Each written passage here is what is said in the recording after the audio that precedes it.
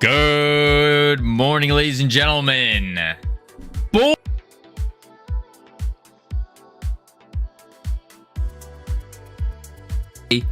Where today I have a bone to pick. I got a bone to pick. Sam, congratulations on first. I have a bone to pick with these people, these musicians that are making playlists on YouTube that are DMCA free, copyright free, all that. First off, I want to preface my argument with I appreciate it. Thank you. But can we please stop having playlists that are just remixes of Pokemon? It's Monday. It is Monday indeed, Dark Shadow. It is Monday indeed. But these people posting on YouTube, please, I'm begging you, stop. Like, I enjoy Pokemon, but every single playlist that is like DMCA freed, some kind of chill music, it's all Pokemon. Every single one of them. Secret, congratulations on second. Shadow, congratulations on third. I hate Monday. You hate Monday? What do you mean you hate Monday? Monday's great. Monday's a phenomenal day. You're allowed to play Pokemon remixes. Well, I know that I'm allowed to, Sammy, but like, what kind of vibe does that give off? And what kind of vibe is this music giving off? I'm not even a fan of it. I wanted something new, something different, and we got like really crappy, sketchy club music. Like, I don't know what's going on here. I have to work a 16-hour shift every Monday. Oh, that's pretty fun. Play Heartbound OST? Nah, that's gross. No. I shouldn't say it's gross. It's good, but nah, that's overused too much. I'm a whole minute late. My life is over. Listen, you can make mistakes, and, you know, being a minute late, that's a mistake for sure. But this gives you the opportunity tomorrow to be even better than before. You can then come in a minute early tomorrow. Improve, get better. Fun when dealing with IT support desk. Tell me about it. So fun. It sounds actually super fun. Okay. Is it possible to commit no mistakes and still lose? That is not weakness. It is life. To commit no mistakes and still lose? Most certainly. You could do the wrong thing perfectly. Oh, it's possible to commit no mistakes and still lose. That is not weakness. It is life. Yeah. That wasn't a question. Yo. Howdy, Das Razor. My brain has not been functioning properly, to say the least. It has not been working the way that we need it to work. It's not been doing the things that we need it to do. I don't know why. I really don't. It's equals is it? No. Well, I mean, if there's an apostrophe, sure. It's time to upgrade the CPU. My mental CPU, absolutely. Absolutely. Okay. Today, what we're working on today is this basic attack. It's a little boring. There's not much to it. So, H-Hives, howdy. We're gonna make it good. Obviously, it doesn't line up when we shoot out into the distance. Bit of a problem, but it's fine. So what we wanted to do is we wanted to sap goo from enemies. Sap goo from enemies. What is this? These people, these musicians that are making playlists on YouTube. Wow, my lighting's really free, bad. Copyright free, all that. First My off, hair's I really want to bad. preface my argument with Oh my lord. I appreciate it. Thank you. I look so like it looks like I'm in a dark But room. can we please stop having playlists? All the Pokemon. Indeed. Indeed. There's just too much. Too much. Let me do this. All right. So we're going to sap some goo from our enemies. Let's open up the prototype as well. while we're doing this. And then we'll send it. Oh my gosh. I really need a haircut. You know, and I totally agree with you. Your hair is amazing. I don't know what you're talking about. It's glorious. Nah, it's too long. It's literally, if I straighten it right now, look at this. Look at that. That's crazy. That's crazy. It's covering my eyes.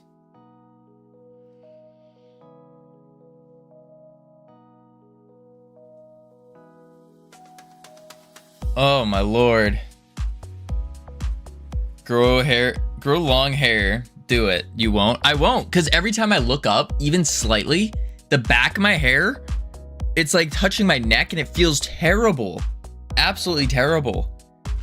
It's you look emo, by the way. I know. It's the other issue. I don't like this. I need to get a haircut. But you know, it's a struggle. It's a struggle. I might have to get a haircut. This is how much it costs me to go get a haircut. You ready? Uber ride. We round it to about $12. Haircut. $30. So I'm spending like $42, $45 to go get a haircut. Holy moly. Holy moly. It's like as much as we make in a month. It's absurd. Absolutely absurd. But I don't trust myself cutting my own hair. So, yeah. Man. Man, oh man. Alright, let's see here. Projectile player. Solution, go bald. No, that's more uncomfortable. Being bald is far more uncomfortable than having long hair. Like, you know what I should do? Maybe this is the season that I turn into a complete and utter bum. Maybe that's what it is. This is the year of bum Covino, bum vino, if you will.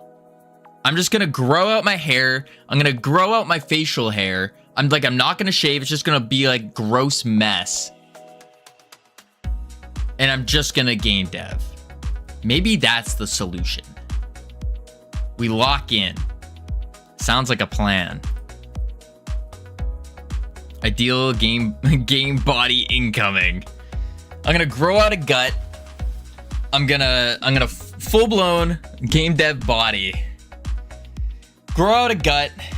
I'm gonna just let my hair grow out, my beard grow out. It actually grows out like this. It's really weird. It's really bad. It's that, like, you know, the stereotypical Italian chef that you see with like the big bushy kind of beard thing, and they're like really, really fat and they have like the chef hat on and all that. That's what my beard turns into. It's not good. Convict? No, we're not being a convict here. No. No. With the fundamentals. You will learn how to read hiragana and katakana, how dakten and what am I listening to? This isn't even English. There we go. All right. So I want to do in the shoot projectile. We want to go to it, and this is where we have to do the goo sapping, the sapping of the goo. So on for us body.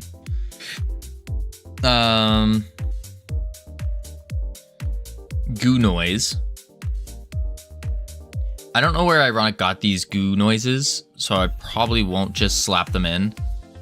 I mean, we could make our own. What's a goo noise sound like? Wait, I gotta water my mouth. Wet my mouth a little bit.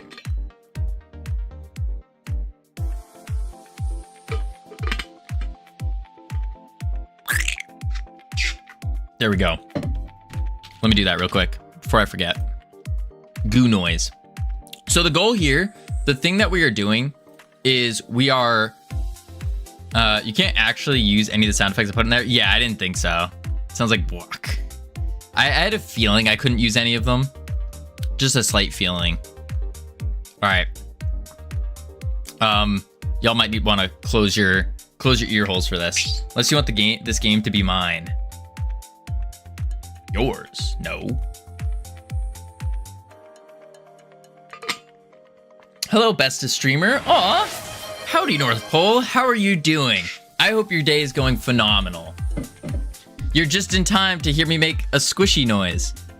I think I've made enough of it that I'm allowed to duel you for it. Are we dueling for it? All right, 1v1 me in WoW, ironic. Winner gets Freedom Forge Studios. And then if I beat you, I get hard meat. Sounds like a plan. 1v1 in WoW. All right, let's see here.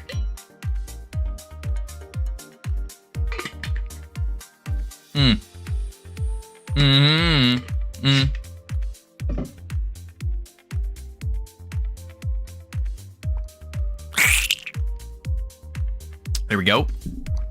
Oh, that sounds gross. It's perfect. That is nasty. I just took water and then I left it in my cheek a little bit and then pushed it out. It's beautiful. And then all we have to do is add a little effect to it. Don't mention WoW. My sister's been playing it every day. Wait, really? Your sister's been playing it. And your sister still isn't watching the stream? North Pole. Listen. You gotta tell your sister, hey, I know this really awesome WoW streamer. And then she'll immediately go, whoa. And then bam.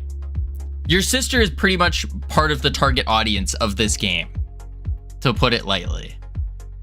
What is a Wawa? No Wawa. Effects. Let's do some reverb. Wet only.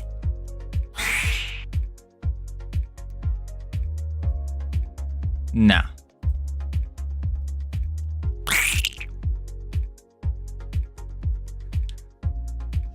Well, it was a gas station food joint. Oh, that's right. A good smack punchy sound would probably make the sound pop.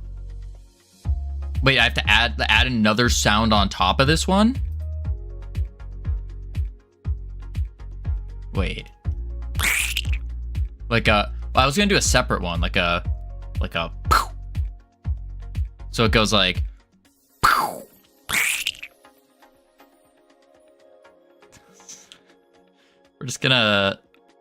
we're gonna save this temporary. This is gonna be a temporary audio.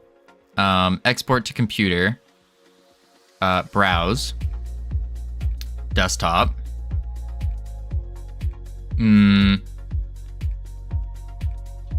Let's see.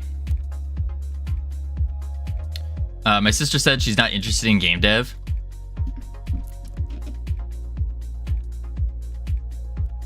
That's fair. That's fair. I was trying to think of an argument to it, but that's very fair. Very, very fair. She is wrong. No, it's not for everyone. I do agree. It's not for everyone. Assets, temporary. Squish. Sound. Save. Export.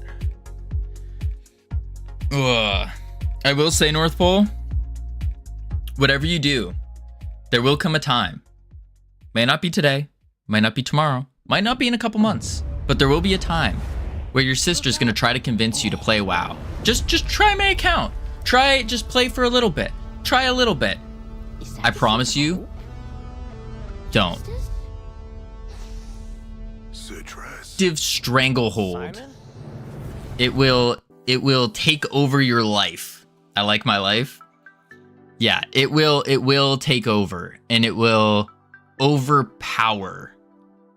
It is it's a big game. Big game. Big game. Man, oh man. Let's see. Then we go to our this. How many hours you got in it? About 3 years. Playtime. So however many hours are in a year times 3. I have player of WoW.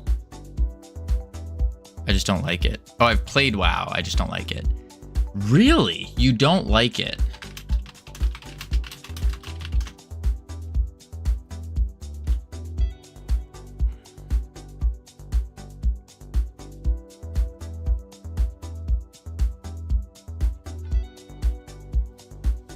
We're not going to look at that anymore. It's an okay game, but I can't seem to get into it. Have you gone to max level yet? That would be the big thing. Because I will say, it doesn't really start up until you hit max level.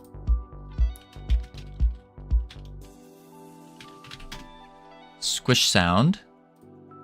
And then we do a...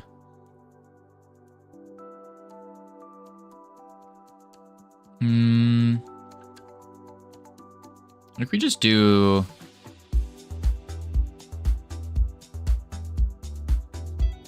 normal audio stream. No, maybe we do the randomizer because it randomizes a pitch. Yeah, random pitch and offset.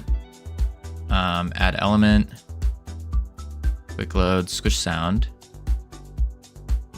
And then I think I need to, I can't remember how to randomize it. I don't remember. Oh, I need to set up my audios.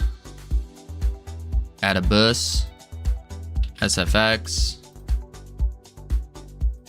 connects to master, and then this guy, SFX. I think that's fine. See what that does. And then let's do that. Squish sound dot play.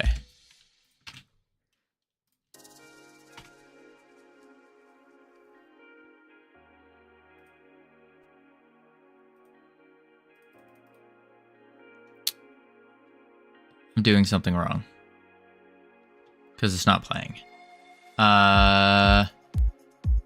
I need a listener, don't I? Something to listen. I think.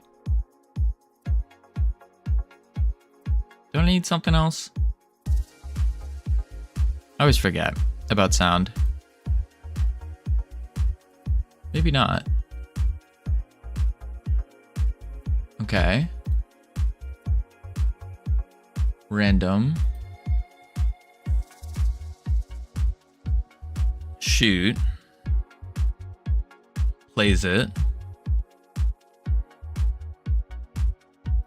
That's a resource path. Debug music, boss music. That's just a player as well. Yeah, so that should play, no?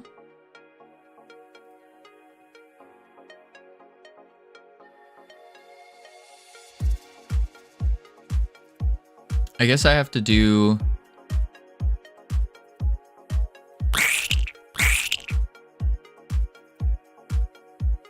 Oh, playing?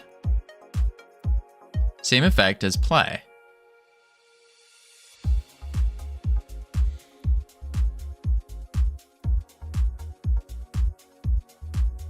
Yeah. What the heck? Squish sound, play.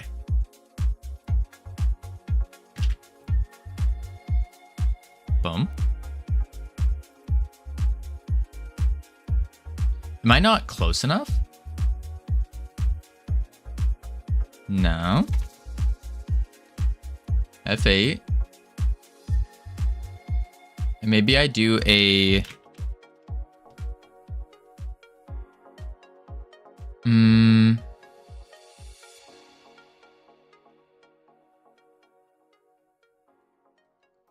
Maybe we do an audio 3D. Well, it shouldn't really... I mean, that's for the spacing around, which is nice, but just for what we're trying to get, a very basic, standard sound going in. I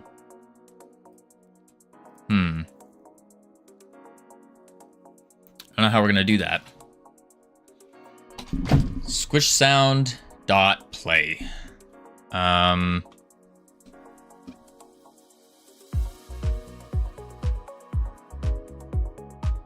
Yeah, and that's the same as saying playing.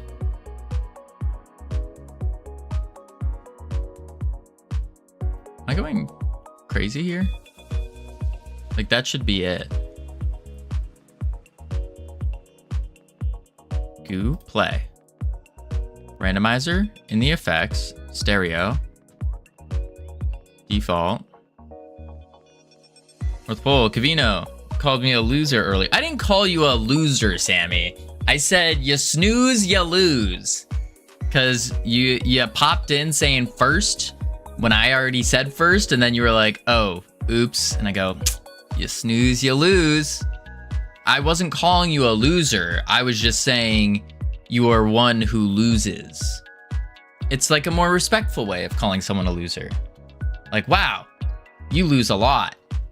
Instead of going, wow, you're a loser. See, there's a slight difference. Very important difference.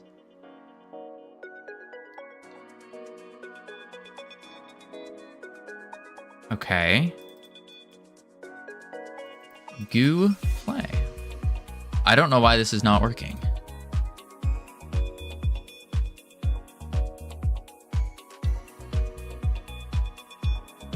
Huh.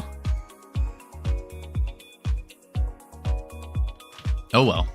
That's not important right now. The important part is we need to make it sap goo. That's the important part. So let's go over here and let's go. The goo splash is what we're gonna make next.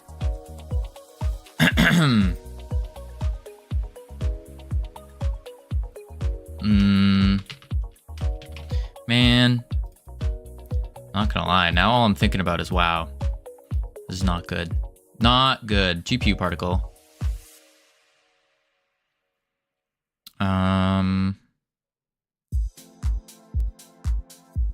Has a double timer on it.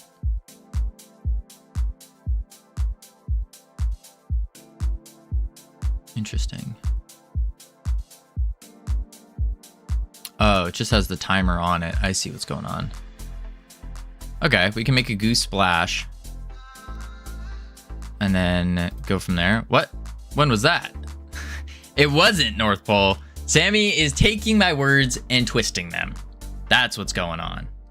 Taking the words and then just twisting them. Add splash. Okay, we can do that. Boom. No, the first. The first. Right here. Sammy said first, or I said first, and then 2 minutes later, Sammy goes first and goes, ah, shoot. And I go, you snooze, you lose. And then said that I was calling her a loser. I would never do such a thing. No, no, no. Let's do goo splash as a GPU particle. GPU particles. Call this goo splash.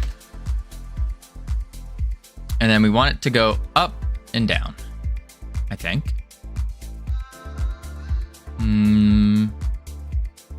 Draw pass, make it a sphere. Shader, quick load, view. Interesting. Why is that not showing up? My feelings are immeasurably hurt. Oh no. So you actually called Sammy a loser. That's not supportive. I didn't call Sammy a loser.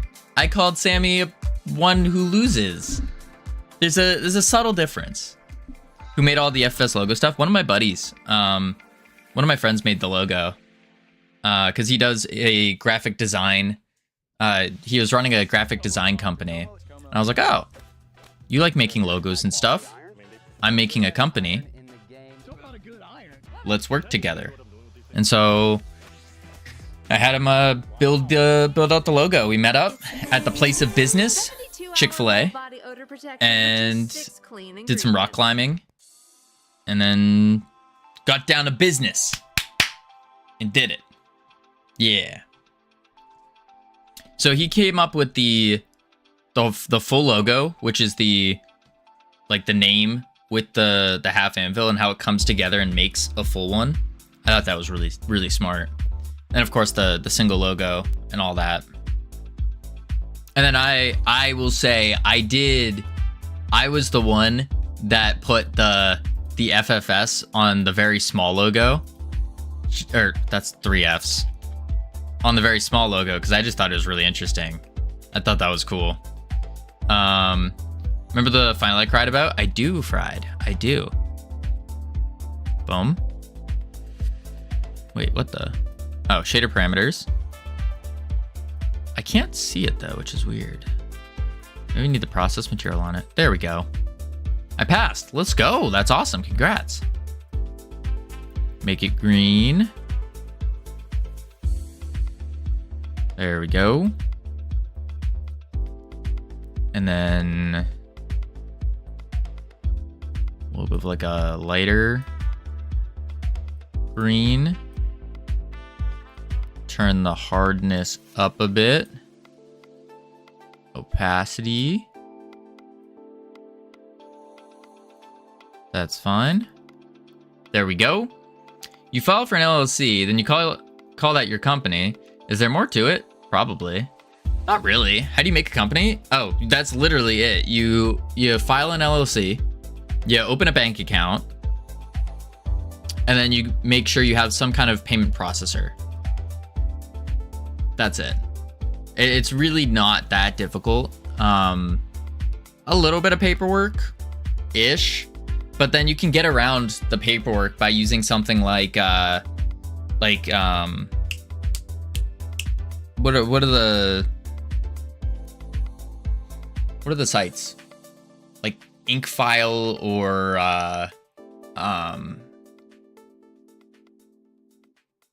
Busy. I think they're the same company. There was some other one, but it's you can pay another company to do it for you for like an extra $100-something bucks. Depending on what state you live in, you'll incur different fees, different minor processes, but that's really it. It's not too difficult. You are making another entity, so once you make the LLC, you need to tell the IRS and be like, hey, I have a baby. This is the baby. And then it goes, oh, okay, here's your baby's social security number. Paraphrasing. It doesn't act, it's an EIN, like a business employment number, but it's basically your social security number for the entity itself. Because your business is basically another person in the eyes of the law. Basically.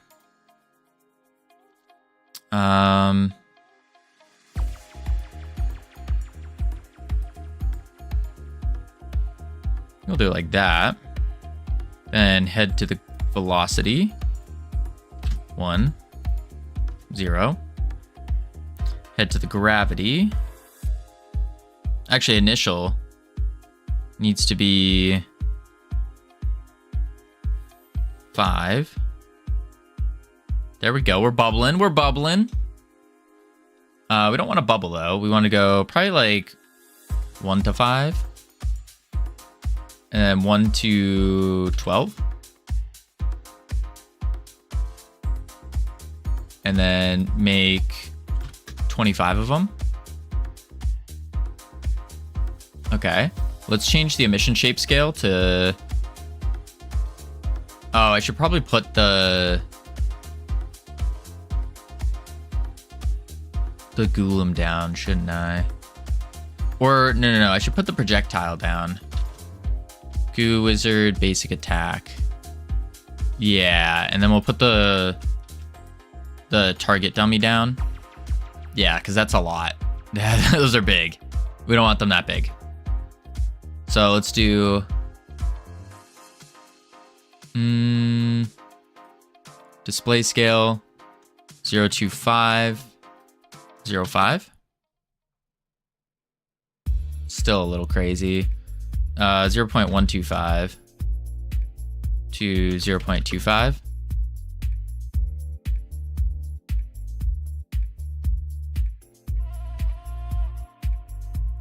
Okay.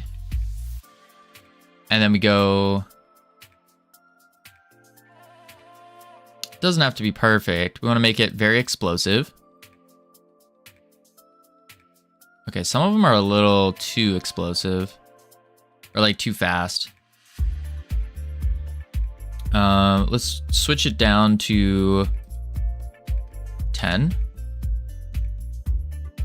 Even then, 9. Sure. And then what we do is we'll scale over the velocity. And we can do probably an XYZ curve. And our max will be, what is our max? 0.25? 0 to 0.25. On the X, it can just go flat. That's fine. The Y, though, we want to go small, up, and then down. I think actually we want to do this for all of them.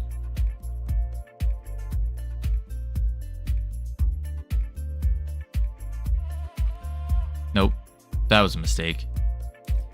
Undo that. Let's just do a regular curve.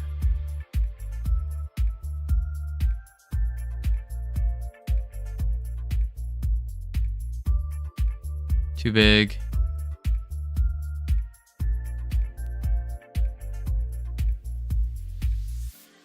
Why is that not going bigger? Yo, there are too many ads in this playlist. We're finding a new one. Holy moly. That was far... I think we had like 6 ads already. Let's see. Pokemon, Pokemon, Pokemon. I don't like the name of that one. This one.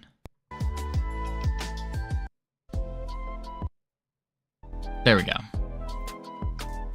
Because you are in the wrong thing. Ah, move the hump to the left or the right, rather. No, I think I'm just in the wrong thing altogether. We don't want to scale over velocity.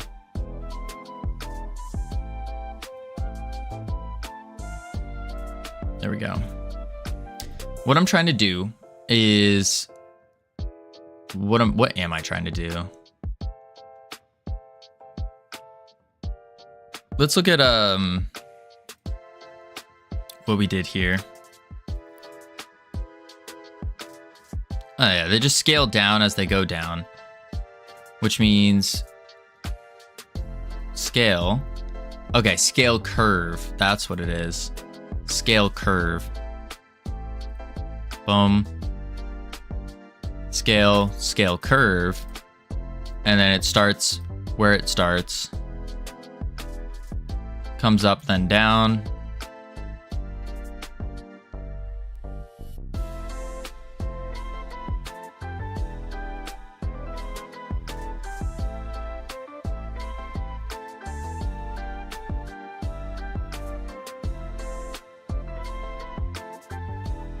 Yeah.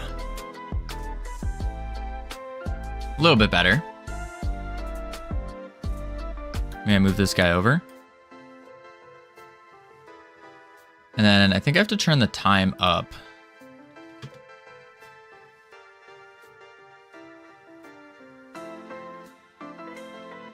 Yeah. That might even be too explosive still. I think it is. Initial velocity 1 to 9. Let's do 1 to 5. Yeah, I think that'll be better because that's where it's gonna land. So let's see what this looks like in game. Goo Splash. shaders. No, let's do a new folder for effects. Save. Okay. And this will be a one shot. Bam. Basic attack. Add. Goo splash. And then here, we just have to do goo splash dot emitting true. And let's try it out, see if it works. Boom. Okay, because it's Q-freeing itself too fast. That's what's going on.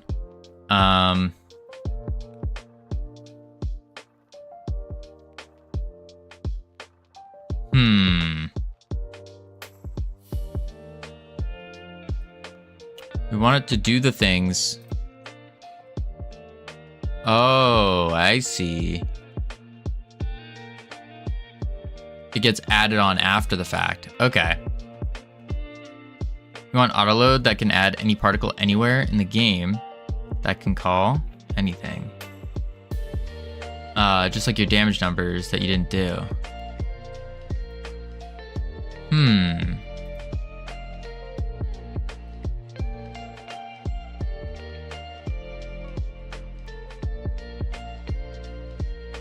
I could see that working.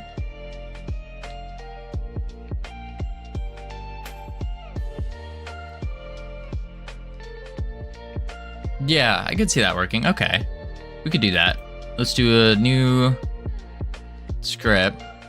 We're gonna call this the effects. And then go here. Project settings, globals. Grab the path. Open effects, add.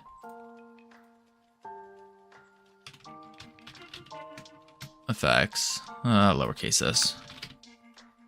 Okay. And then what we do is export var goo splash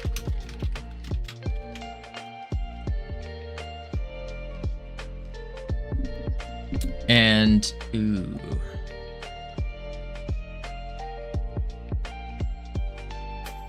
Because I can't export that because it doesn't have a node to export to. So I guess I would just do a load on ready var goo splash load res effects. JetBlue makes your fare fly further. But With we low probably don't want to prices, load all these, do fast we? Wi-Fi.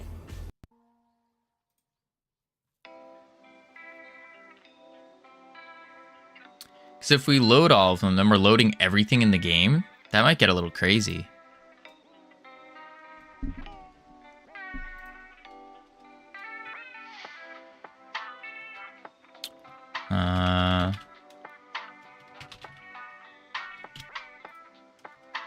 Func, play effect as, what is that? A pack scene, I guess? I guess it's really a path, isn't it? Howdy Cam, how you doing?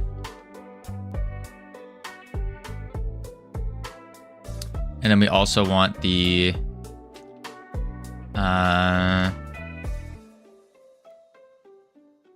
I've been told my flight won't have Wi-Fi. It's a 7.5 hour flight. Oof. Oof.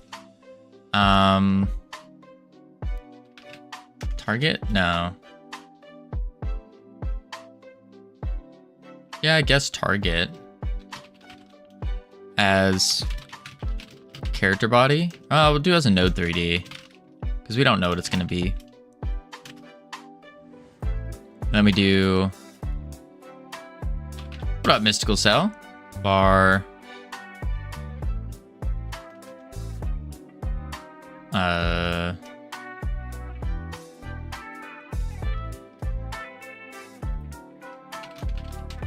Equals effect dot instantiate, and then target dot add sibling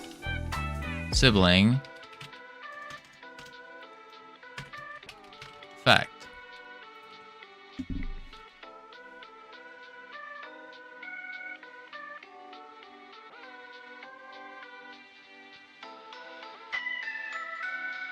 And then I could even have the, yeah, I should be able to have the effect dot emit, or there's a signal that happens when an emitting stops firing. If I remember right, on the one shot, there's finished, yeah.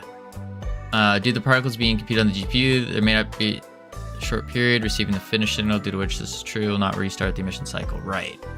So use finish signal. Okay, so I should be able to just say effect dot finished connect func effect dot queue free.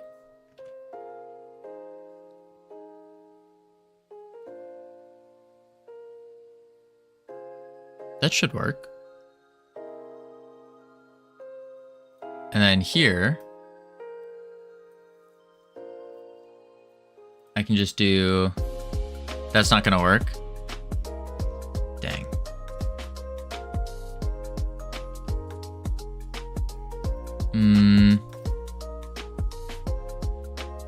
You just told it to queue free.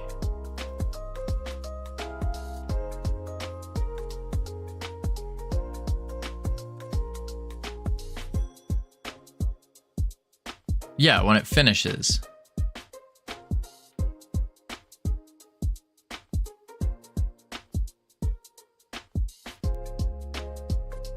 Unless I connect this after I add sibling. I don't think that matters as much though. I see you made it into a function for some reason.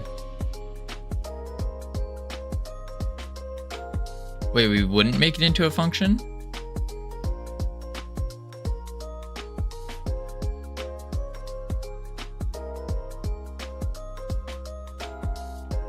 Because I'm thinking, like, what I'm thinking of is, because this is an auto load, we're gonna want we're gonna be doing this play effect thing, or calling this auto load every time we do an effect. So instead of having a billion different functions for each individual effect, we could just call it.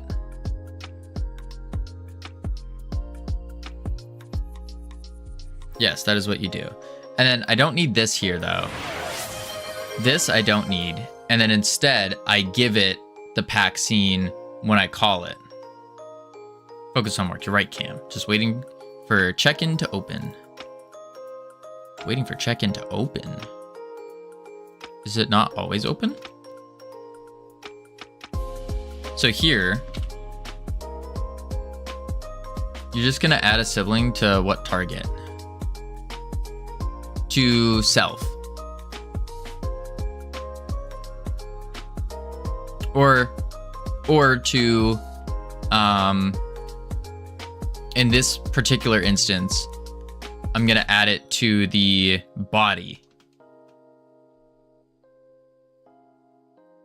No positions, no rotations.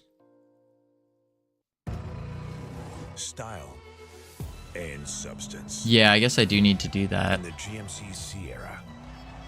Or else it's not gonna have a location to play it on. So I could do, I think this is fine to have the signal ahead of time. And then I do effect dot global position equals target dot global position plus vector 3, 1. So it's up in the air. But that won't be good because it needs to hit where...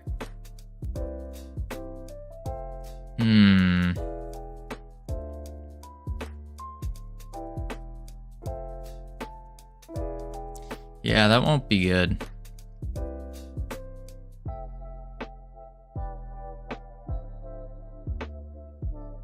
Yeah.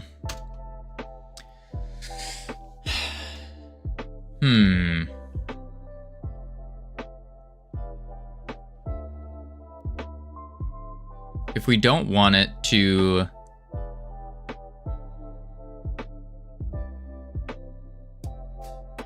add sibling. Adds it there. I mean, I could take the target.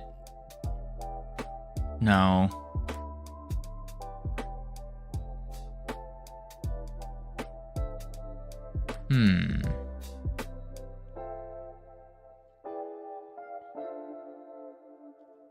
Just add it to this node. To the auto load?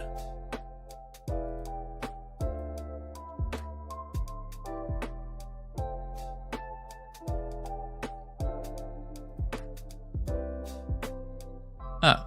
Wait. Are you saying to use something like composition and we have an effects manager? Kind of like how we have the ability manager, and then every character has that on them? No. Oh. This is just a script right now. There's no node to it. I mean, it extends a node, but it is a node. So if I do add child, that's to the target node.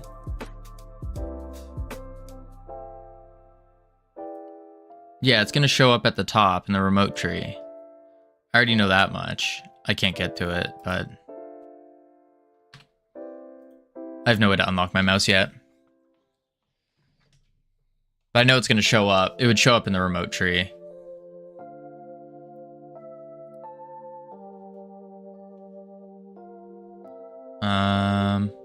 So instead of... No, I still want to add it to the target, though.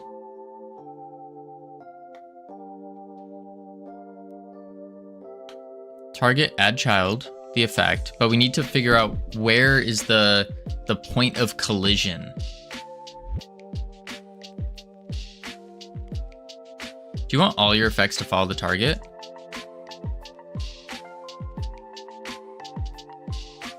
I can't think of any that we wouldn't. So like, for example, if a target's moving from left to right and it gets hit, if it's moving this way, it gets hit by the goo. We don't want the goo to keep emitting here. We'd want it to be emitting, but like dragging off, as if you just see it get hit. So I would think, yeah, we want it to be connected. We just have to figure out the location on the target. So I guess we could do like effect dot global basis equals target dot basis, and then effect dot global position equals target dot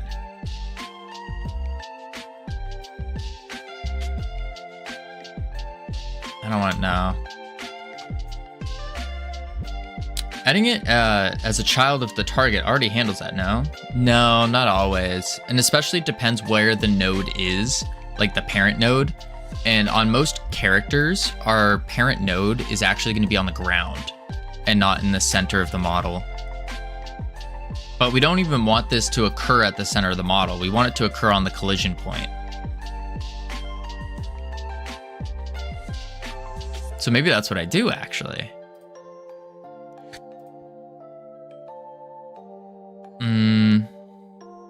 Pass a different target, some marker 3D node.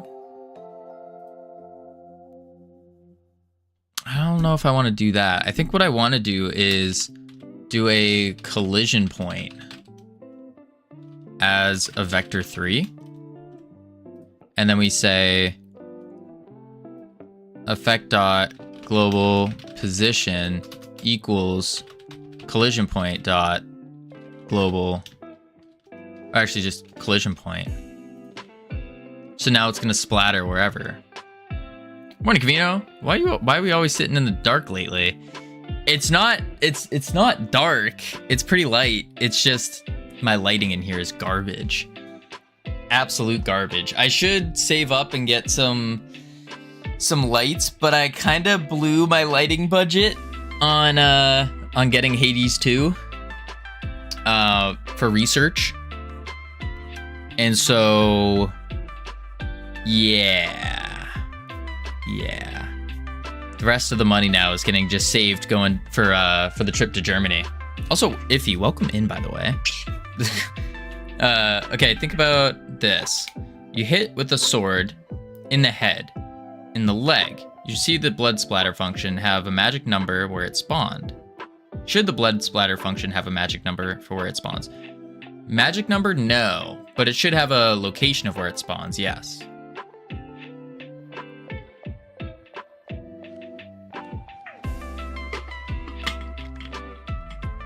Germany, crazy. Yeah, it's for Godot Fest in November. And our goal is to get a alpha 0.01 done by this time. Mezu, welcome in. How are y'all doing? What were y'all doing? What were y'all working on? For those of you who don't know me, hello. My name's Covino. We are currently working on our next game. So this is the prototype here that we just finished, and we're trying to. Oh, this is the new prototype. Here's the original prototype. Just because all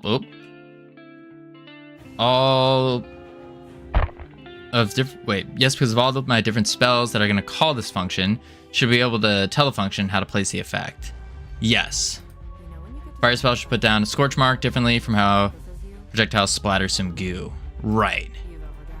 All right, let me hit play here. So this is the game we're working on. Hello, R1. Basically, it's a roguelite, and what you do is you shoot the characters. You can slow them. You can dash away. You can shoot them. Oh, I don't have enough goo.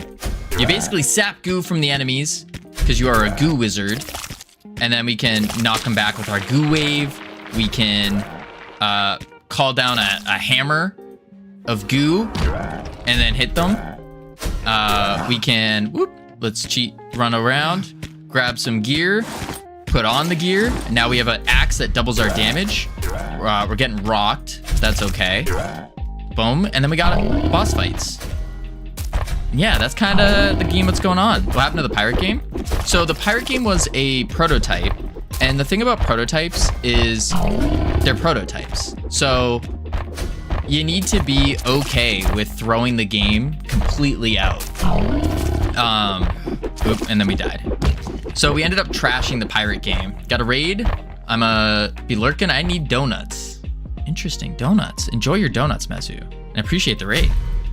Yeah, that's what's going on here. So let's close that out. We are, boom.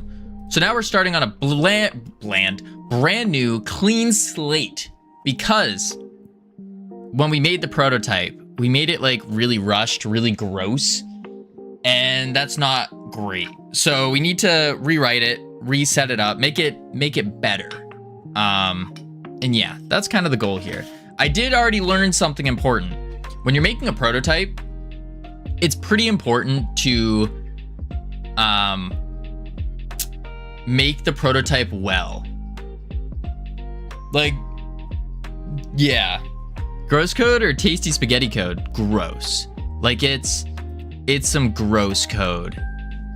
I mean, let me pull up like the wizard, for example. The wizard, here's all of its abilities. It has all of its abilities on it. A whole bunch of if-elifs. The actual functioning of the abilities. This is gross. This is not good. We don't like this. This is not spaghetti code. You can follow it, but it's gross code. And then on top of that, the wizard is extending a player. So then we go into this, and then we're like, oh, bunch of commented out things. It's just, ugh. The wizard itself is like 500 lines of code. And it's just, things don't belong in here that are in here. That's just an example of gross code. It works nicely. It plays nicely. It's kind of cool, but it's gross. So to combat that, we're having a base player, and then the player gets an ability manager. And then that's gonna handle all of our inputs for our attacks and whatnot. Now, the other important thing about attacks though, and that's what is leading me to what we're doing right now, is I have a habit of wanting to add a bunch of really cool things into the game. No one ever writes lasagna code. I'll be real, Solar. I'm not the biggest lasagna fan. I am not. I'm Italian, and I don't really like lasagna. I don't really like I don't like pasta sauce. I've been shunned from my family for many years because of that. Mags, how you doing? Welcome in. Thank you for the raid. What were you working on? What were you doing? For those who don't know me, hello, my name's Covino.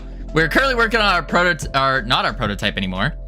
Not our prototype, our main project now. Main project. And this project's gonna last probably about a year. I'm thinking a year. But yeah, what were you doing? So I'll showcase the game one more time. Just one more time. Just a quick little showcase again. We're past the prototype phase. We are indeed, Biley. We are indeed. And the real reason that we're past the prototype phase so quickly, which for those who don't know, it's been about 2 weeks, give or take, 2 weeks.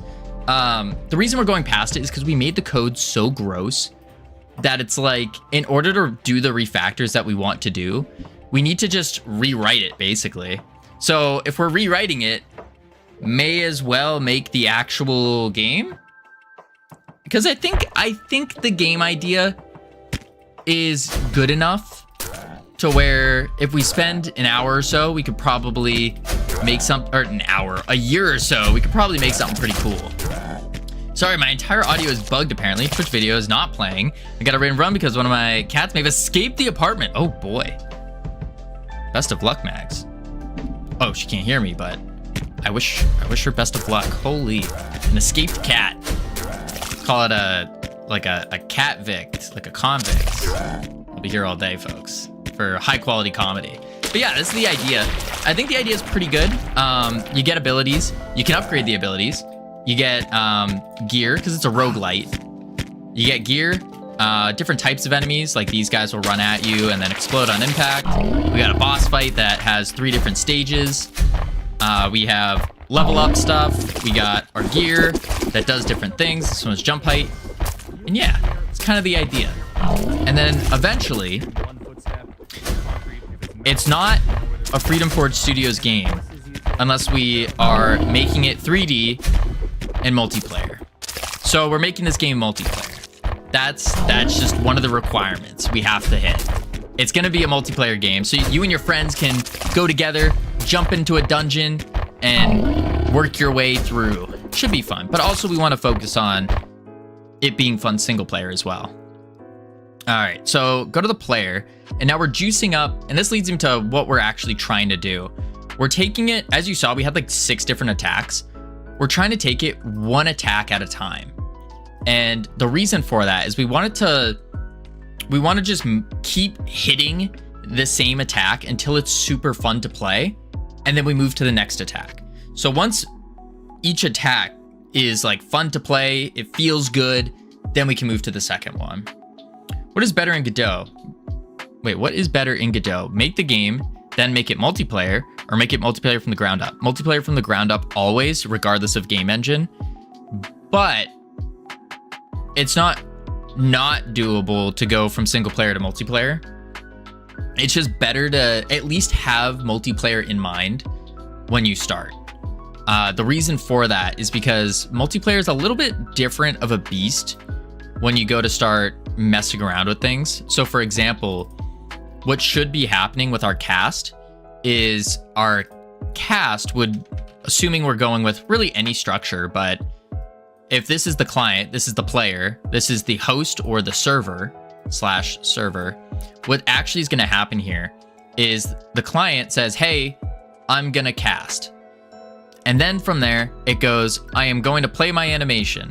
The host goes, okay, you are playing an animation, and tells everybody, hey, they're playing an animation.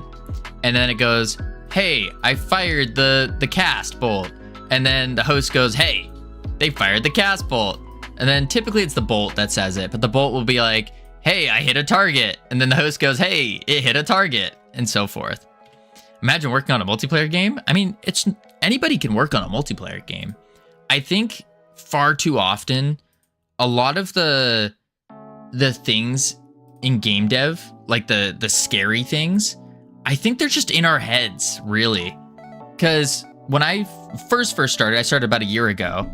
When I first started, I was told, don't try 3D. Like, do not do 3D. Start with 2D and then work your way up from there. Infinite Coder, welcome in. But I started with 3D instead because I just didn't want to do 2D. No, nothing against 2D. I just prefer 3D. And I realized it wasn't as scary as what everyone was saying. Everyone also said, hey, don't make a mobile game, especially as your first game. We made a mobile game. We published it. We got it out there. They said, hey, publishing a game is scary. Don't do it yet. Get some more experience. We published it. Like, I think it's mostly just a mental block that we're creating for ourselves. And that's the way I see multiplayer. It's a little bit challenging, but it's not doable. I think it's still doable for everyone. Now, I wouldn't recommend someone start in multiplayer. Probably not. You want to have at least your basics down. But besides that, it's not bad. I see a pattern with Covino. Yes, what's that pattern, Tom? What is that pattern you're talking about? Let's go back to our effects. So we're also doing an auto load here for effects, but I've never done this before. I think I'm just gonna do it. I think I'm gonna do effects dot play effect. Target is going to be body. Effect is going to be goo splash. And then collision point is going to be body again, right? In fact, even your damage numbers can be effects. Yes, that was also the slow cooking back of the door behind idea. Is this effects auto load would be for anything that like pops up or does things. Yeah. Now I'd probably have a separate one for that, just so I can keep it more organized. But yeah, I think that would be the play. I'll do an underscore here. Packed scene. Invalid play argument. Argument 3 should be vector 3. Oh, shoot. Because we need to have the collision point.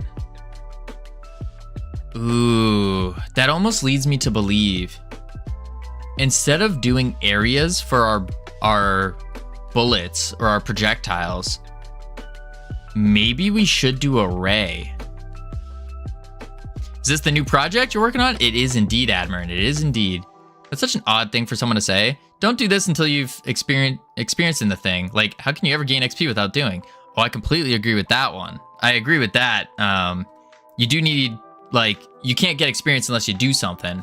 But there is a level to experience, and like you need to climb the first couple stairs before you'll be able to climb a mountain. Yeah, you got to be able to climb stairs before you can climb a mountain. There we go. We'll go with that. Hey, Covino, don't make a AAA MMORPG and hire me as a full-time developer with 6-figure salary and a few more people to do the art. You should definitely not do that. All right. Let me go to Discord real quick, and then we'll message Tom, and we'll say, give him the offer, see what happens. No, we're not doing an MMORPG anytime soon. I'm not gonna put it off the table, but I don't know if an MMORPG is going to be a game we make. It's not off the table, but I'm leaning away from that. WoW, when we're not making WoW. No. This game is it's been called a WoW-lite roguelite defenders game. MMORPG should be off the table for everyone. I almost think so too, ironic. And the reason for that, or at least my reasoning for that, is because MMORPGs, when you streaming till another 5 hours or so, probably maybe a little bit more, depends on how much we get done, but about 5 hours minimum. But the reason I probably push people away from doing an MMORPG is because I don't think that the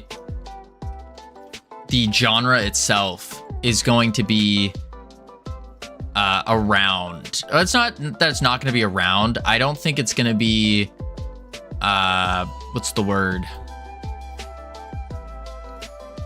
It's not going to be as prominent. Yeah, I think it's a slowly dying genre. I think so. Because people nowadays, like, they just want to do a quick game. Most people, I would say. They don't really want to do much, or like they don't want to, like, because WoW does take up a lot of time, unfortunately.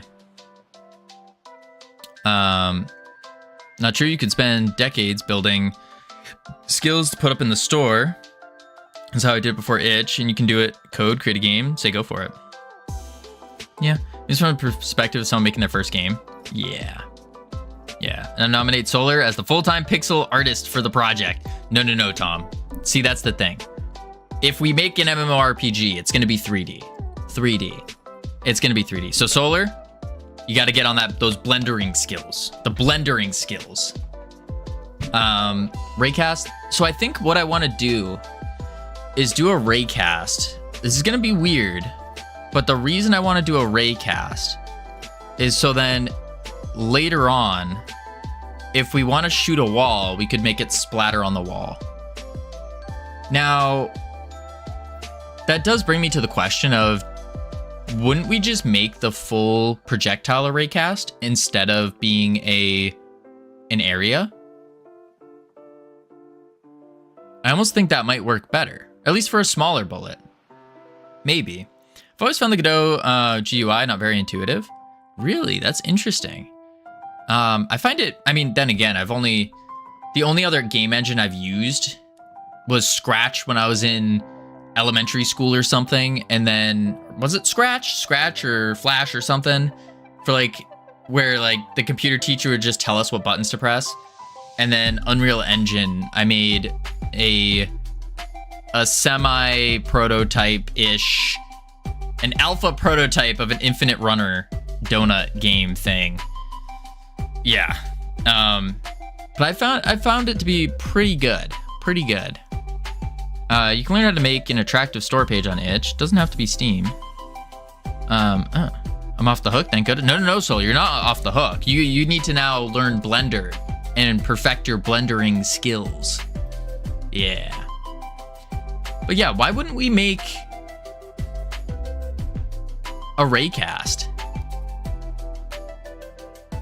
instead? Raycast 3D.get collider. So I'm on smoothie duty. Easy. Yes, smoothie duty. That replaces an object. Get collision. It should be like collision point or get target. Get collision get target position. Yeah. Okay. I wonder if that will work. Something's telling me this isn't gonna work, but we're gonna try it anyways. Goo splash. And our sound effect still isn't working. Dang, I got rated here twice. What do you mean, dang, Temptic? You should be like, woohoo, yay! I got rated to Covino twice. Double the fun. Monday fun day. What's this raycast for? For hitting a wall. That's kind of the idea. Oh, it still doesn't even work.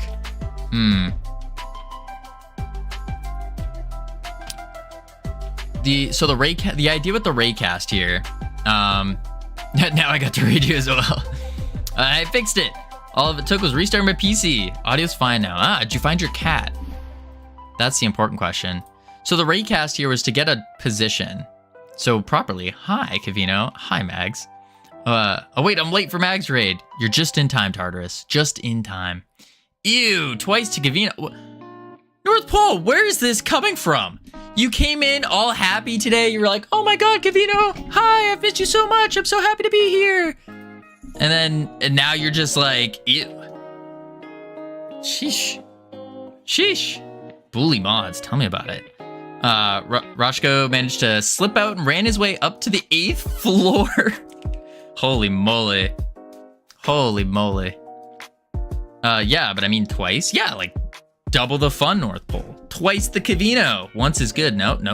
More. We live on the 6th floor. Oh, that's not, I mean, that's still quite a bit.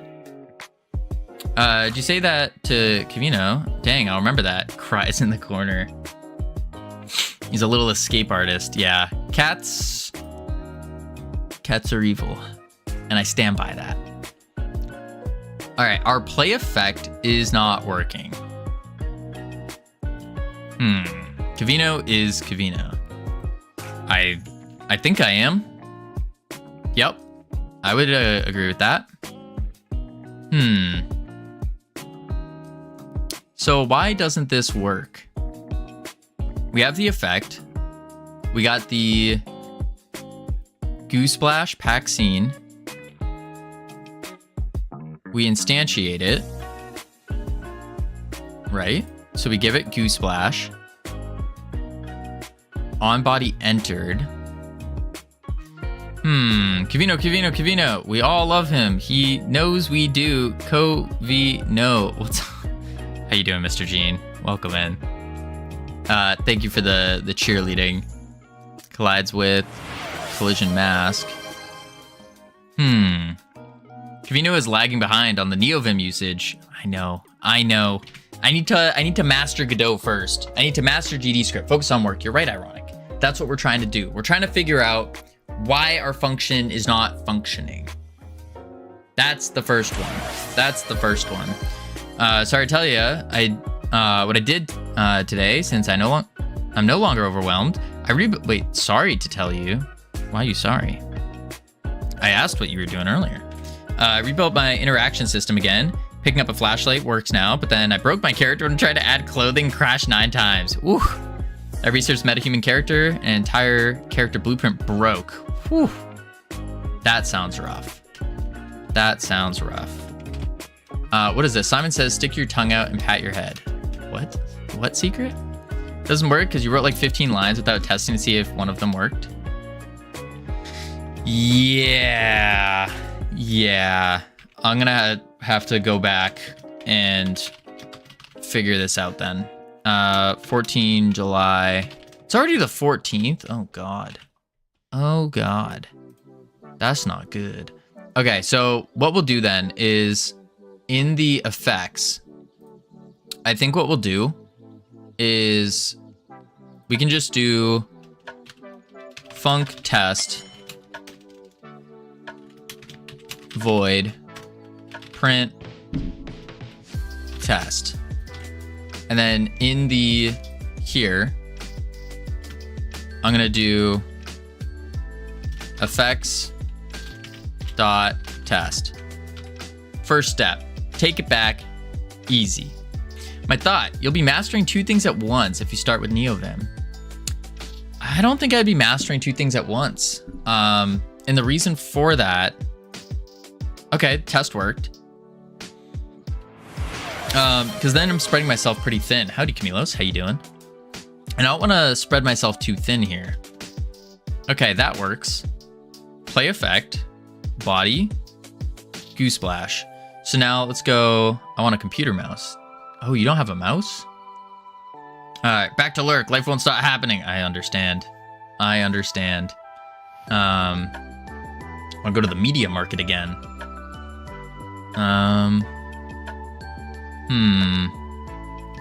Player, or not player, sorry, effects. And then let's do effect.instantiate. Let's print, do CPR. I am CPR certified. Target, effect, let's do effect. Print them out, make sure we're actually getting something. Yeah, I think that's the next step. Dies after the touch of North Pole. North Pole touched you and you died? What? Hack scene. And then we got the location. 0, 0, negative. Oh. The collision point. The collision point is the issue. Because it's just getting where it's going. I see. Okay. Dang, Camillus, you're weak. I didn't die yet. Ooh, Camillus, you're gonna take that? Tempted just called you weak. I think instead of collision point, we could do.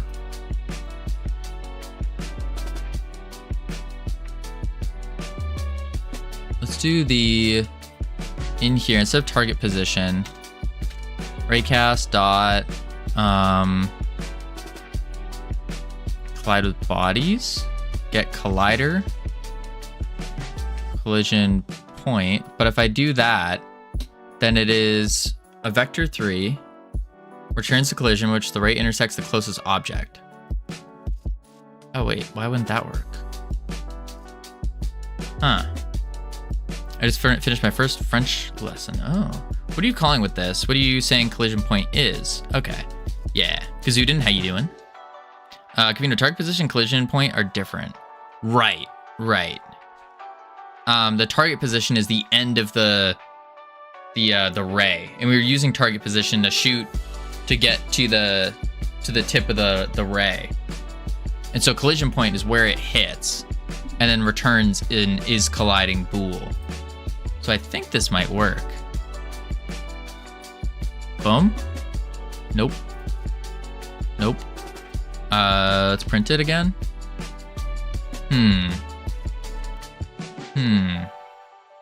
Dropped it one too many times, meaning the plastic is dented in a way. It keeps hanging sometimes. Ooh.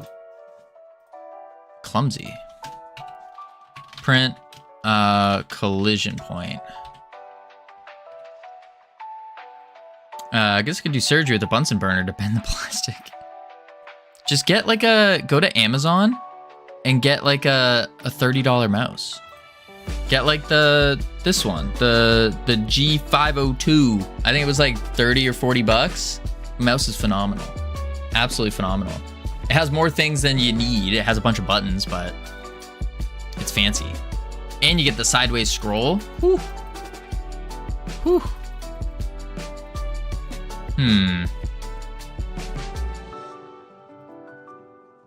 Oh, know what I want to do? Oh, I can't unlock or unhook it yet. Okay. Let's do this real quick. And then do project settings. Escape. Oh, not this. Sorry, input map. New action. Escape. And then we're going to add the escape button to it. And then we can just say elif event dot is action pressed escape. And then we'll say event, or actually it's input dot input dot mouse mode equals input mouse mode visible. Yeah, I think that's the play. This mouse cost me a total of 10 euros 8 years ago. Holy crap.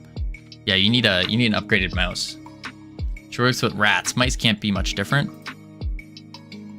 And then escape. Ah, it doesn't escape. Interesting. Because it's in the physics process. That's why. I guess I could also do get tree dot paused true, and then we do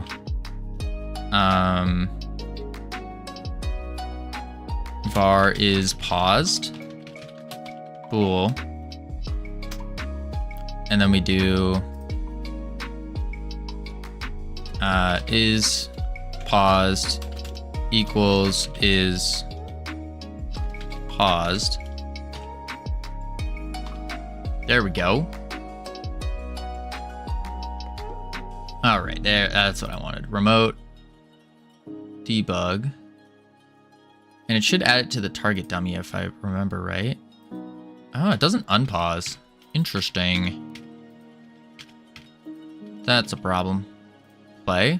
Ooh, doesn't like that. I should be able to hit play. Pause.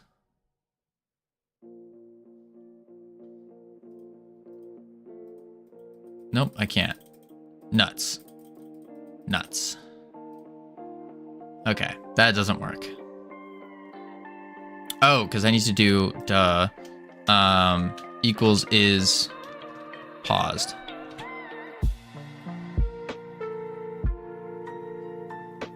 Boom. It still doesn't work. Because it's the thing itself is paused. Because I don't have the effects process always play. Boom.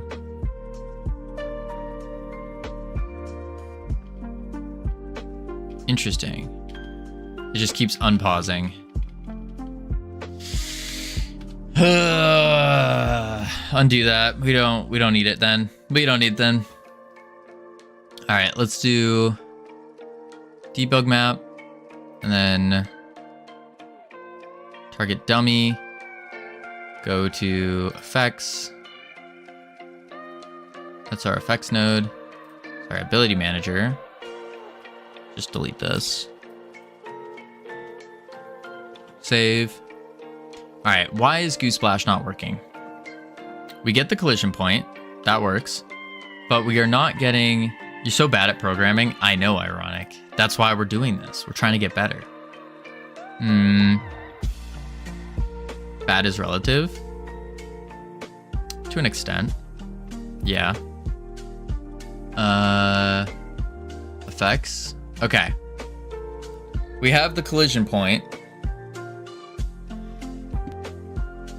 We're here for you. Thank you, ironic.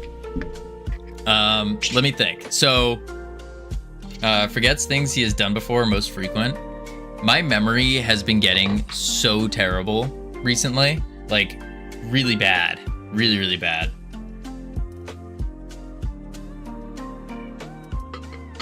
I think I know why. But, yeah, it's been pretty bad. It's been pretty bad. Let's see. Play effect. Target effects. Collision point.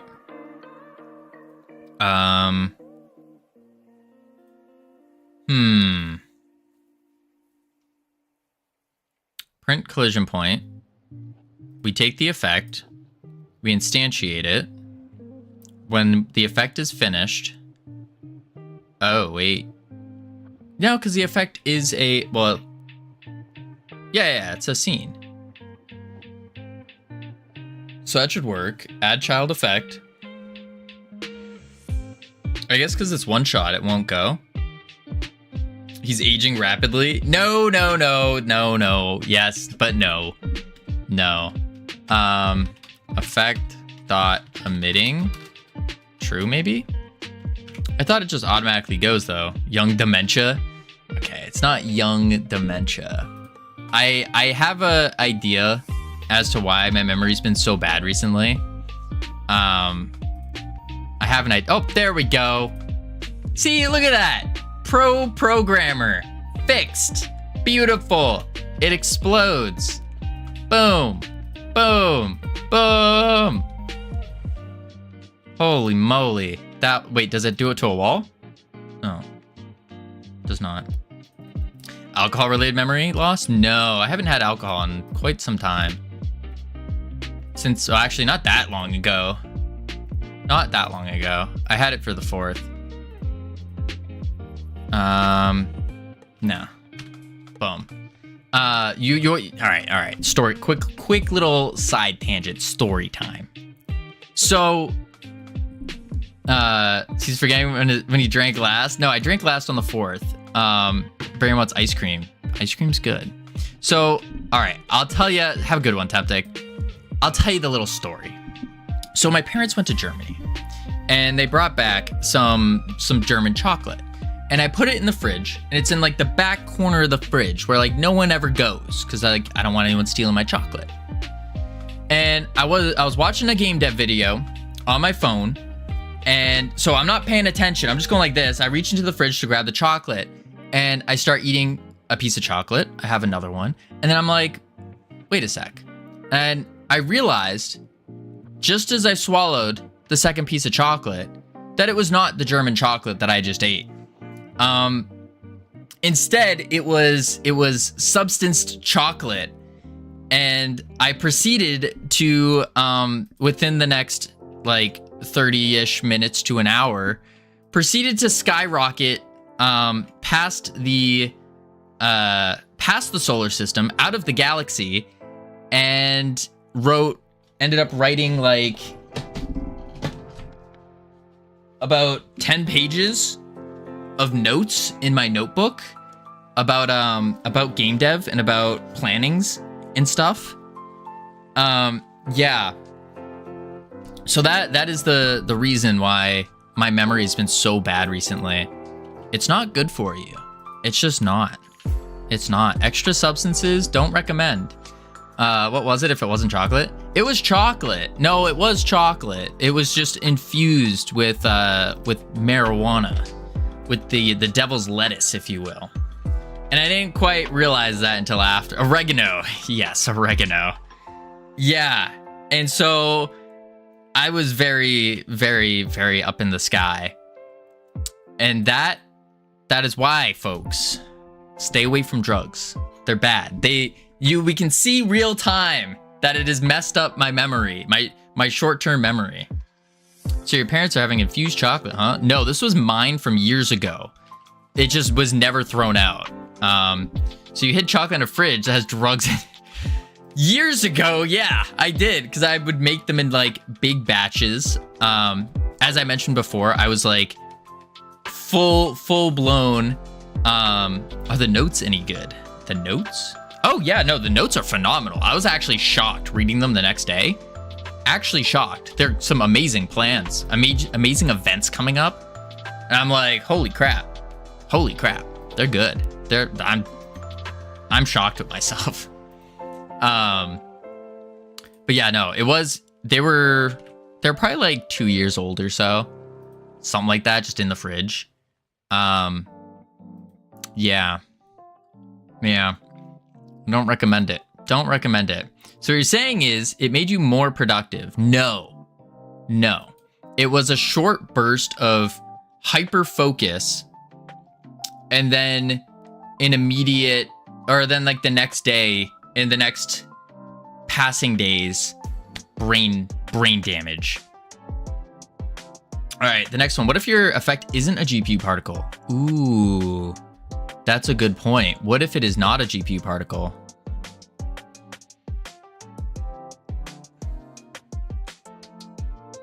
How would we make it? Take drugs during creativity slump? No, I don't recommend that. It's short-term gain, long-term loss. Maybe if an effect should decide what to do when it's emitting the Q free.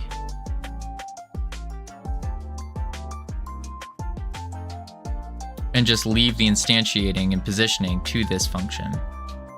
An effect should decide what to do when it's emitting and Q freeing. So you're saying put a script on this?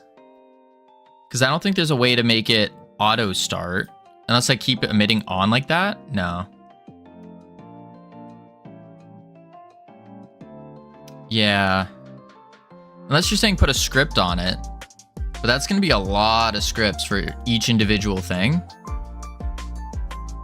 Now it might be a little crazy.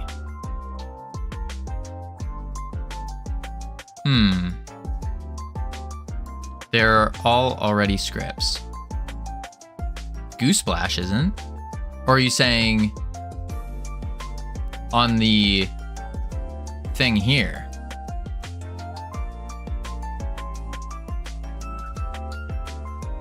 They're all objects, right? They are objects. So we could take the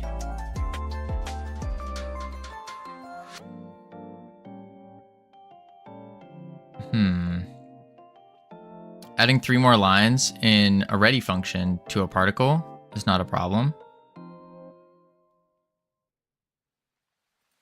Right.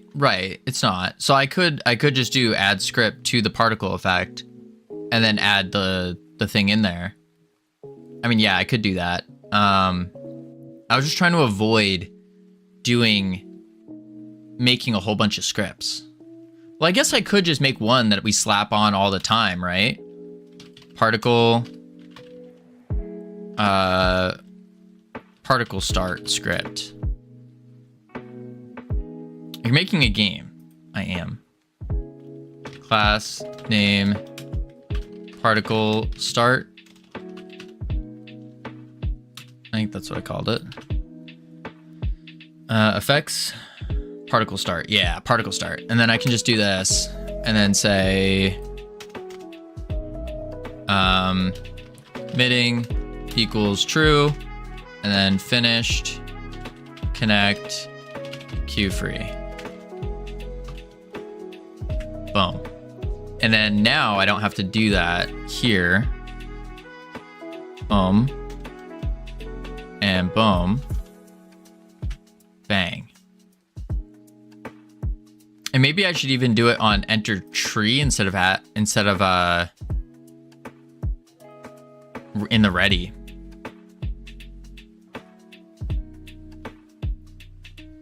Is that going to make a difference? Let's see. Boom. Nope, it doesn't. Cool. Okay, that works. Sick. Particles are a little crazy, I think. Maybe a little bit too strong. But it's fine for now. I don't know why our squish sound's not playing, though. That's kind of weird.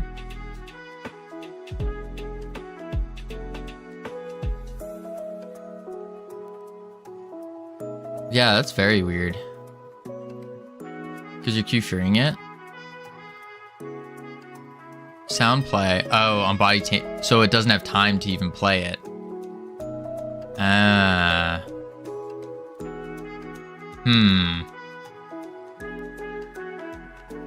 Okay.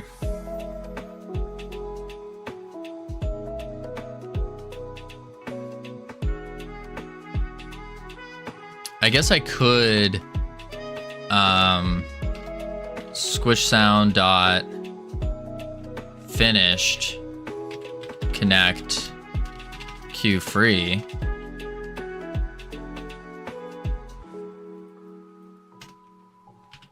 Could do something like that.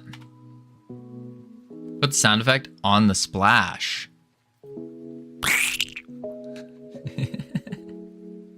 So gross. Yeah, I think that might be a better idea. Sound effect on the splash. Let me do Q free. And then here. Squish sound.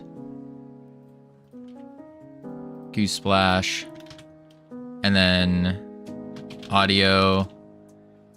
I could make it a 3D so we get some depth in there. And then we'll do a randomizer, add, quick load, squish, and then say squish sound. And then we just do squish sound dot play.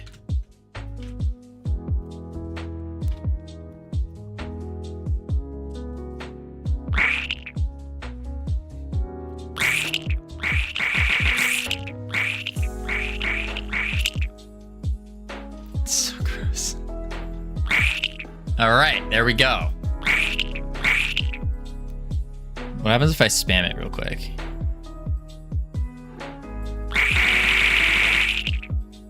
Perfect. And I don't know if we want the 3D audio. It's interesting to have, but maybe not for a sound effect like this. Maybe not. See, a good slappy punchy sound would make the effect of impact on them. True. True. Now your reusable script can only play squish sounds. Well, I am also a pro game dev, so what I could do is export var SFX as an audio stream player. Do we want to do 3D though? I guess we can stick with 3D. And then we just do SFX dot play. Boom. Bang. Bop. Professional. Don't forget to randomize the pitch. True. The randomizer does do that, I believe. Oh, value of 1 means no variation. So we could do like 0.9. Nope. 0.8. 1.1. Little volume offset maybe. 0.2. Make it very minor.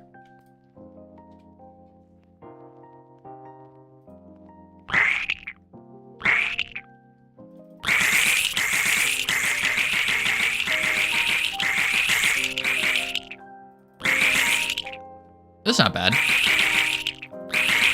It does need that impact to it for sure. Whoa, what the? Wait a sec. Why is that happening?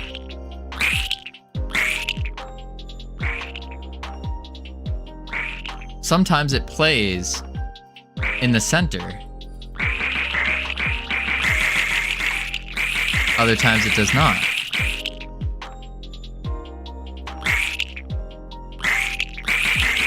Yeah, look at that. It's playing in the center right now. I think it's because of the ready. I think it needs to be on enter tree, because ready's gonna go before enter tree, right? Hey, hello. Crazy idea. Oh, look at the output, please. Wait, the output. Crazy idea. Put the sound effects on the splash. Look at the output. The output of... Scroll up. Look at what you are printing. Oh. Yeah, it did print at 0, 0 a couple times. But I think that's because when it spawned... Oh. Wait, when it spawned, it ended up spawning a couple times. Because when you're clicking fast especially, it's that raycast that's hitting the floor immediately. And that's why it's doing that.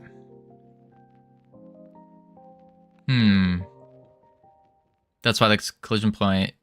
why would the collision point sometimes be 0? Because it's hitting the floor. I want it to be able to hit the floor, but also, so like if the player hits the floor or hits the wall, we still need that feedback to occur, to show that like you hit a wall.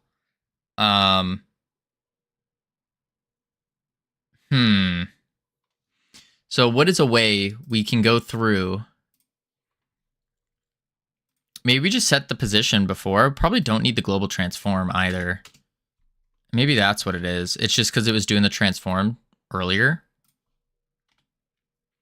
Also, I know this is probably more of a polish thing, but I think on the damage text, you should enable billboarding. Billboarding is enabled on it, I thought. Oh, maybe it's not. Interesting. I thought I had it. Nope, it's still doing that.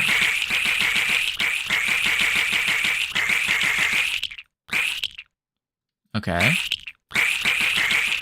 Yeah, every now and then, it's because of the... Here. We were past the having polish phase. Start just making things correctly and good the first time. Yeah. Yeah. Yeah, we do want to... That's kind of what we're trying to attempt right now, is make the things good from the beginning. And specifically, I'm not too concerned about the artwork yet, but I'm more concerned about the... Like, if we have to go back and change a GPU particle, that's fine. But as long as we have the proper connections to all that stuff, we should just do things good, not put them off. Yeah. Yeah. I don't know about... Maybe particles and stuff I should take the time to make good. Maybe. I don't know which one would make more sense. Make the particles look good, or do we come back later for the particles when we start to get a better idea of what the art style is?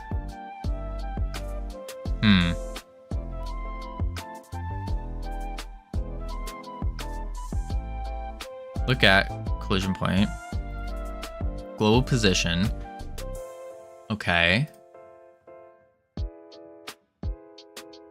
Maybe in the effects, I wait a frame. You get one medium hot or iced coffee and 2 delicious wake-up wraps. Maybe? It's the biggest deal in breakfast. Await, get, $5 tree, deal.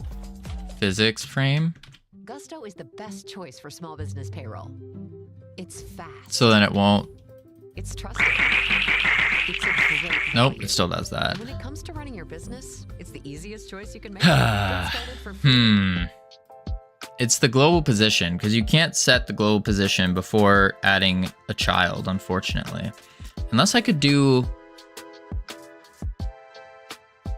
call deferred.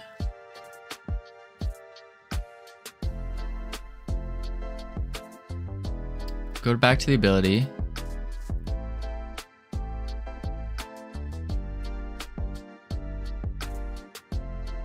Open up your projectile scene. Okay.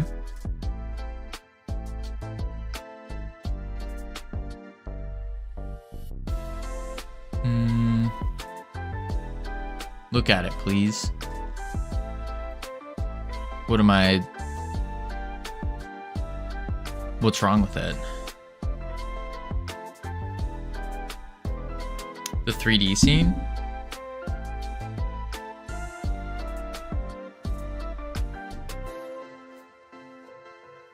What? A lot of devs practice functionality over visuals and polish for sure. Like Concerned Ape Creative Star do. If it doesn't take much time to do it right, I'll usually do it right. If applying polish is stopping me from progressing elsewhere, I'll put it off. That makes sense. I'm not sure what I'm looking for in this 3D scene here. Finds that the ray is not colliding with something, and the projectile thinks it hit something. If it thinks it hit something, then it's gonna go off. But the projectile, we still need it to mask this collision point 0, 0. Yeah, sometimes it is. Could I just raise it up? No. Think about it. There are times where it could, but we need a way to tell it. Is it possible that your projectile can enter a body while your raycast is not colliding? Yes.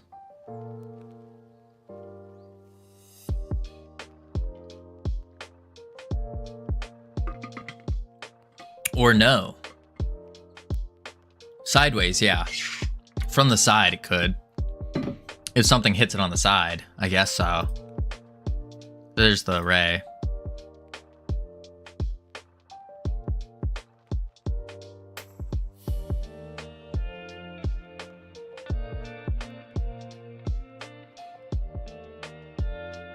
I mean, I could just make the projectile a raycast instead of an area. Increase the range of the ray.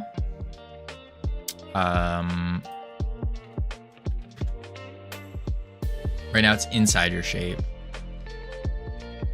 Right, but the shape's not... Oh, shape is on layer 1. Wait a second. That's a problem. Let's see if that worked. Spent the whole weekend completely redoing scenes. They ignored parents by default. Oh, so it's not hitting itself.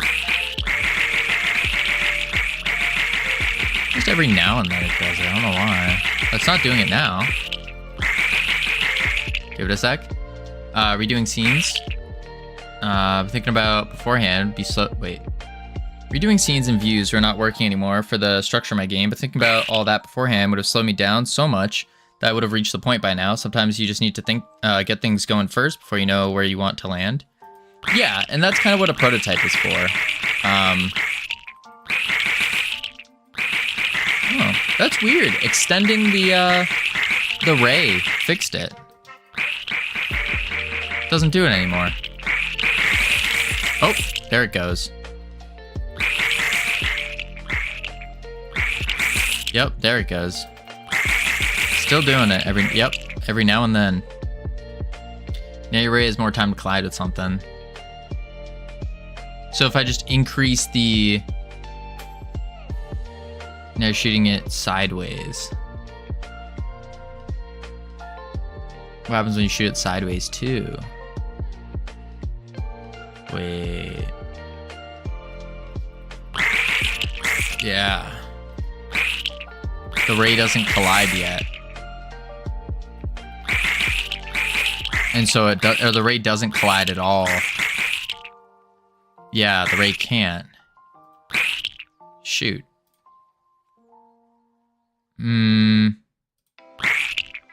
So if I go like this and I hit it, then it will go off. I wonder, is there a way to get the... There should be a way to get the point of collision within a body entered. And then we just don't even need the ray. Can we get the location that we collide at? That's the question. Let's see. Get collision mask, collision layer, physics process. No, doesn't seem to be anything.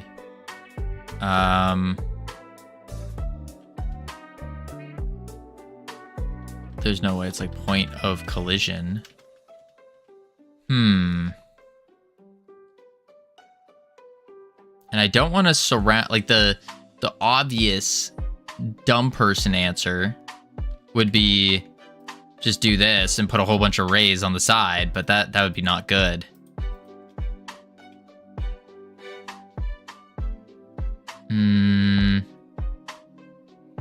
Unless I could change the... That's a debug shape. Parent. collide with.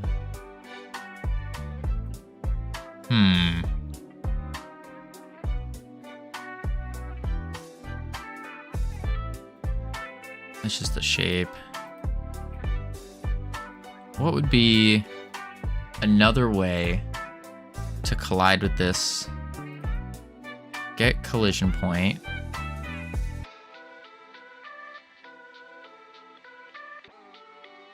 Okay, I could do var collision equals raycast collision point if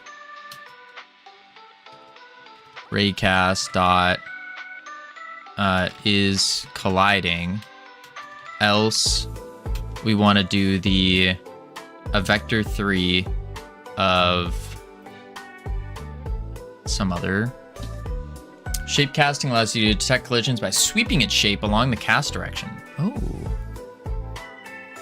Wait. Shape cast 3D instead of array. Okay.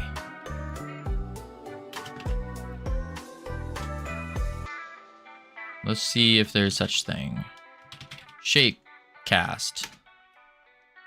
Delete the ray cast.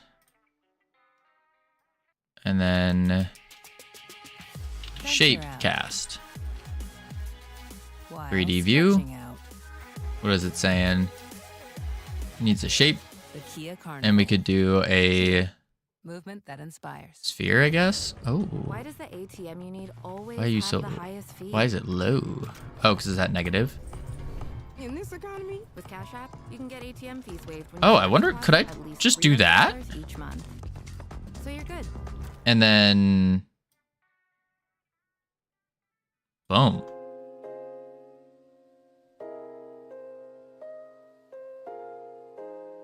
And then collision 5.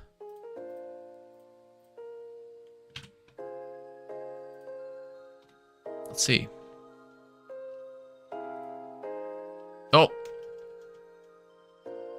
Okay, collision point, shape cast, expected 1 argument. That did it. Collision point. Doesn't say. Dot get Oh, it doesn't have a...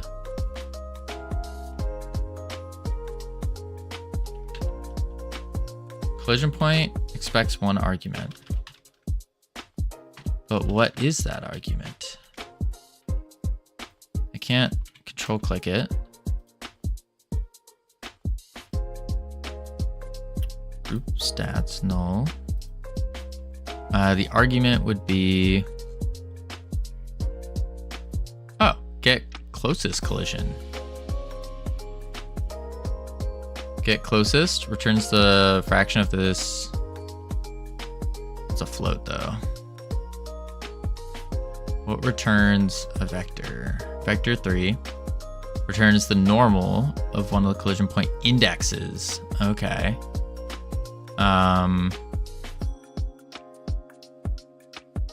At index. So it needs an index. Oh, go back here. Where do I see the indexes? Does it happen? How do I know what the index is?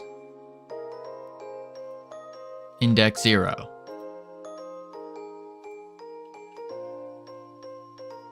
I'm just assuming there is no index.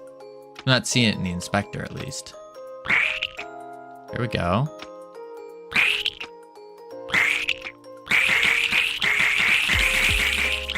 Ooh, I think that's working.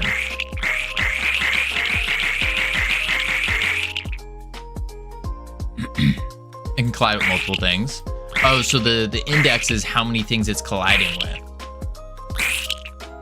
So one thing, there's only index of 0. Okay, that makes sense. Seems to be working now.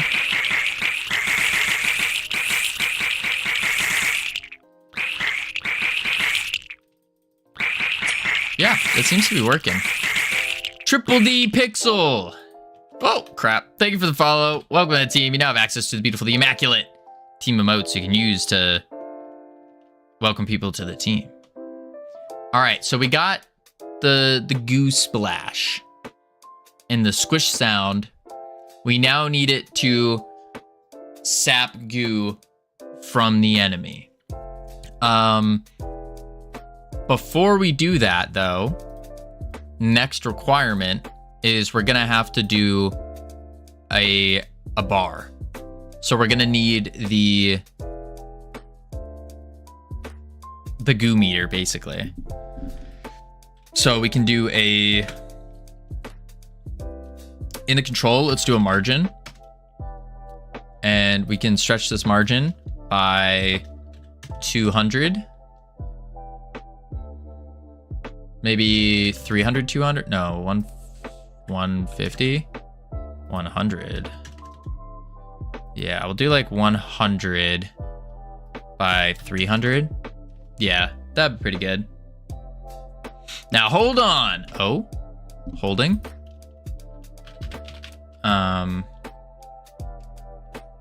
Is this what you want?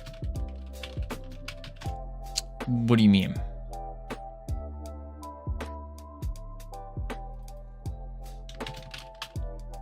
Is it like, do we want to have... Are you going to make one player scene that is just Goo Wizard? Is this a Goo Wizard only game? No, this is not. So the reason I'm calling it resource bar margin is what we're going to do is we're going to take something in like a class variable of some sort, and that's going to tell us which bar we're using for the resource meter. So if we're using goo, then it will be a goo bar. But no matter what, the first one's going to be health up here anywho. I should also probably do a face. Now I'm thinking about it.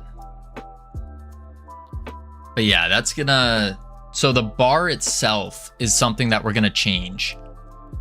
At least that's my thought process here. So when you take on a new class, whether it's a resource or... I think that might be a resource. But multiplayer. Yeah, depending on what it is going to change this bottom bar. Because no matter what, we're going to have a bottom bar for resources. And it's just going to have different... There's going to be different colors and different like ways that the bar fills up. Maybe we have mana where you have a set period amount and then it goes down over time. And you need to refuel it somehow. We might have a rage bar that goes up as you do more damage and then goes back down. Might have You cannot depend on a lunar bar or whatever. And you But I'm thinking it's gonna be kind of like that. Keep it all together all the time. Yeah. So we're gonna do a each box, and then we're gonna do a texture rect, which actually I should make this more finalized. We probably don't want a texture rect in here, and instead we probably want a sub viewport container.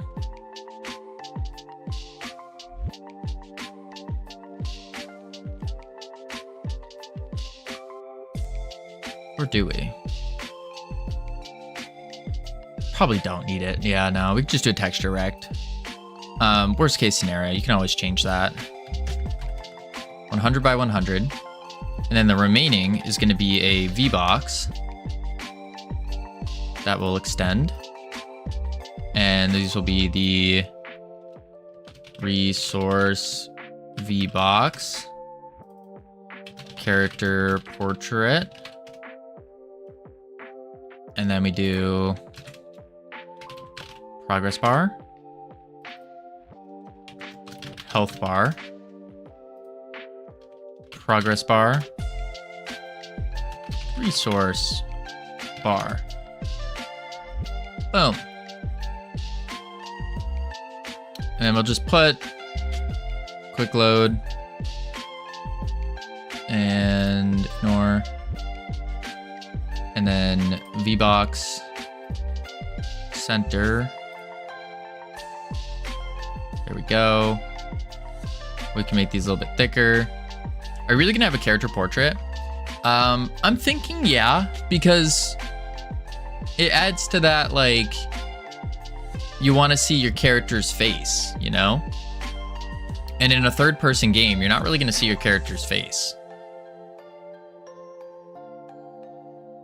So I think having a portrait would be pretty good.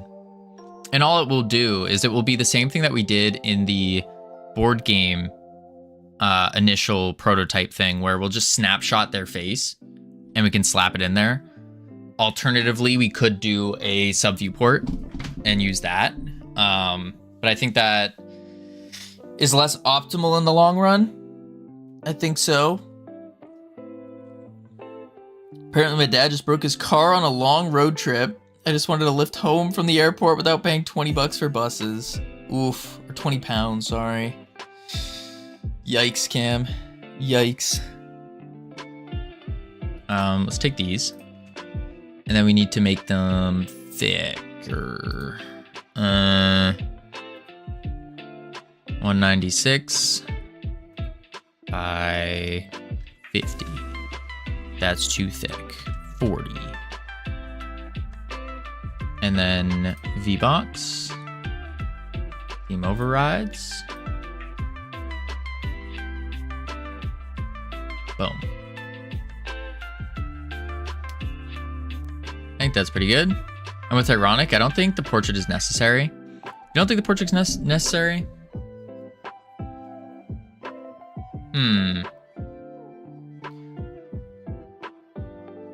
What would we, because just having 2 bars up there kind of seems a little bland, doesn't it?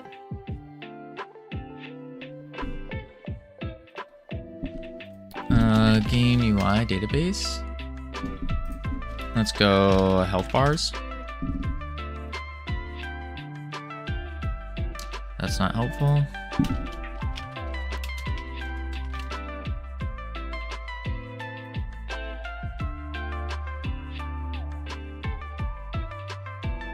I don't know, it just seems, when I think of a health bar, I don't think of just a plain bar being up there. It seems just a little bland.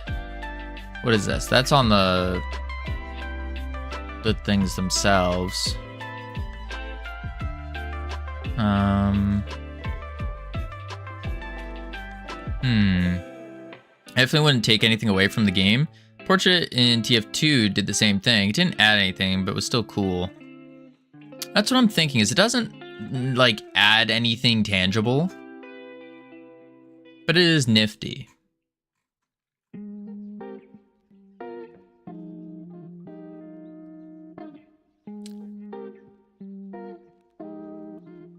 I think we're gonna keep the portrait, and what I'm thinking is, in the future, if we want enemies to be able to CC us as well, we could do something like, you put, let's say, a stun.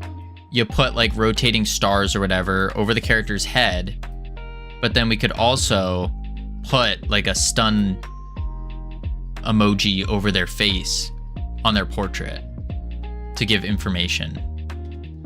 I think that would be pretty decent. I also don't think this is long enough.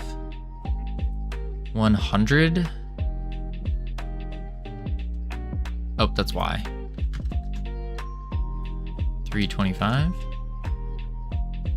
Yeah, it could be good. I just see the portrait as another thing that's gonna look bad because we don't have an artist guy or a UI guy. That's fair.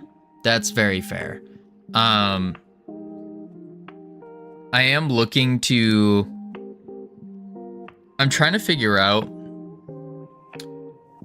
the characters, because we're gonna have to start thinking about the characters and getting them in first off. And I think what we could do is just do a screenshot of the character. I think that would be fine. Like, we don't need a separate piece of art for the portraits. So if we get a character model we could just snapshot their head and plop it there. I think that would be fine.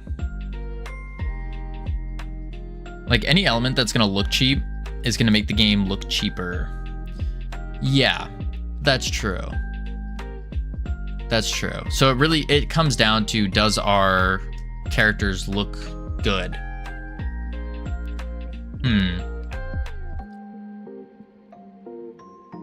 I hope so. I hope so. I gotta start finding, it's not just the character, the border, the rest of the UI.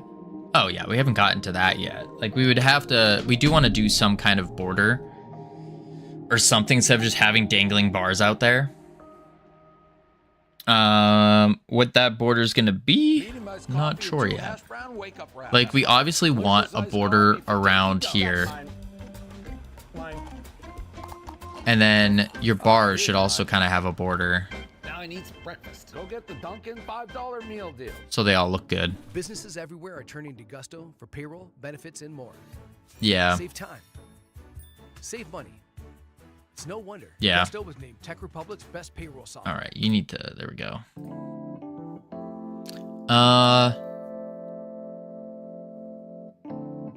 Is that a necessity right now? Probably not. I think we just get the goo bar to work, because our main priority right now is getting the basic attack functional. Get that functional, and then we start making it look good, make it really good.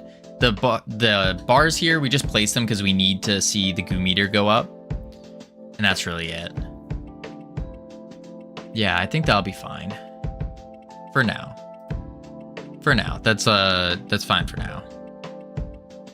And we'll do something. Yeah. Yeah. All right. Let's go here. Now, here's the player. And we need to take on goo.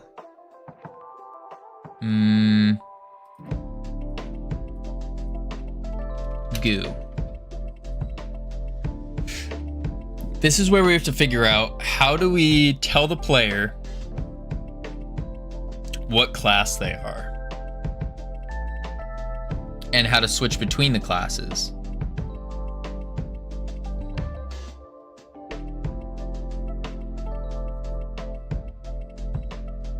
We could do a list of resources, and then that data gets saved to the player, the individual player. Maybe. We could do, which means we're gonna want probably a player manager and then a multiplayer manager.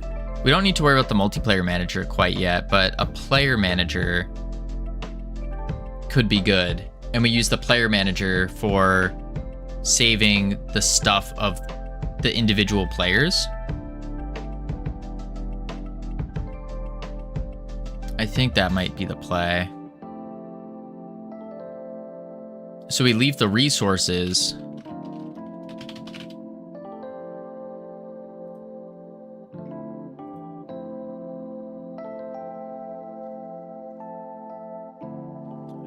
I think that's going to be the play. Project settings, globals,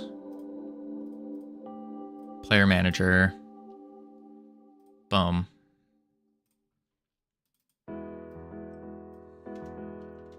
And then player manager. And I'm gonna put this before. Effects, put that before. There we go. Delete the test. Delete this. Okay.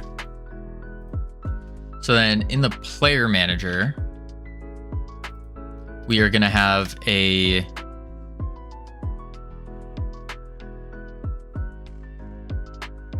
this is where we need all the stuff for the class.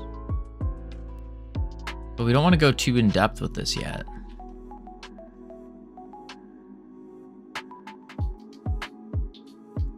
Characters. Create new folder. And within characters, we can have resources.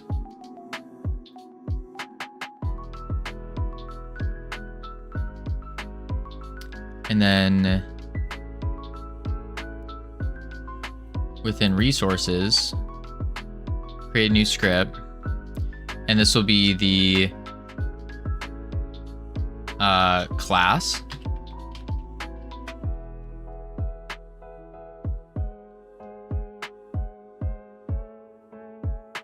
A class resource. And then extend, let's do class name class extends resource. And then we do a enum class classes goo wizard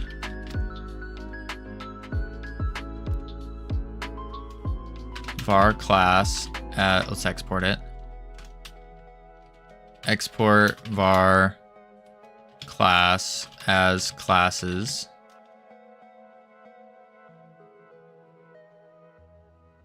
Oh, is class a thing?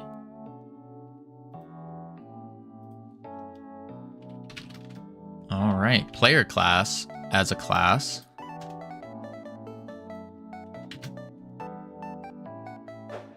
Enum, wait, class is also a resource already?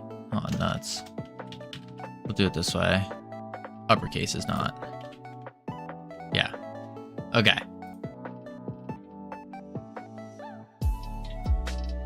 And then within the class, we need the export var basic attack as an ability. Do I need that? No. I probably want the ability manager. No, because we're adding those individually.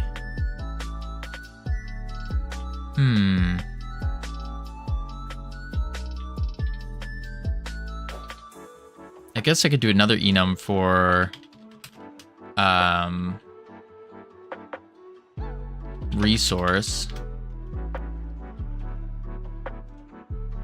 And then we do goo.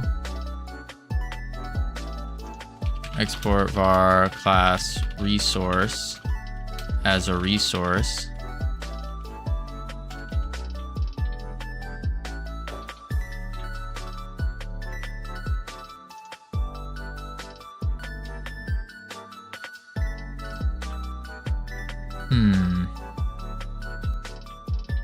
Then the player,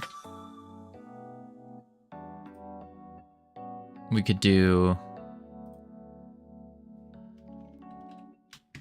export var player, actually let's do chosen class as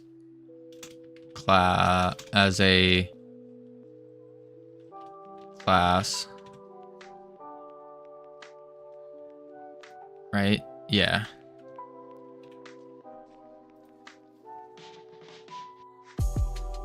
But then flipping the class, we would need to,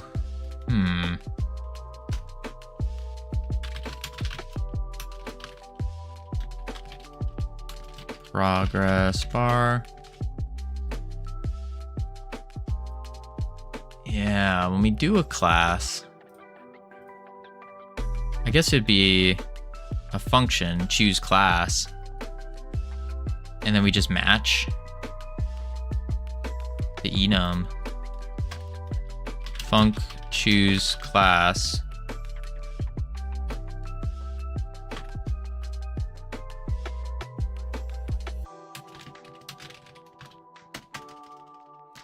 and then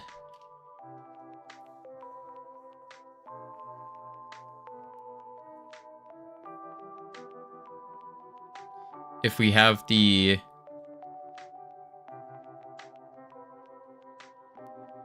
I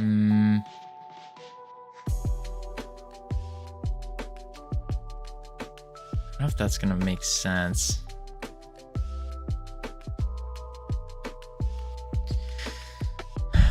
Chosen class, but that's a resource.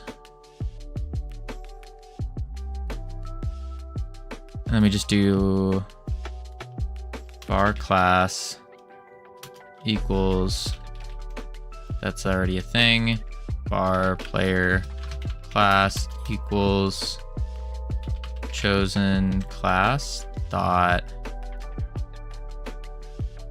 player class. And then we do match player class chosen class dot goo wizard. JD Power has ranked Nissan #1 in new vehicle quality among Print. mainstream brands. Actually, let's 0% do APR for 60 months on resource Nissan bar Pathfinder, Nissan Murano, equals Nissan Rogue. Now get 0% APR for 60 months on select popular models. goo JetBlue makes your equals fare fly further.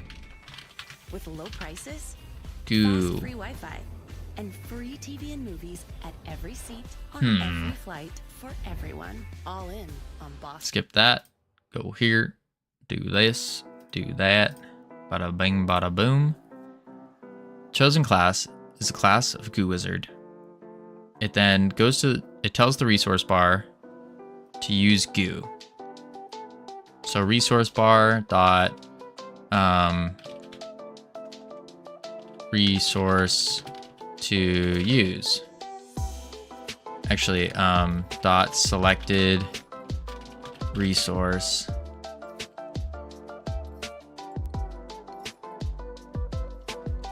and then we say player class dot and then class resource.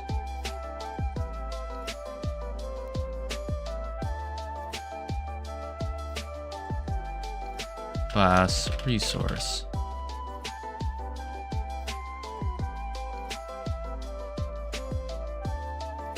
Yes, select resource. Like that. And then in the bar, resource bar is margin. I'm gonna add it here actually.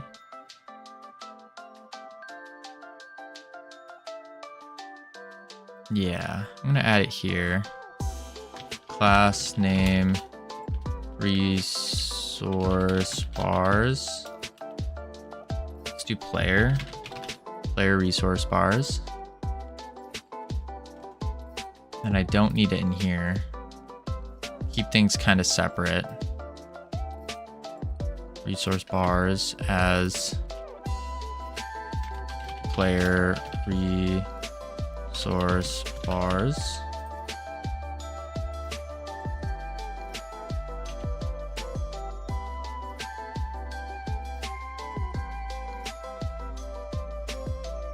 There we go.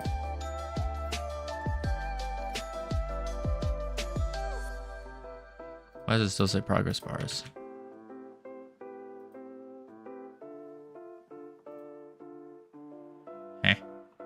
Allowed progress bar. That ain't right. Oh, this is why. Then we pass. Now it should work. There it is. Boom. And then we just do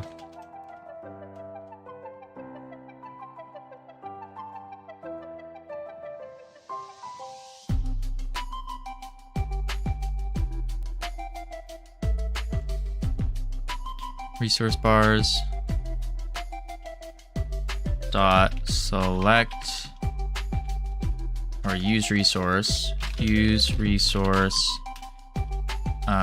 player class dot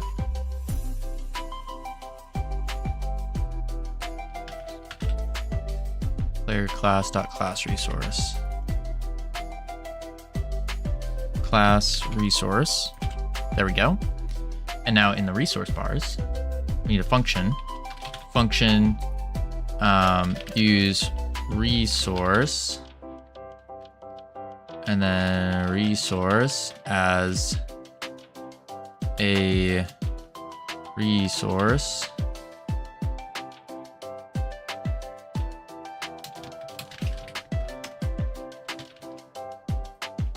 That's not going to work yet because I need to go back here.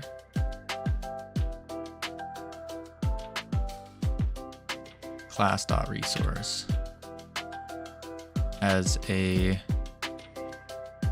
class.resource. There we are. And then we do var used resource equals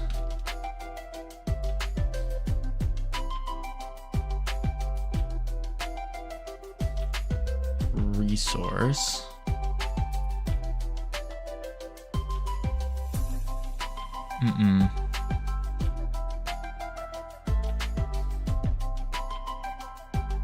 That's giving us the exact one.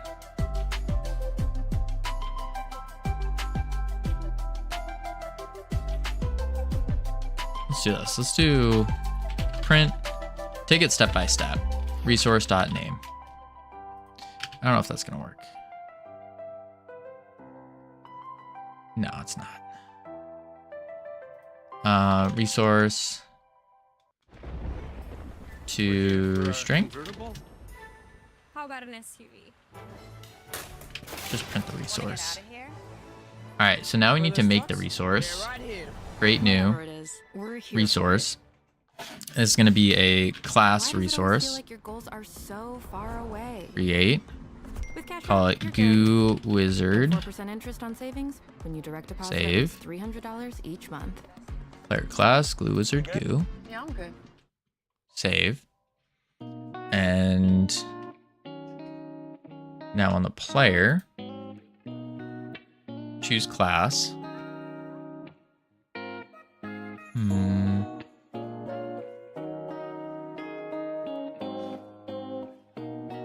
What I could do actually is here, chosen class, instead of doing it as a class,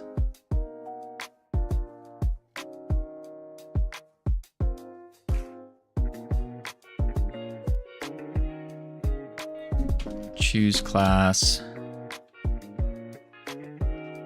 class as class, and then I say chosen class equals class, picked class, picked, match, chosen, and then picked class. I could just use chosen.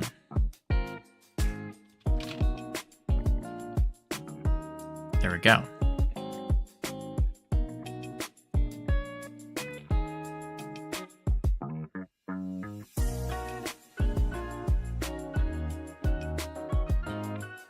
Okay.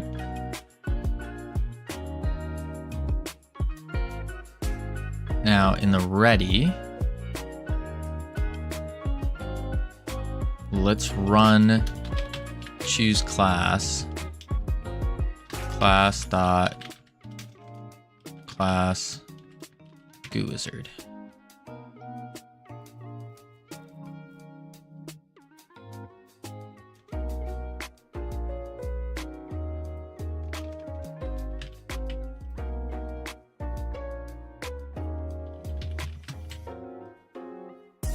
Choose should be class, but it's class.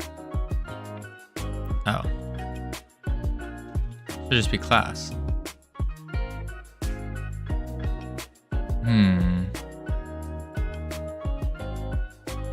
What's the point of matching in choose class? There isn't a point yet, but eventually what I'm thinking about is if we ever need to change things when you choose your class, we can just do it right here. So right now we only have one class.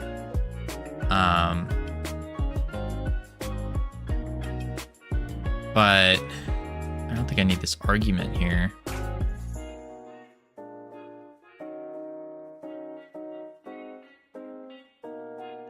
I think I could just do, instead, we just change the chosen class variable.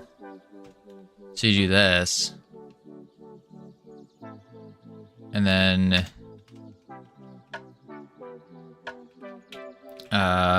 if chosen class null, return. And now we just do chosen class equals class dot wizard. Oh wait, no, I have to do a load. Duh. Load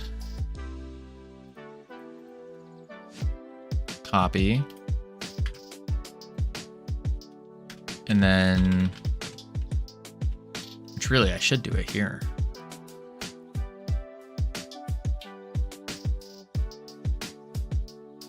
Yeah, I should, shouldn't I? Crap.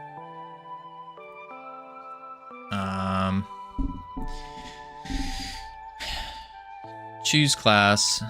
Let's do chosen class, and then we'll switch it with player class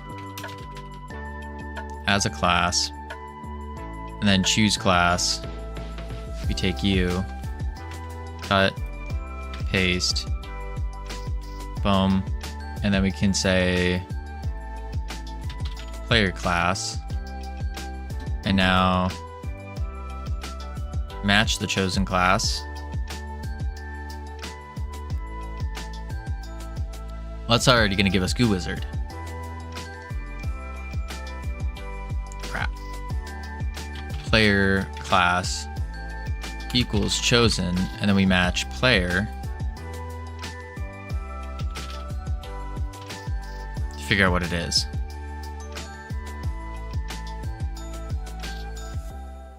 Let's see what happens here. I want to start off by print player class, player class.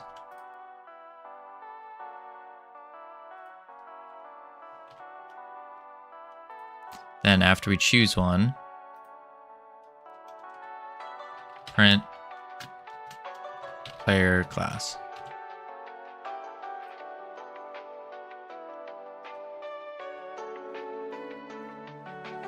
Player class null, and then it switches to a resource. Okay, cool.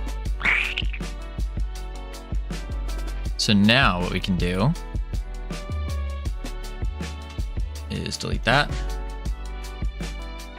and go delete that, and then now we can choose the class. We match it with the use resource. So resource bars now. We'll go in, use resource, and then we take export var resource bar as a progress bar.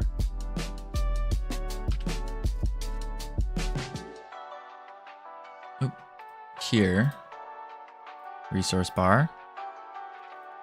And then we can say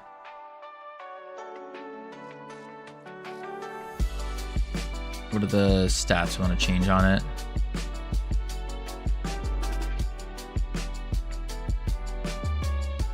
Layout? No. Theme overrides. I guess this is where we would do a theme, actually. And just load a new theme in there. Or a theme with a type variation, actually. Theme. Add progress bar. Add type, and then within this we could do Built-in class. Background. I haven't actually used this before.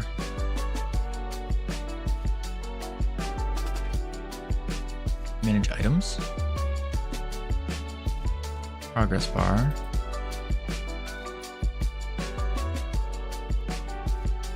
Let's add type. But we want type variation.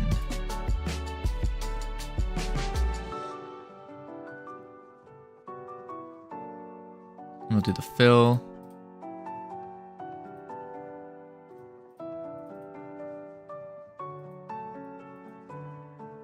Style box flat. Make it green. There we go. Red Bull gives you wings. Background's fine. Sensodyne Clinical White gives 2 shades whiter That's teeth. fine. 24/7 sensitivity protection. I recommend Skip it. this ad. Go back. Okay. And then let's go under characters. Create new folder. We'll do this one as the Goo Wizard. Nah. We'll do a new folder for themes. Save as themes. And then we can say class themes. Or let's do player class. Class theme. Save. And then in the class theme, styles. How do I do the default thought type variation? Oh, Goo Wizard.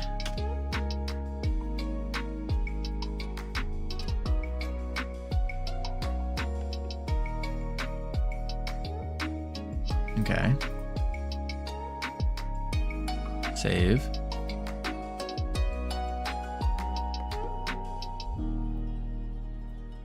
No. Close that. And if I go here to blank, it's still green. Undo it. Save. Then go back. Progress bar, style, blank. But then if I do type variation, oh, it doesn't exist. Huh. How do you save a type variation?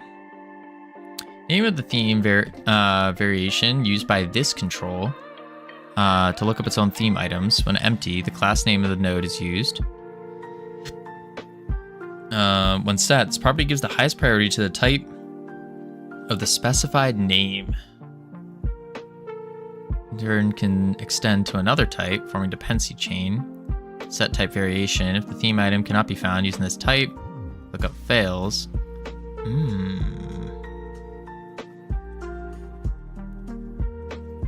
Add another. So if we add another progress bar, add type. No, it just does the same.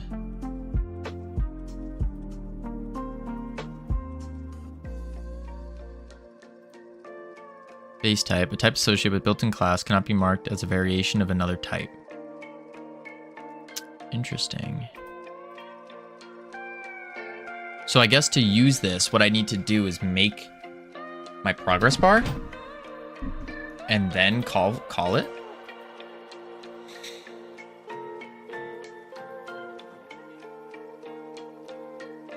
I guess that makes sense. We make a bunch of progress bars with a type and then we do the type variation on it, and we add all of those in, and then it finds it in the theme.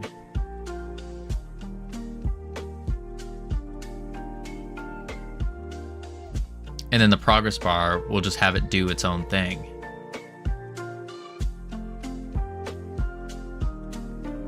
I guess that's how it works.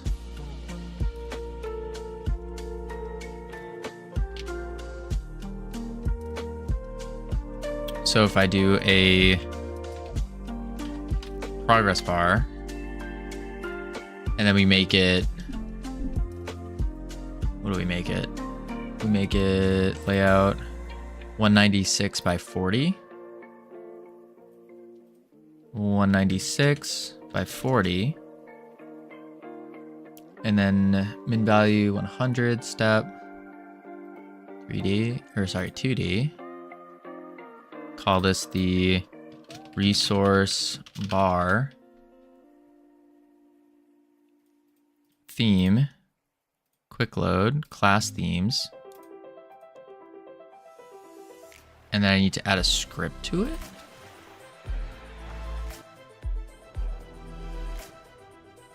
I guess. Themes. And then I say goo bar. Life runs in straight lines. At Sophia, we get that. Save. Affordable, self-paced Class name thousands of people just like goo you complete their degrees bar. for only $99 a month. Save. Find your courses. Complete them at your own pace, anytime, anywhere. Goo bar. For credits. Keep going. Keep Goo pushing. bar. Keep learning. With Sophia, you got And we go to this. class theme, add goo. Oh, it doesn't show up.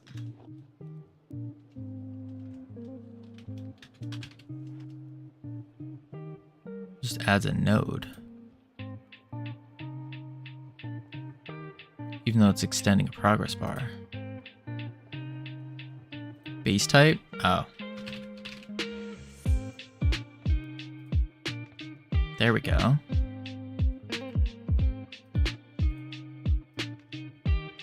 Fill. Flat.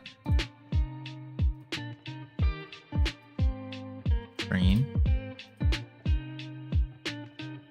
Save. And then save that.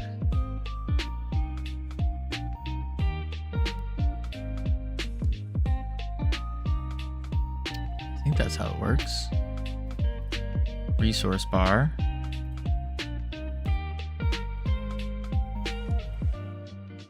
Class theme.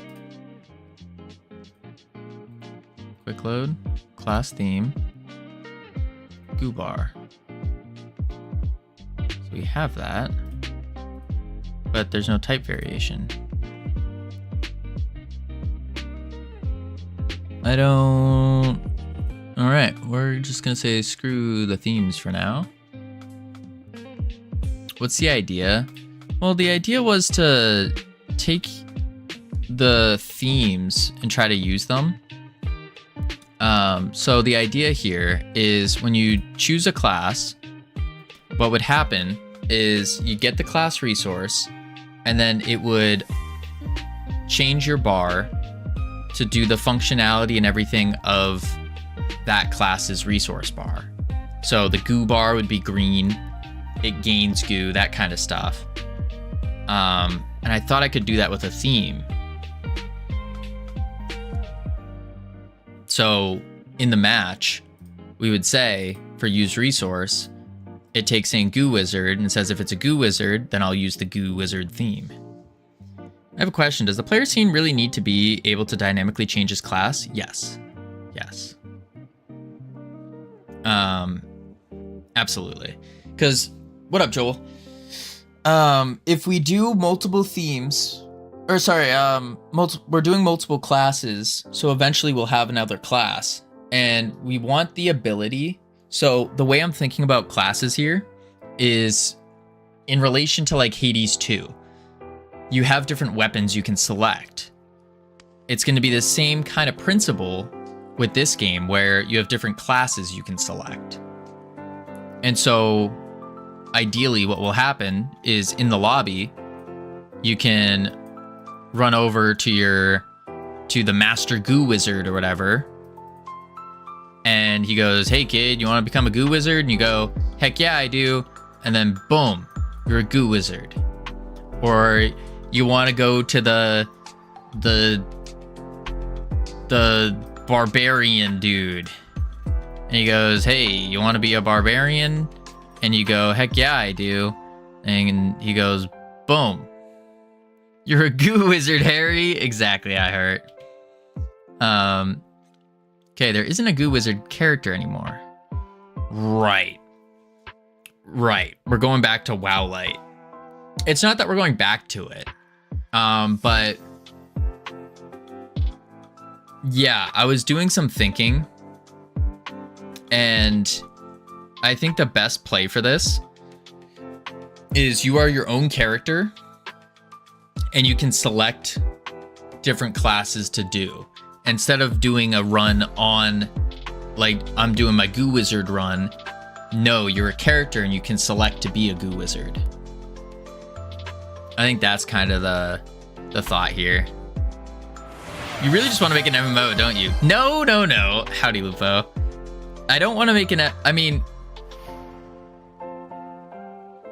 it's not that I don't want to make an MMO, because you can consider, I want to make just a big multiplayer game. So massive multiplayer online game. Yes.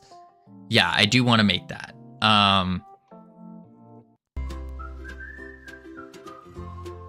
Yeah, I want to make a multiplayer game for sure.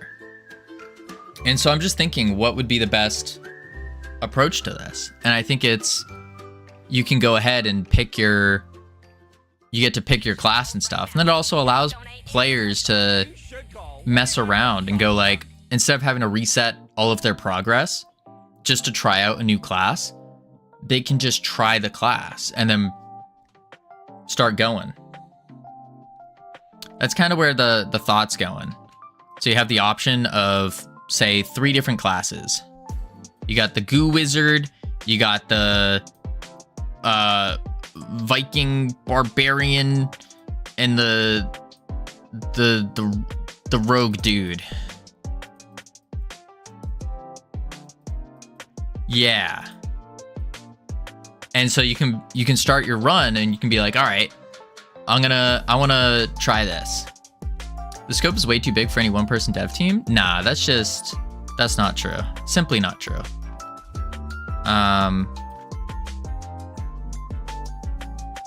So you can pick the wizard, and you do your run as the wizard, and you're like, all right, that was pretty fun, but I want to try this guy out. And so then you can, without having to reset your progress, let's say you beat Dungeon 1, now you can switch over to this guy and be like, okay, let me try him out. Okay, let me try you out. Yeah. Let them find out the hard way? Sure. Gladly. Use resource. Okay, that's okay. Just make it work. Right. So that's what I'm trying to think of. Do it smart. Right. And I'm trying to figure out what the smart way of doing that is.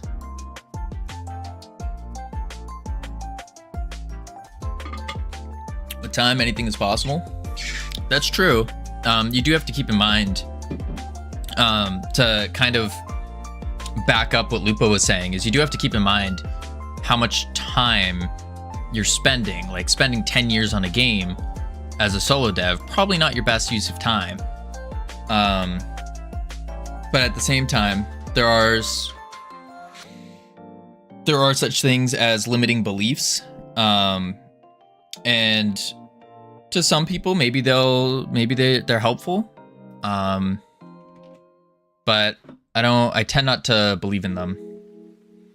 It's possible to make a game and make it good.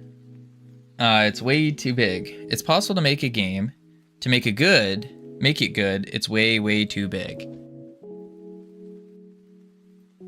I don't think having multiple classes is too big of a scope. I think that's pretty standard for par. Yeah. Oh, I didn't open. That's what I forgot to do. Oh my gosh. Streamer.bot. There we go. Different types of scope. Yeah, that's true. Type Talking about MMO? We're not making an MMO, Lupo. We're not making an MMO. Or not a MMORPG. Wow, no. 3 classes in a big scope? I don't think it is either. I don't think it is either. There we go. Now it works. I always forget to turn that on. Or I've been forgetting recently to turn that on. Is 3 classes in a class swapping system out of your skill scope? I don't think so. I think it's going to be a challenge, but I don't think it's going to outside of the skill scope necessarily. Today we're not making an MMO. Tomorrow we're making an MMO, but it's not WoW. Next week there's nothing wrong with making WoW, guys. No. No. All right, so what I'm trying to think about was a way to do the resource bars and do them with a theme instead of having to manually set the colors and the functionality all in the resource bars margin script. I know the easiest way to do it would be to just fill this script up and do it, but I want to do it in a clean way. And so I figured a class would be a clean way of doing it. Or not a class, sorry, a theme. And then we just change the theme of the bar. But I'm not managing to get that to work. So I think I'm just gonna delete that. And I'm just gonna send it this way. I think that has to be the play. Yeah. Okay, use resource. And then what we do is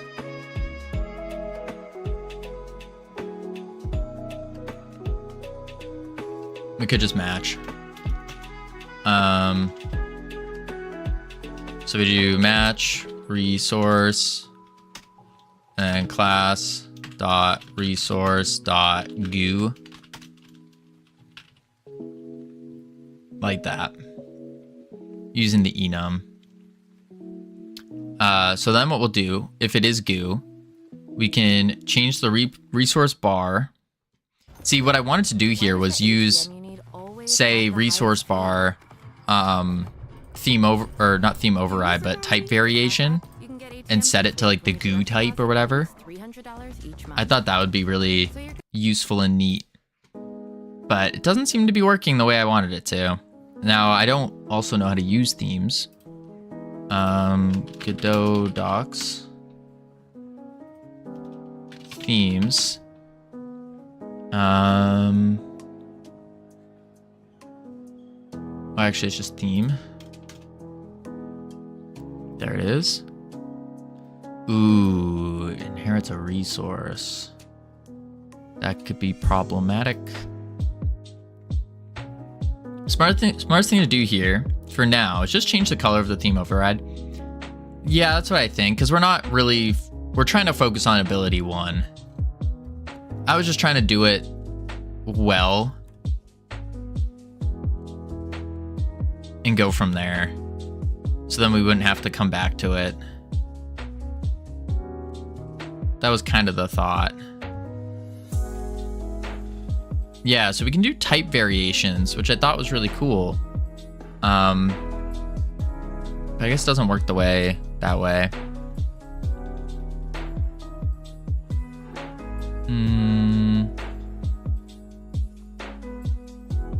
Yeah.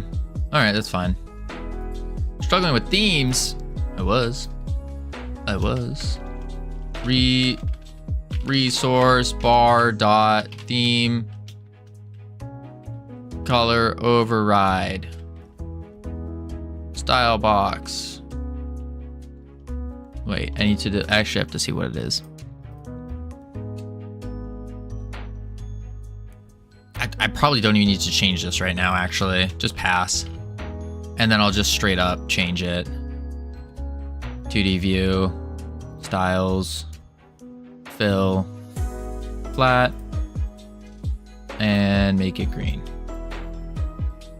Boom. And then let's just check. There it is.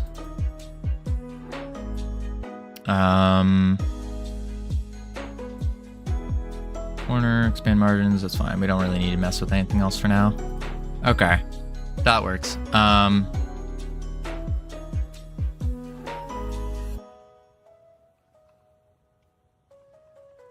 Okay.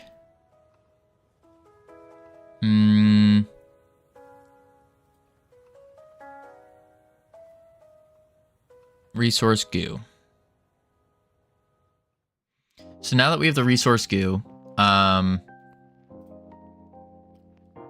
don't need to worry about that, but we need to worry about the goo functionality.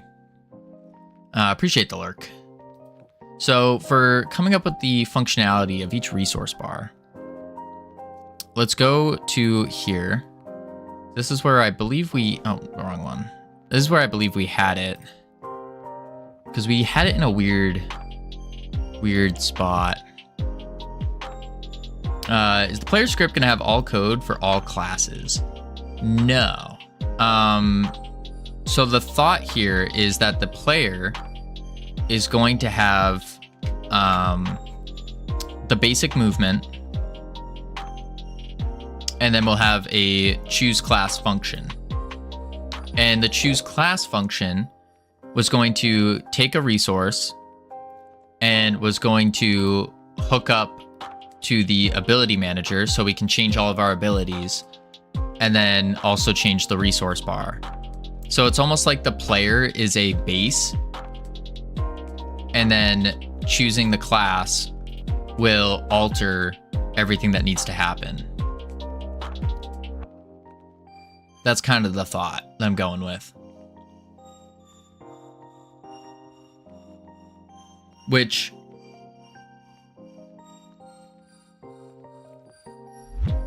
keeping that in mind,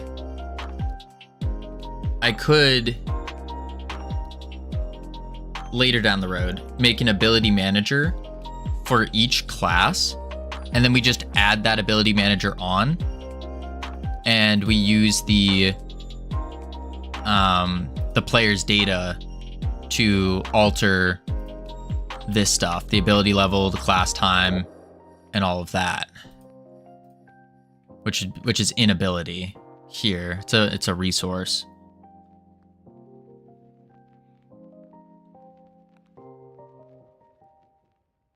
So we'd probably have to do like a player data and have this, really all of this, for each individual ability, every single ability of every single class.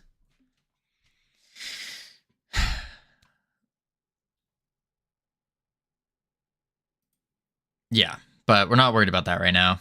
Right now, we're just trying to get the resource bar to do the goo stuff. So goo stuff that it's doing is going to be, let's see, we got the progress bar.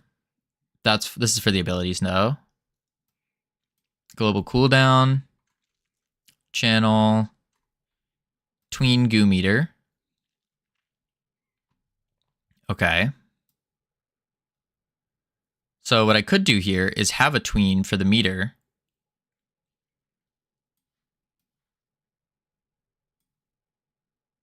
Yeah, I'll just do tween resource meter with a value.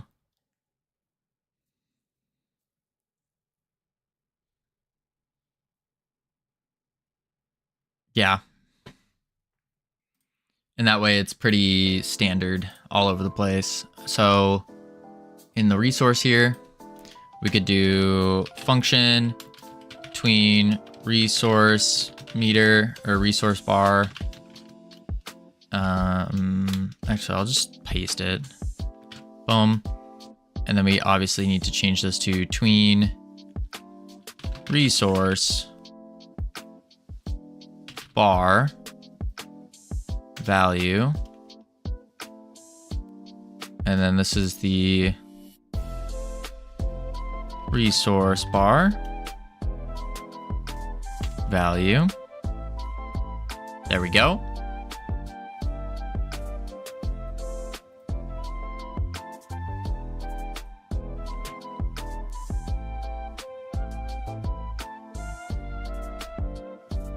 Although we could just make it equal to our resource.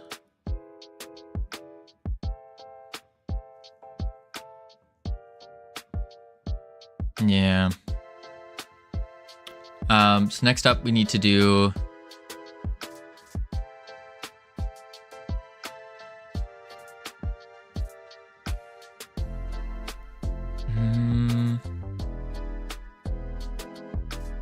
we need to do our resource. So on the player,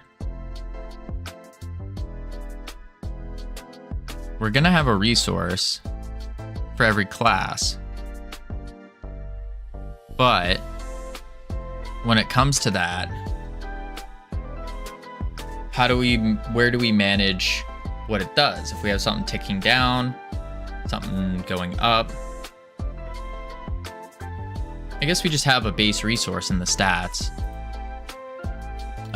And then we do so we do something like export var resource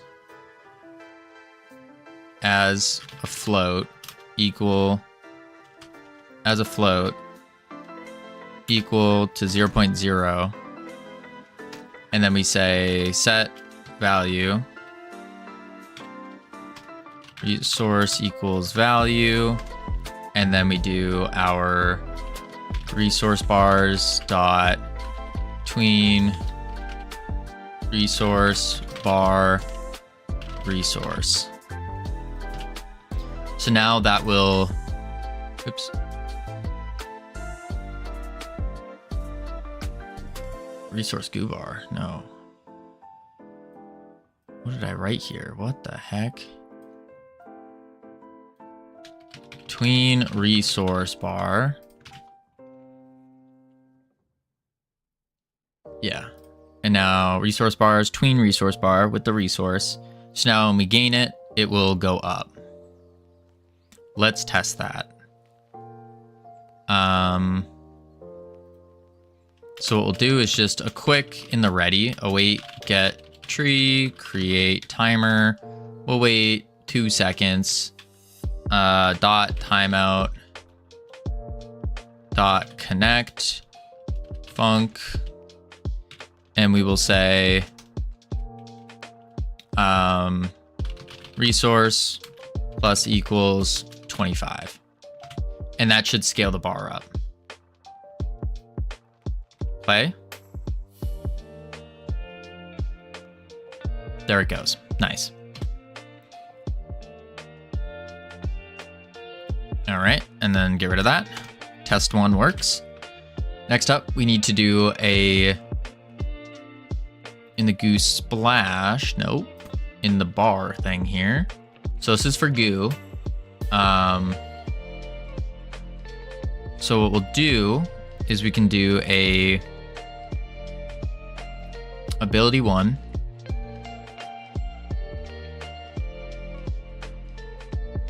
That's regular ability.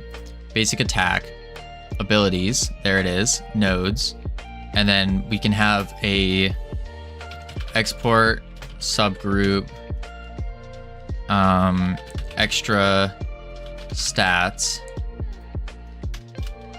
Export var goo gained as an int. I can do it as a float. Equal to 1.0. Because I'm not too worried about making that like a thing yet.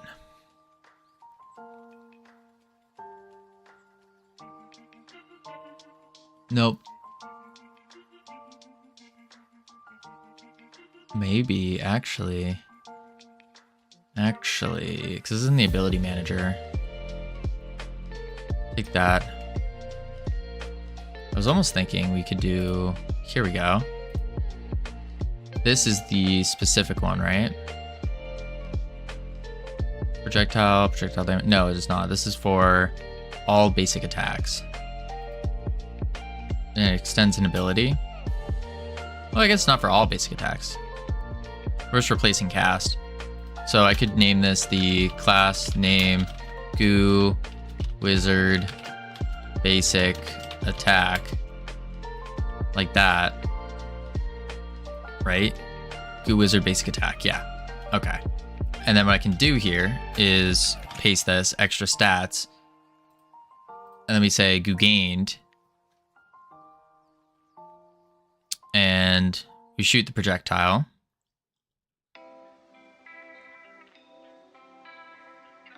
Then in the projectile, when it hits a body, body.take damage. And then we do goo splash.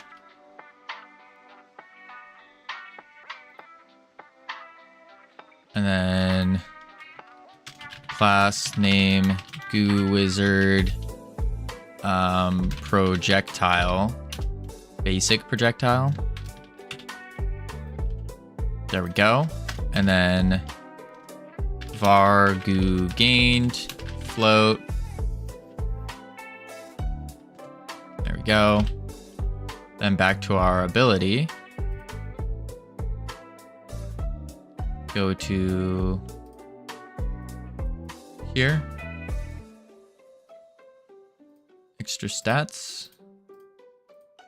Goo gained. We'll say 1. And then in our ability manager, we have the basic attack dot cast. In the basic attack, we do this, and then we can say projectile dot goo gained equals goo gained.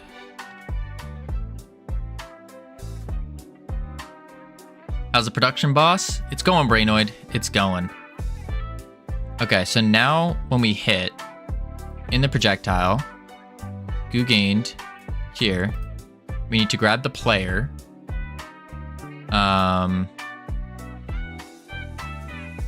Which I guess would have to be the owner.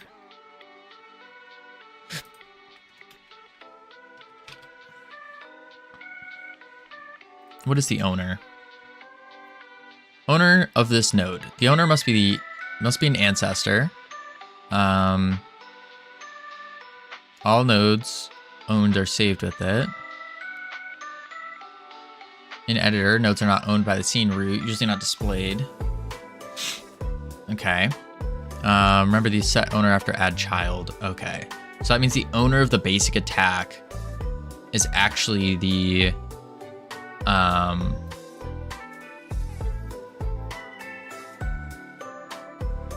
basic attack cast is actually the, let's add sibling. You don't own your siblings.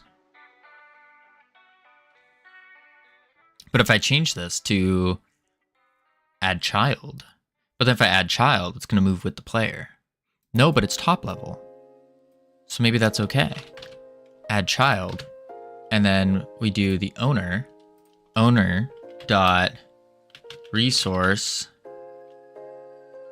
plus equals goo gained. Right? Let's try it.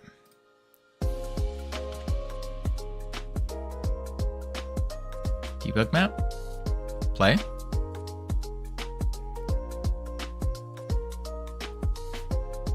Okay. Resource and base type, null instance. Okay, so owner is not working. We need to do the player then.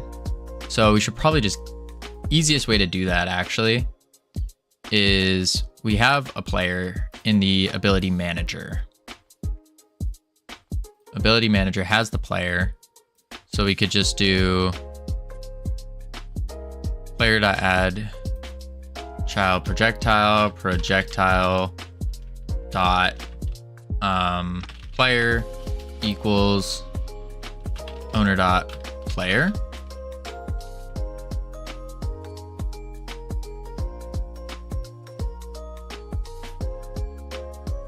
Or do I have a player?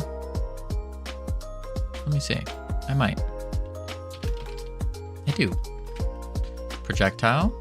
And then var player as a player. And then we just do player.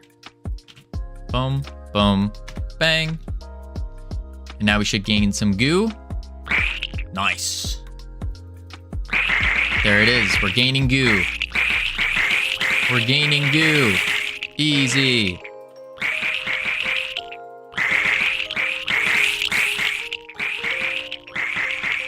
Cool. F8. All right, so now we need the visual of gaining goo. So we have it working here. We're obviously not going to use that there. Howdy, Jay Forrester. How you doing? Let me close this. All right, so now we need to do the return.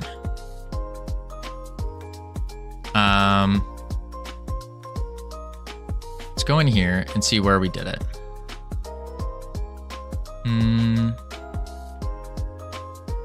Fix the aiming? No, I didn't get to fixing it. I mean, it's good enough, like, to where I don't think many people would notice. But no, I couldn't find a solid fix for it, unfortunately. Ugh. All right, splash. That's what we got.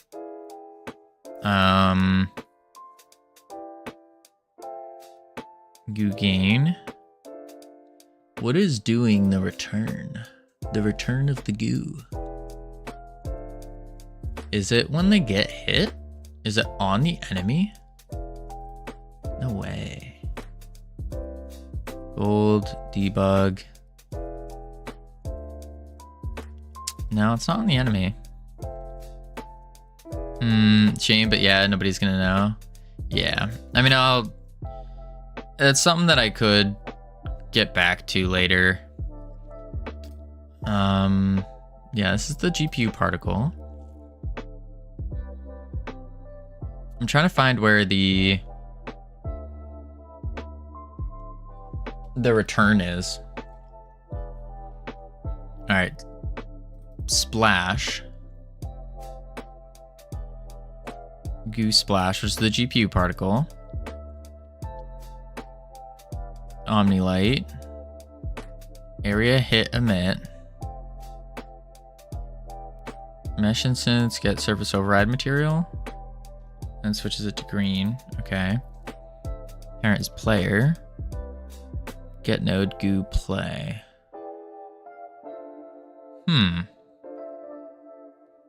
But what the heck is the goo that's following? Throwing axe. That's in the boss. No. Dungeon mobs? No. Gootling gun. Goo explosion. Goo bolt. Basic attack. There's the slime that we're looking at.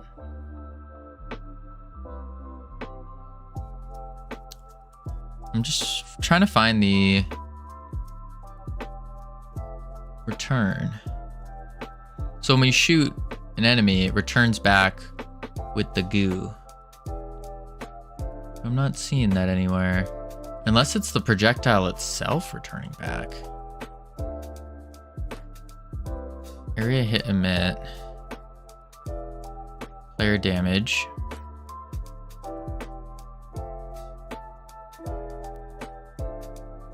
No. That doesn't make sense. Get node, area parent, get node goo. Oh. On the area's parent, which is the wizard. Which has... No, that's the play sound. God mode. Not enough goo.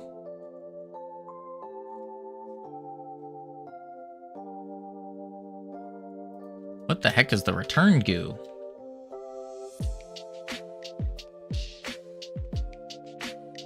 Maybe I can read it here. var goo returned.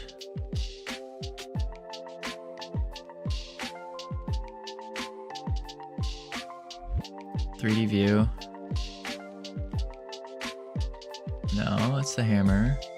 Attractor sphere. That's what I think it is. Is it? Maybe it's not. Attenuation, radius. GPU particles, attractor sphere. Dust, particles. Okay, that's the green.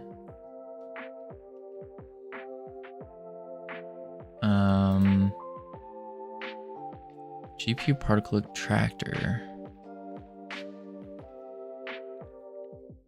It's probably what I would use for the other thing as well. Animation.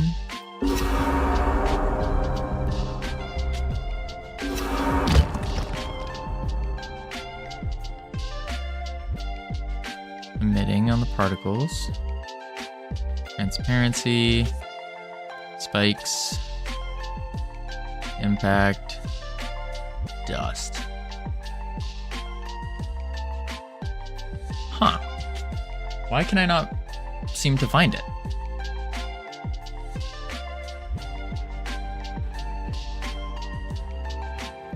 Remote. Play.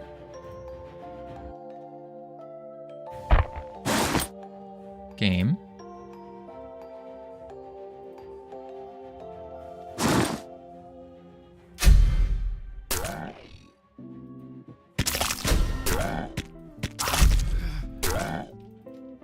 The GPU particle. Nope, they're gone.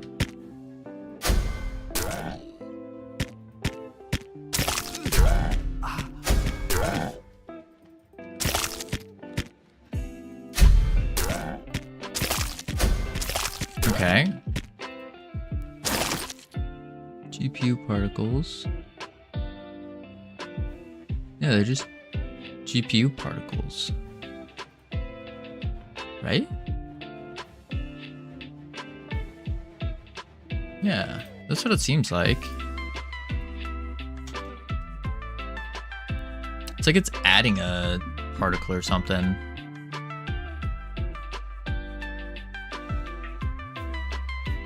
What's wrong? I'm trying to figure out where the, or like how the returning goo happened. That's all I'm trying to figure out. Like we have the goo splash, but this isn't it.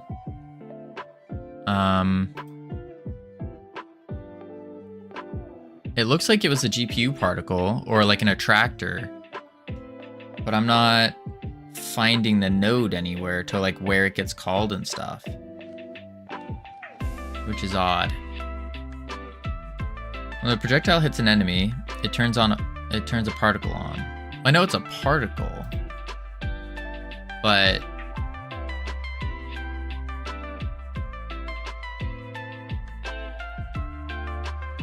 how does that particle? No. Like how do the orbs come flying out and then they give the goo? That's what I'm trying to figure out. And it looked like it was a GPU particle. It's the same. Oh, so the projectile itself returns back? And you just morph the projectile? Changes its target to the player. So when you shoot, it's actually the same particle. It just comes back like that. And you're just changing the shape or something?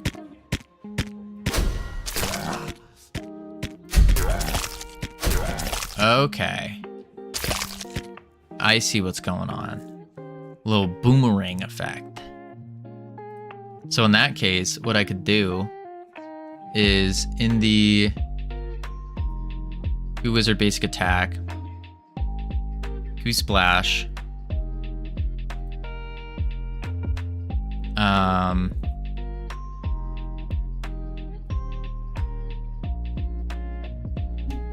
I need to say probably like a var for returning, or is returning as a bool.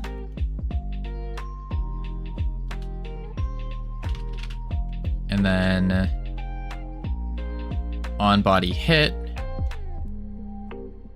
we do is returning true. But I didn't see, oh, I see. LF is player. Then it runs a new one. Target equal, okay. Once it hits the enemy,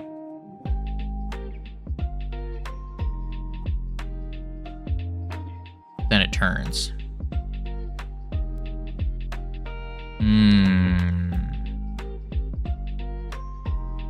Okay, okay.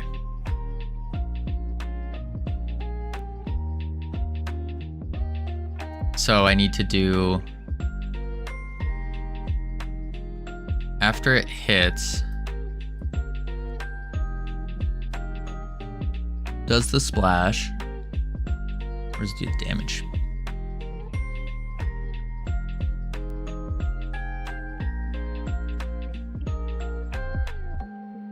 Splash, show, emit. Is the damage? No. What the heck's the damage now? Get node play. Particle. Global. Look at target. Damage. Oh, here it is. Hit emit damage. Okay, so it's on the hit emit that's causing this to happen.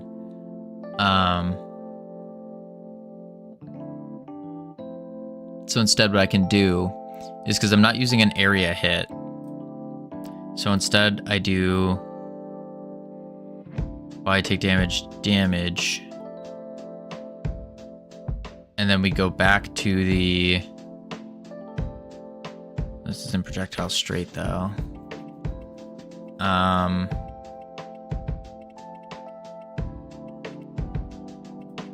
I guess I could do the physics process. We super it. Oh. We super it. And then we say super.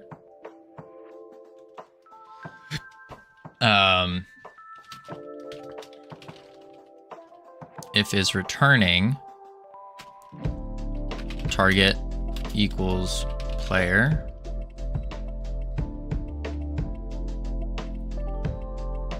Expected dot.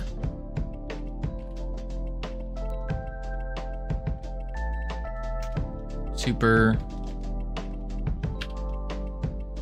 Let's set multiplayer authority. Oh, delta. Sure. And then target. There's no target. Projectile straight. Okay. In that case, I do, if is returning, then I say global translate to the global position dot, or dot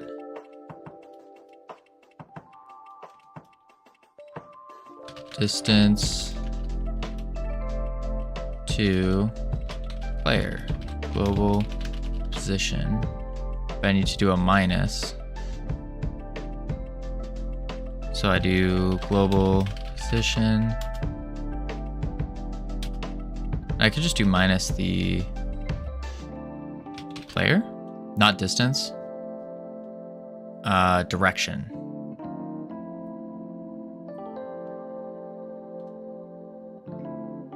Yeah.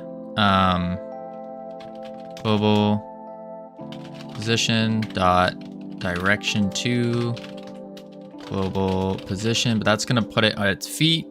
So instead, position of players on your feet. Yep, exactly. So instead, I could probably just go hit it at the projectile marker.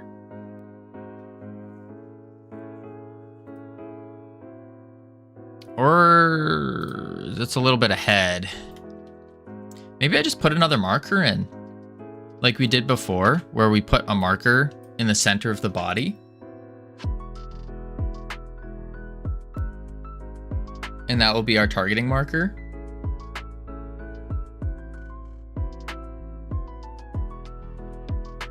That'd probably work.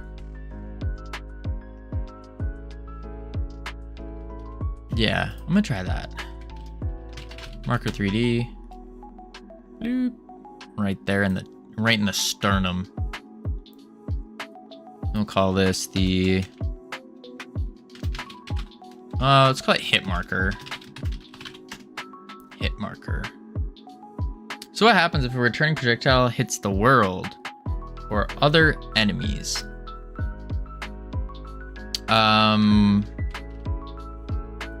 We haven't gotten there yet.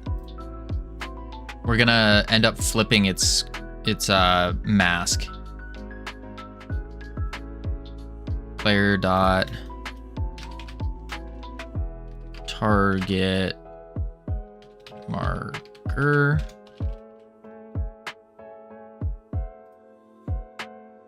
Nodes. Export var target, or actually the hit marker as marker 3D. Hit marker. Hit marker? No, it's target marker. It's definitely a target marker, not a hit marker. Hit marker is like the 360 no scope type thing.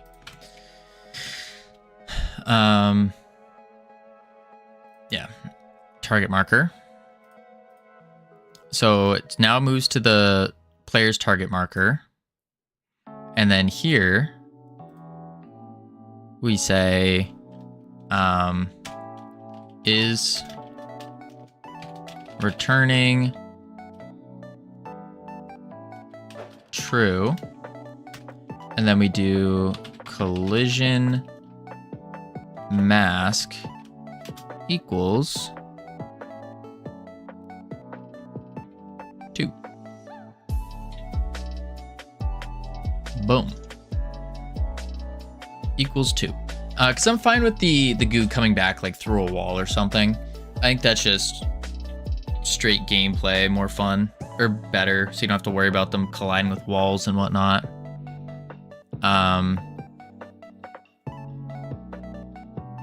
Yeah. Do I need to clear the mask first though? Collision mask. Can I clear it? Dot clear. Dot. No, I think just equals 2 is fine. Because we're not. We would add, if we want to add a mask, we would do plus. Okay, collision mask 2. And then don't queue free. And then we have to say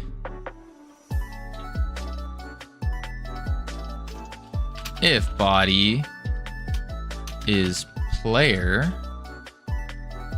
actually body equals lowercase player, then instead we do player, I can do body dot resource plus equals goo gained, and then queue free.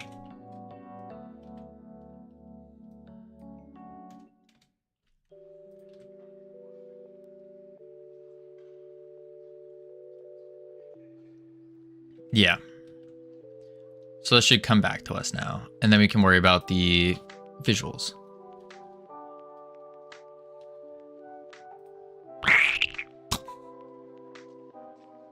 Okay.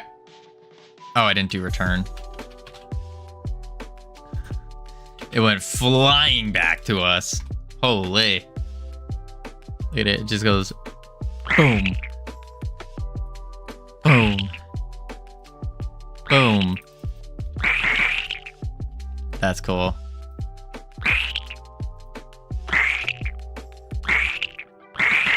Yeah. So now I can change the projectile speed. And then I need to do the think it's here. Projectile speed. This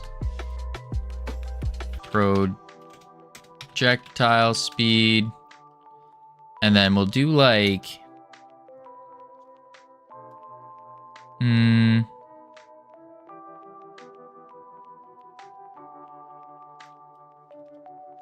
divide by 2.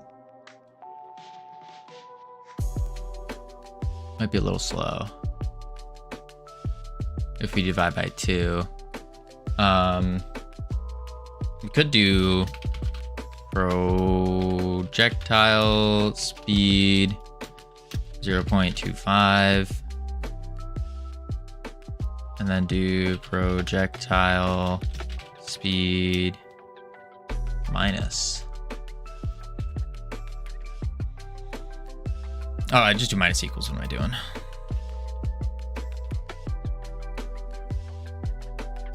So it's just 25% slower. Sure. We also want to do the bolt. And I think for the bolt, well, the bolt is a capsule. So I could just make it into a ball. But it might be better to have a separate mesh altogether.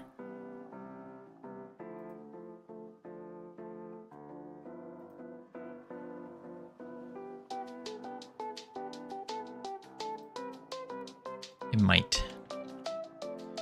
Play it.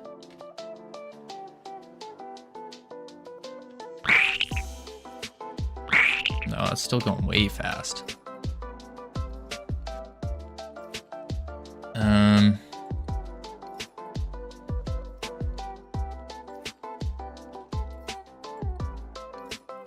Divided by equals 0.5 or 50. No, 2. Try that out. It just seems like it's going the same speed. Basic.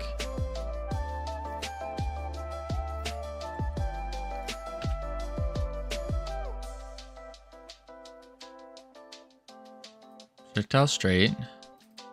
Speed times delta.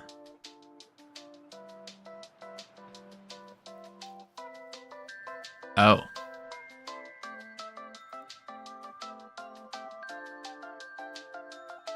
So maybe in the global translate, I need to do the var direction equals, and then we do this.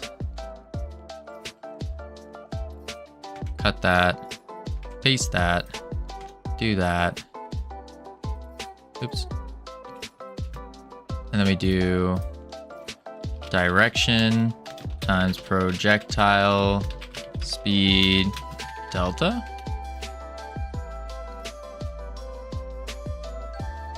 And then hit play. And boom. Nice.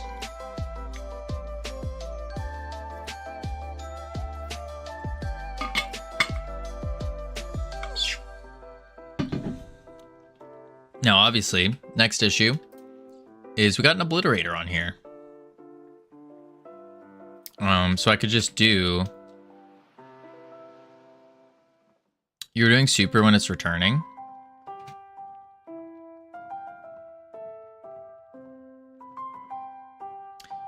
Right. But if I don't put a super in there, then on the first go, doesn't it just ignore? Like, aren't I just overwriting it?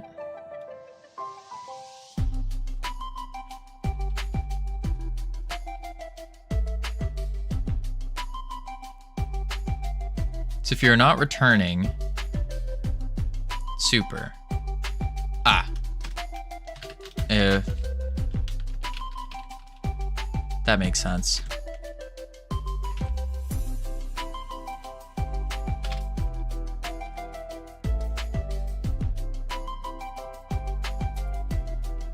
Try it out.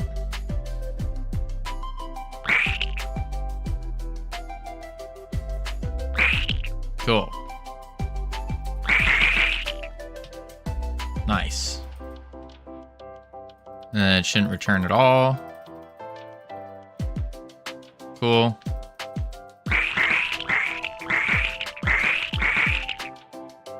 We'd have to put a look at as well. I could do the look at there.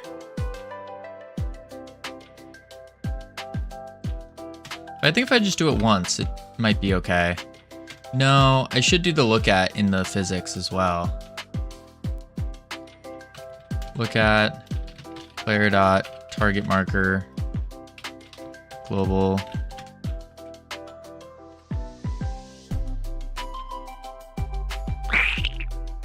Yeah, that's better.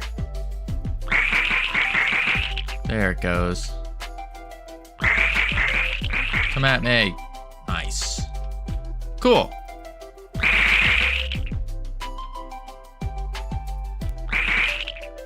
Sick. All right. We got that now. That's the super basic version of it. Let's go to GitHub, return that, and say, goo wizard basic attack returns with goo.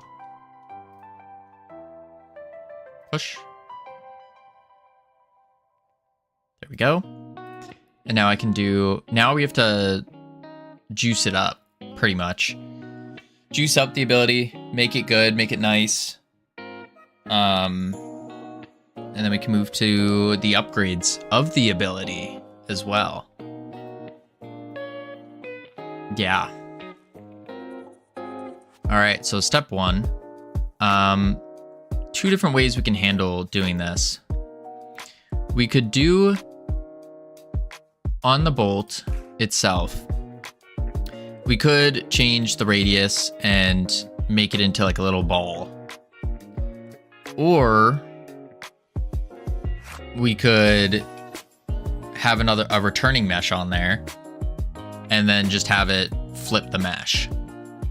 I think either way would work fine.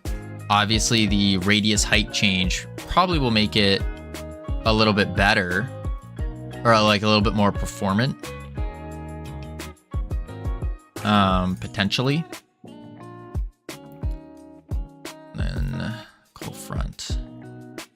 Yeah.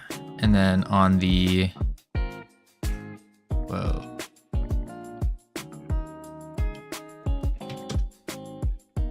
Interesting. Okay. But I need to do shading.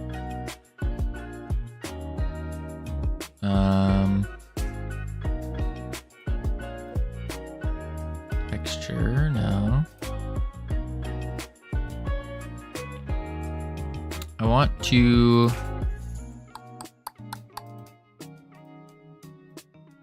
the grow adds a thing to it, but we want it to, I forgot how to change what color the outline is. Maybe it's in UV2? No. Take a look at these settings. Here, standard. Shading, unshaded. Okay. Base albedo. Oh, and then you turn the albedo green when you switch it. Negative 0.45. Huh. Negative 0.45. 0. Interesting. No transparency. Unshaded.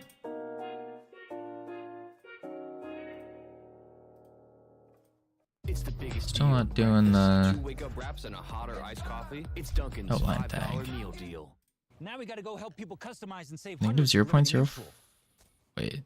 Maybe where's the golf cart? 045. We got that. There. Albedo. Shading. Unshaded. No transparency. Unshaded, no transparency.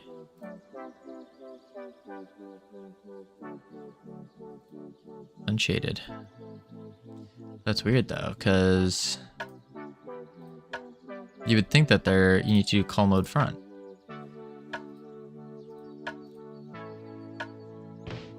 But it still ain't working.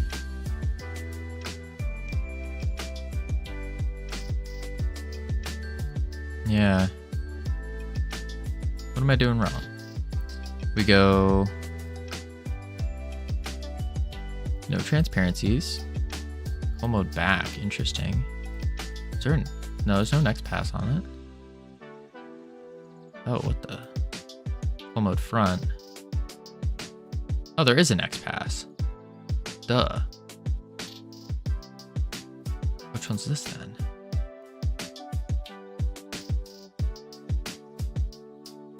Front. Unshaded.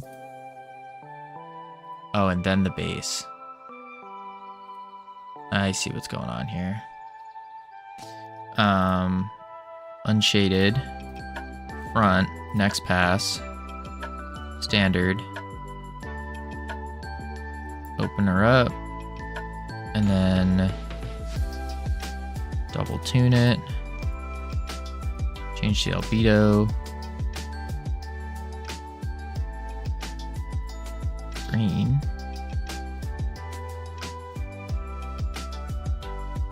Did it backwards.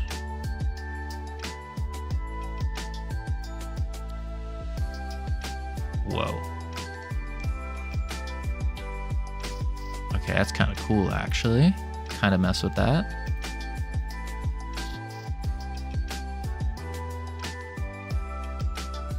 And then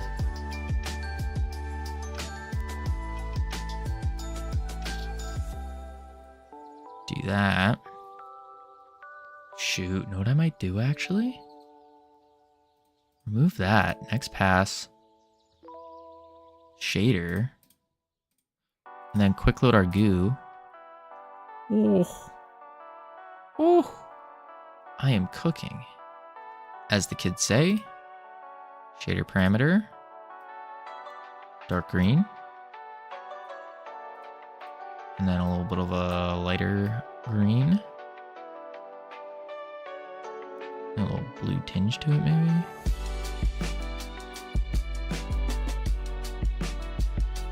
There we go. And then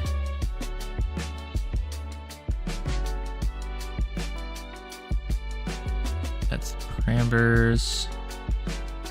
Also add a texture. Little noise. And we'll do a fast as a normal map though.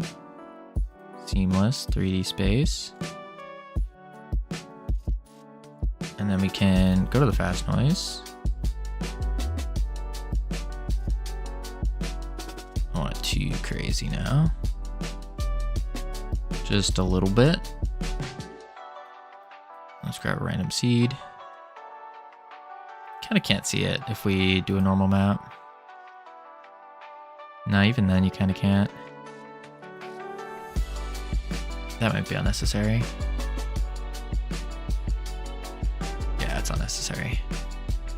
Opacity. Fraction. Specular. Leave it there. Hard.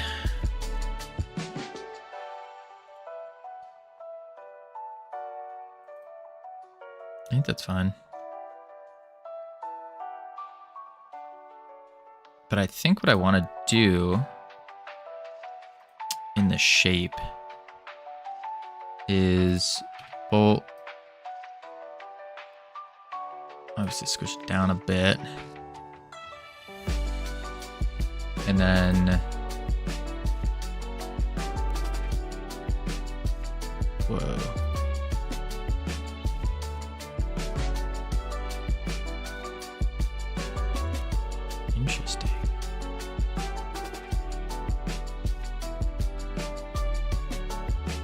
See what that looks like. Play it.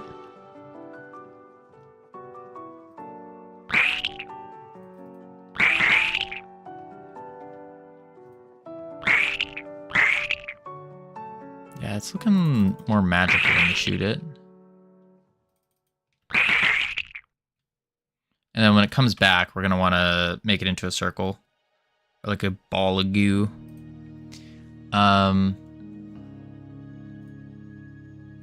So what we could do is we would do 0, 1, 2, 5.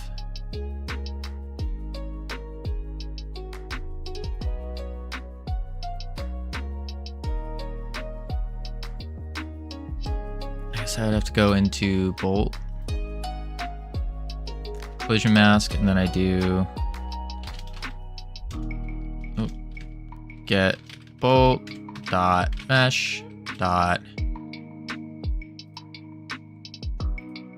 radius equals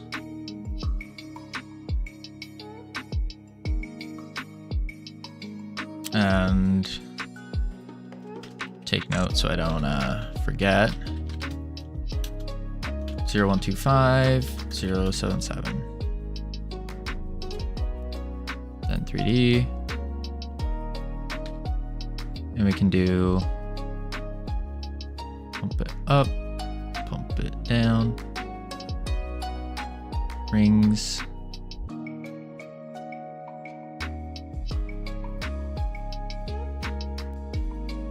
four rings,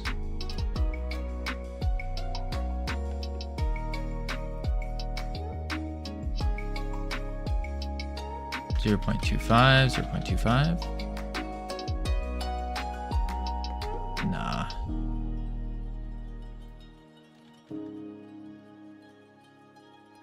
And then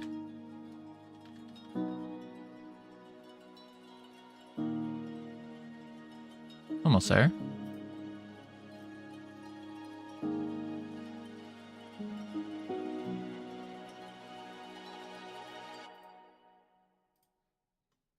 Reduce that.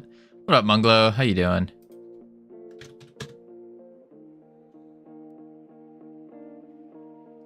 That's pretty good.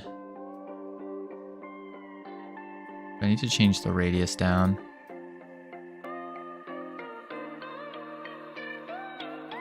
.2. Okay. And then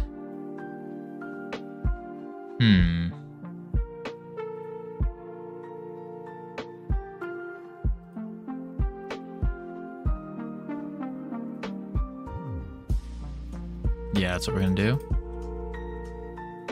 So we now go to 0.2, 0.5 equals radius is 0.2. Bolt dot mesh dot height 0.5. Bolt dot mesh dot. Do you think the goo, when it's returning to the wizard, should look darker, like it's depleted of its magic or something? Maybe help distinguish it from goo bolts? Yeah, that's actually exactly what I was thinking. I quickly messed with the color there just to kind of see what it would look like. So that's what I'm doing right now, actually, is I'm going into the material, and then I'm gonna do dot mesh dot material, and then we do dot albedo equals color dot. We're just gonna do dark green. So it should switch this color to dark green. I hope. We'll see. Oh, I didn't reset the bolt. Yeah, I didn't reset the bolt. Oh, interesting. Some of them worked. F8. Basic attack. And then we do 125. And then 0.77. And then rings also. Bolt dot mesh. Rings. Right? Rings. 4. 0. Save. Now. Play. There's our bolt. And then it comes back. Bolt. Oh, and then it shoots. Interesting. It doesn't reset. Huh. Very interesting. I guess because I'm setting it instead of doing a material override.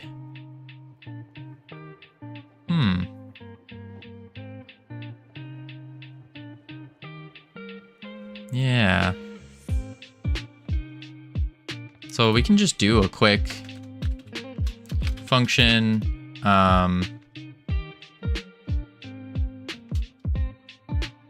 Change mesh. And then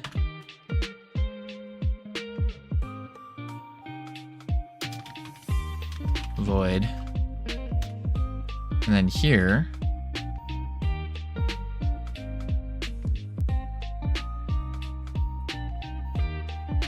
cut that, paste that, do that, do this. If is returning, or yeah, is returning. Let me do this.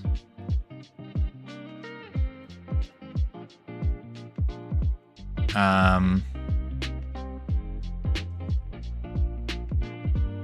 then if not,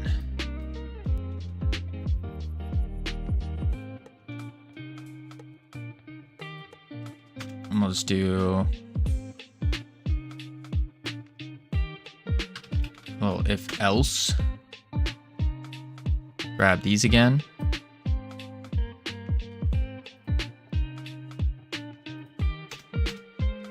Let me do 0. Radius 125. Height 77. And then color. Let's do white.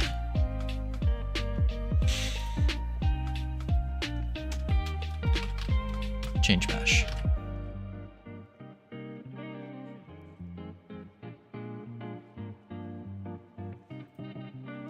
And then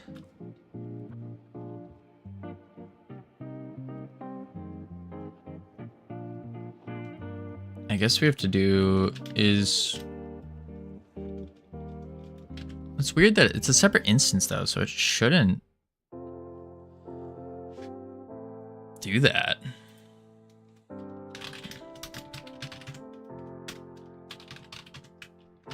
I'll just do that.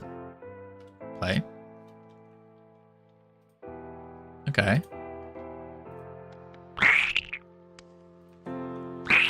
Okay. They got really skinny though. Oh, interesting. Yeah, look at that. Because they're not separate. They're not their own instance. Ah, this is like the auras we had before. Yeah. Okay. So what that tells me is we do not want to do it this way. Yeah. Ramsey Swatson, thank you for the follow. Welcome to the team. You now have access to the beautifully immaculate team emotes you can use to welcome people to the team.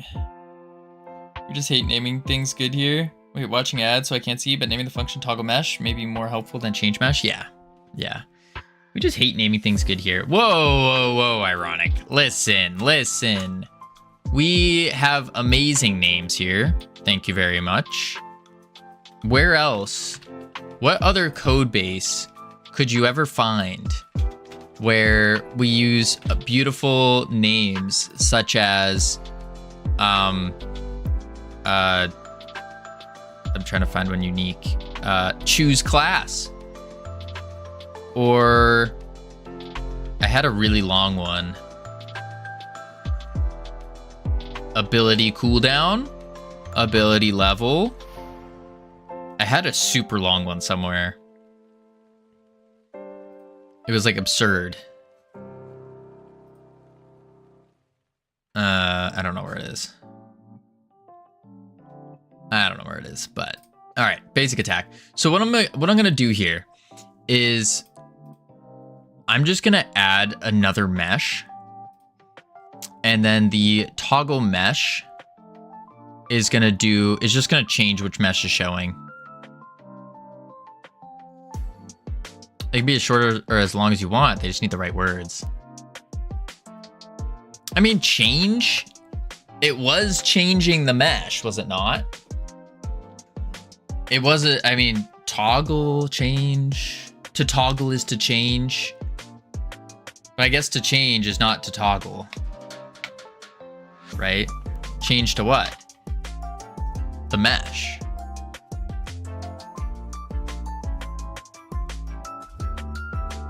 But now we're toggling mesh. So null and moot. Bolt dot show. Okay. So we need to do, so you toggle mesh, and then in the function, if it's randomly is returning, it randomly changes to something. It's not random. Not random. We need to do this. So we hide you. So it's not like you. What do you mean? Mesh. Call it change mesh, filled bool. Returning goo. You just call it change mesh and hope that a random number of variables inside it are correct. Okay, that I will admit the numbers maybe were not the best. Instead of using arguments, yeah. Maybe they weren't the best. I'll be the first to admit it. Maybe they weren't. But it's okay. We're doing something completely different now.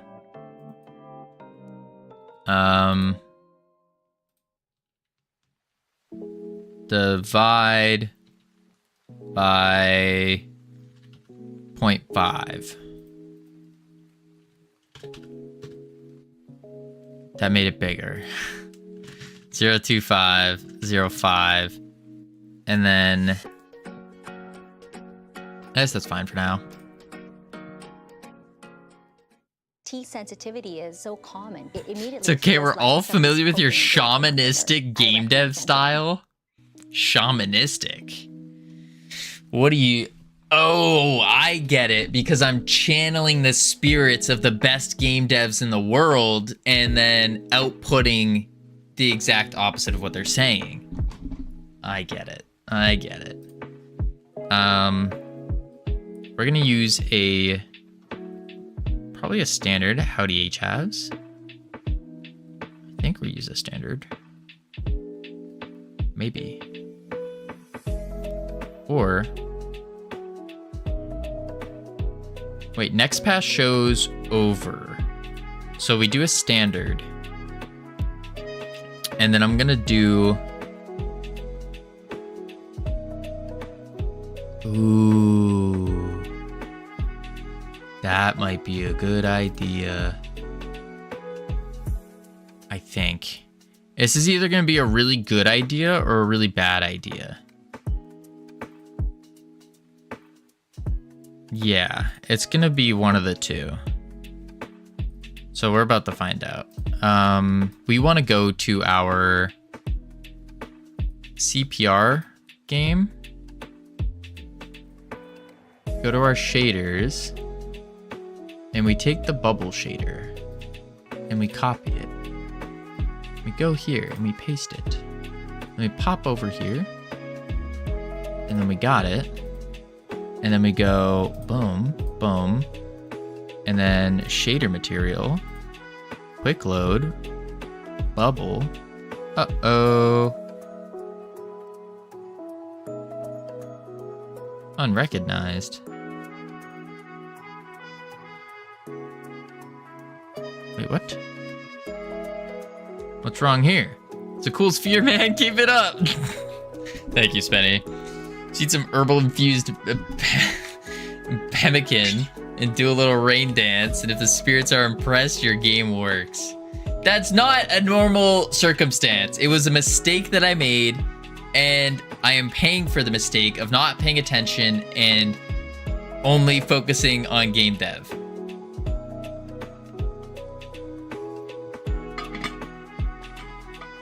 Man, oh man. Man, oh man. Okay, let me do this. Go there. Quick load. Bubble. Dope. So now you're probably thinking to yourself, Covino, what the heck's going on here? Why do you have a bubble? And allow me to blow your mind. Bubble color, dark green. And then we're gonna do a noise texture. Yeah, look at that bubble. And then we do a fast noise. And then we go, oh, that's too fast. That's, nope. Yeah, it's too small. Oh, I need seamless. 3D. And then we can actually, instead of simplex, we like Perlin for wet things.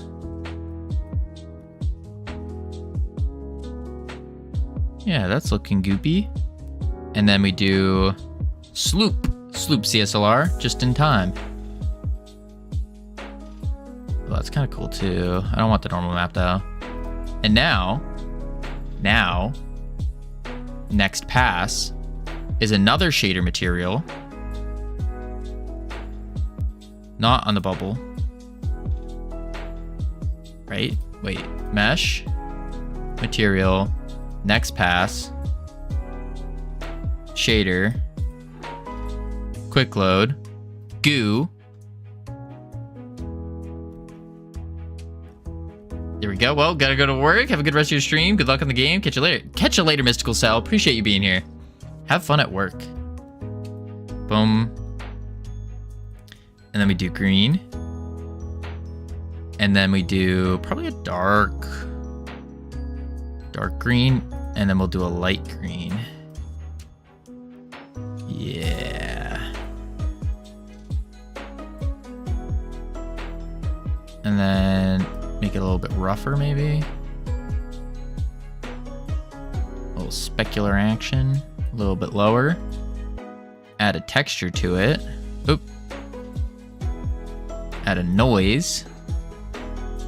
And then this noise gets there. And then we like to use Perlin for goops. Yep. And then probably zoom it back in. Let's use it seamless. It makes a small difference. Okay. And then height multiplier. Ready to drive you forward with pure power unleashed and future forward technology.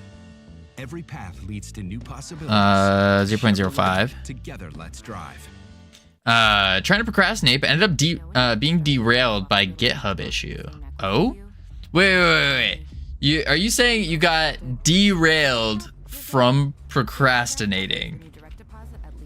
Is that what I'm hearing? Is that what I'm reading? Yes. I mean, that's a plus, isn't it? That's a good thing. Trying to avoid being productive. But I was forced to anyways. Oh, what a shame. Don't you hate just being productive? Man. A bunch of functions for decoding strings. We're using getString from ASCII instead of getString from UTF-8. Ah. Stupid work issues getting in the way of procrastination.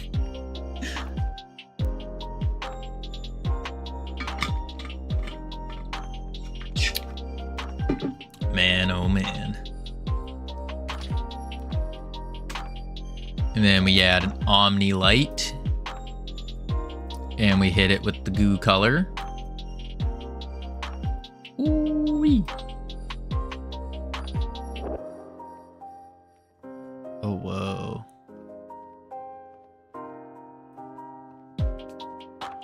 Turn the energy up just a little. There we go. Lower that. There we go. Dual paraboloid. Save. Is the issue if you feel inclined to read it. Oh, it's for the BSP importer. You and that BSP importer. If only I still understood what a BSP was.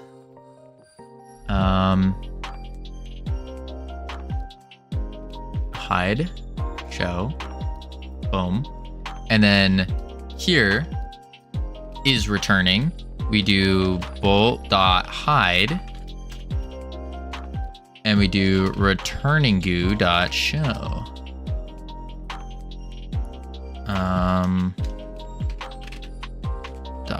Hide. See what it looks like. Been acting as an unofficial support rep for it.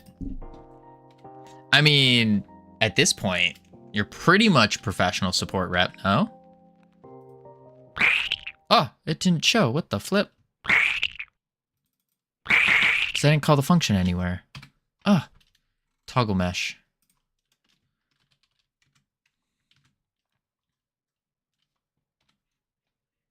I mean, probably. Here we go. Boom.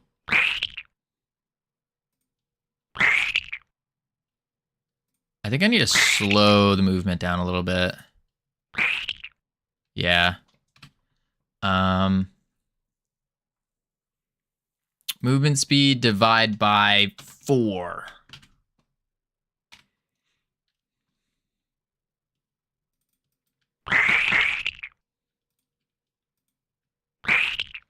Look at that. Look at that ball of goo.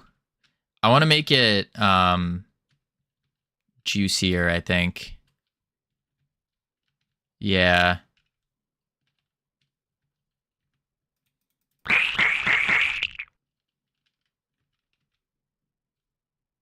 Yeah.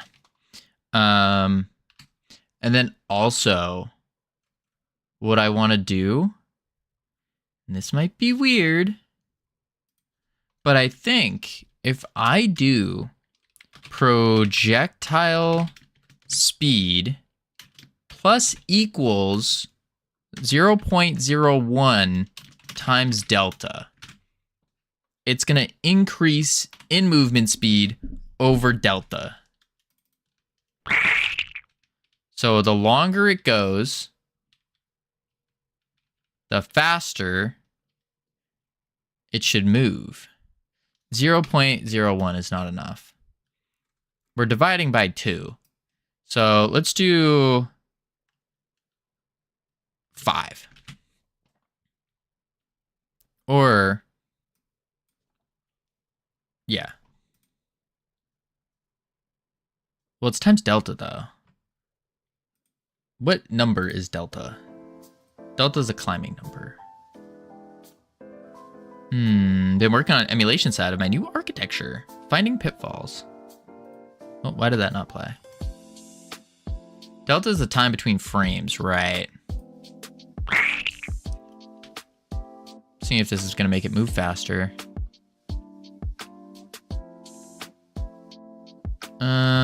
Oh, it is moving faster.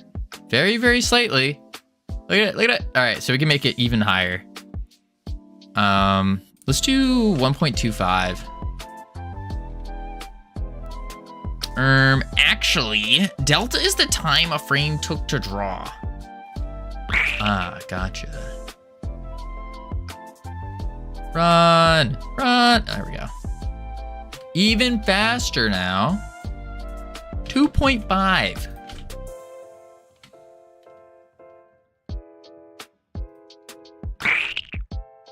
Run. Ah. There we go.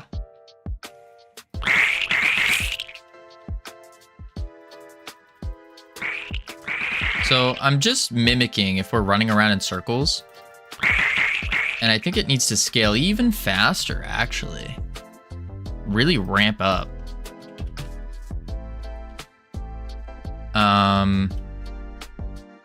But magic numbers are bad. So var speed scale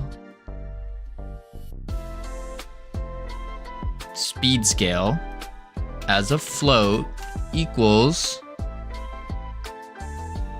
4.2. Another classic Covino. What is wrong with speed scale? Speed increase. How's that?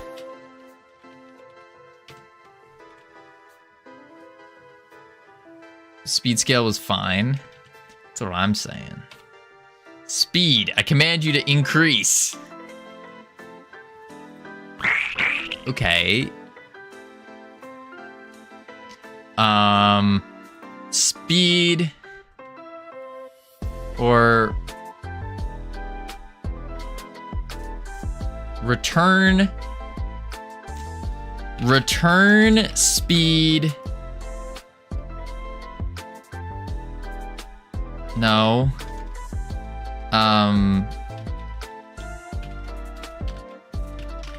Speed increase amount. How's that? Speed increase amount. There. We're not like, listen, I'm not like other, amount is redundant. That's what I'm thinking.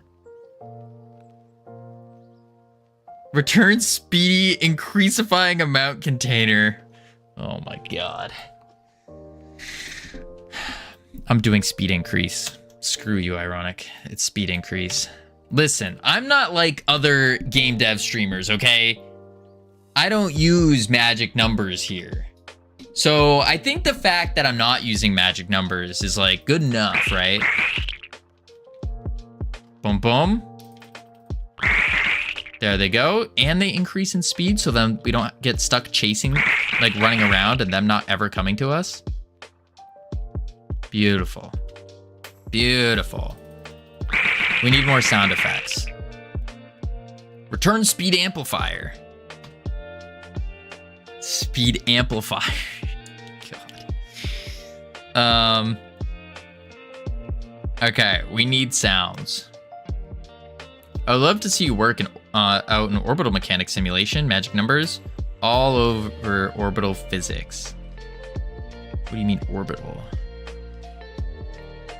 Wait, what is this? Oh, this is a magic number. Okay. Speed increase, and then, var initial speed decrease as a float equal 4. Initial speed decrease.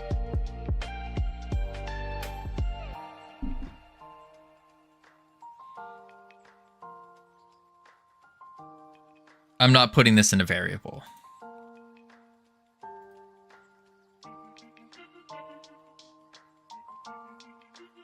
Yeah, there we go. You should. No, I should not. Epic, thank you for the follow. Welcome to the team. You now have access to the beautiful, the immaculate team emotes you can use to welcome people to the team. All right, I'll do this. Ready? Bit value. Should make them constants instead of variables, I think. Player layer. A constant player layer. Wait, that's actually not a bad idea.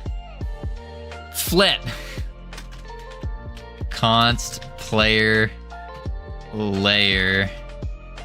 The float as a int 2. Flip. What up, okie dokie? Player layer. A collision mask is probably one of the few things you want variables on. The streamer who makes me quadruple guess myself. Quadruple guess yourself, okie dokie. What you mean?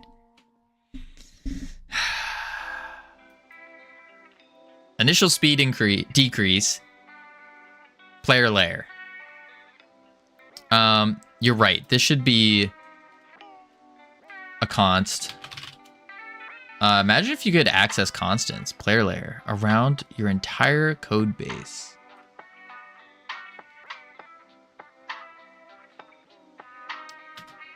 I mean, I could. I have to use brain power 4 times harder here. Do you really? Do you really? I don't think that's a thing. Let's do speed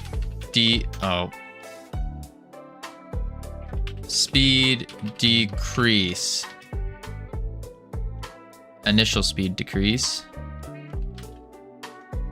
Initial speed decrease as an int equal to 4.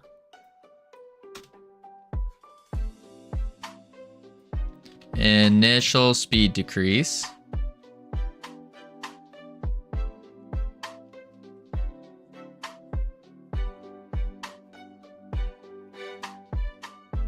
I use Brian power, like 0.5x harder here. I have to think about what I say. What do you mean? Oh, but seriously, adding return in the name has value because speed increase only gets used when returning. Oh, return speed increase?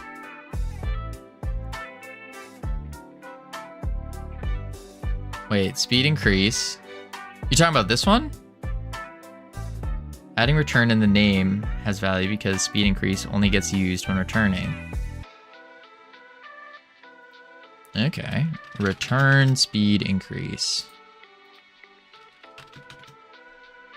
But this should also probably be a constant, shouldn't it?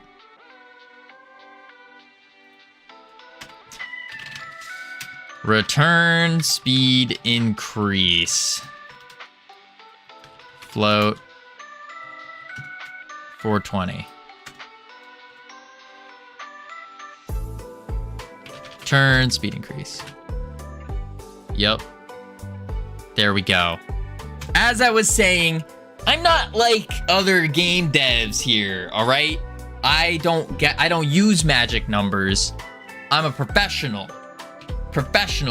A full singular year of experience professional. Some might even say I'm at the top of the noob in the hierarchy of game dev knowledge. Well, Hypnotic has a beard and you don't. I got a beard. What do you mean? It's just I keep it small. I keep it light. I keep it well shadowed. Because I don't like to have a big bushy beard. My bushy beard, it grows out like one of those stereotypical Italian, like, big fat chef kind of beards. On the flip side, Covino has hair, Hypnotic does not. That's true. That's true. Man, I warned him. I said don't do it. I said don't do it, and now you catch him every single stream. He's wearing a hat. I'm like, huh, I wonder why. But also, someone should warn him.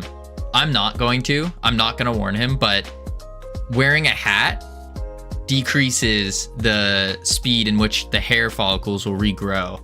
He claims it's cold. Yeah, sure. He needs to also shine it. Like the things I learned while being bald.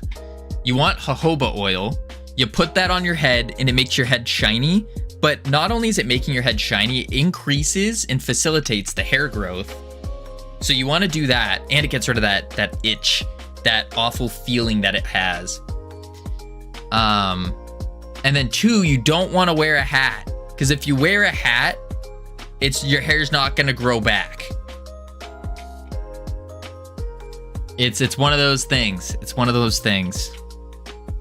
All right, so now that we got this, someone would take a look at this code and go, wow, this is a professional. And I go, yeah, I know. We need to do what else is this missing?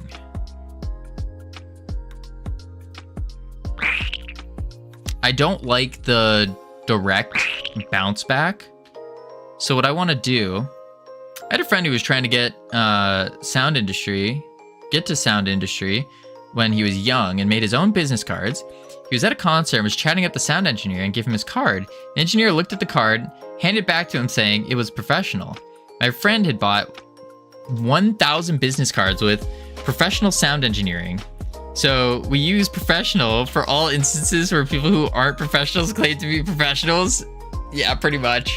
Pretty much. I do agree with that. I do agree with that. Usually when someone says that they're a professional,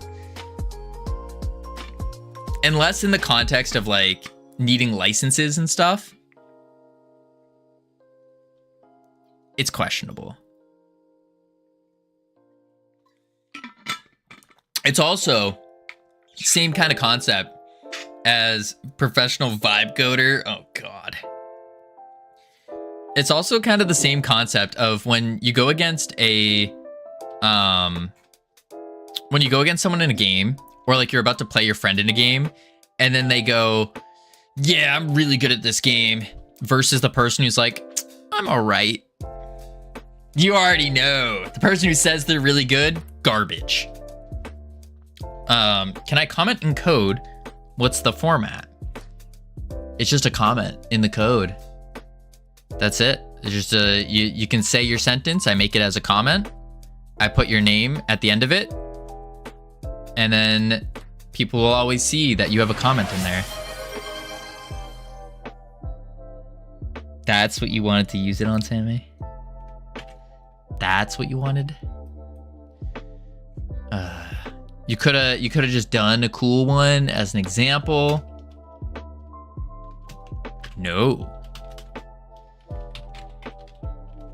What's today's date? The 14th of July. That is a cool one as an example. Sure. Whatever you say. I'm 60% sure this is correct, which is better than my usual 20%. Covino X Okie Dokie 24/7. You're multiplying? Oh, that's not right. I thought I copied this. Copy. There we go. Why does it say this? Boom. And then Okie Dokie 24/7 14 July. Bam. I forgot my other one. We get an okie dokie amount of just Covinos. An okie dokie amount. Interesting. All right, so I want to take this on return and I wonder if I could pop it up a bit.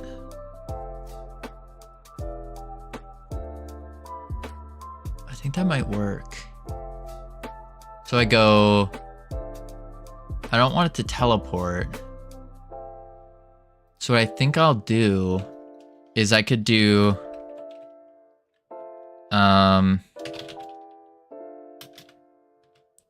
what do you want it to do? I want it to go like this. So we have the enemy. We hit them. And then it pops up and then comes to us. Just so it looks a little bit better. It almost looks like you're sapping the goo instead of it just bouncing back like a boomerang. So what I was thinking about doing is just tween the Y up a little bit. And then it will naturally get that arc because it's coming straight for the middle of us anyways. I think that would make sense.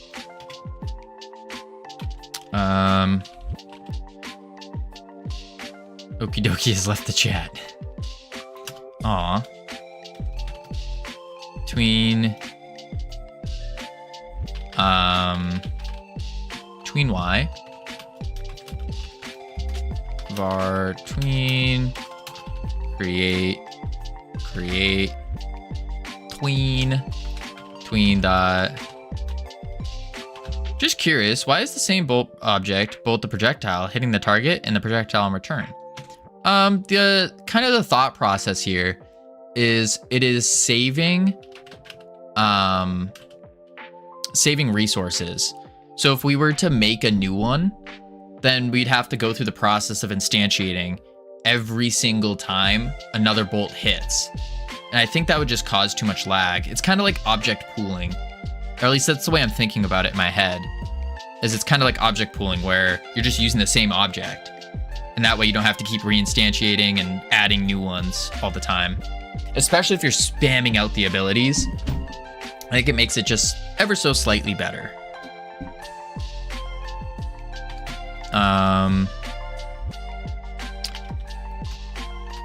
Global position. Y. Final value. Global position dot Y plus 3 over howdy HS, and then dot set trans elastic. Let's try that.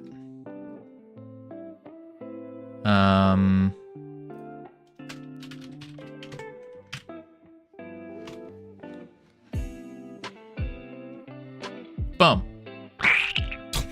Jesus.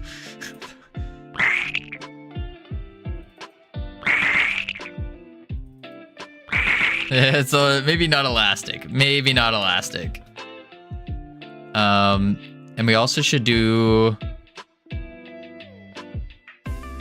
probably over 0.69. Let's do 8.5 actually. Almost a second. And elastic, just that ain't it. That ain't it. Let's try bounce. Bounce.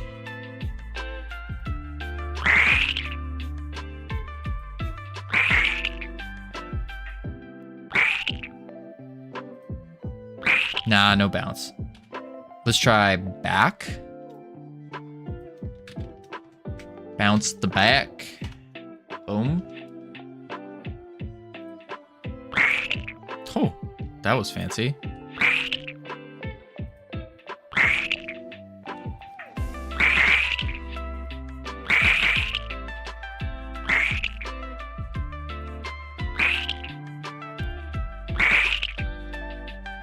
I think we even want to do this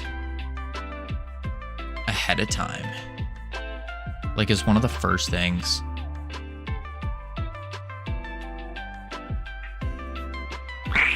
No. Let's ease. Maybe if I ease out on the tween.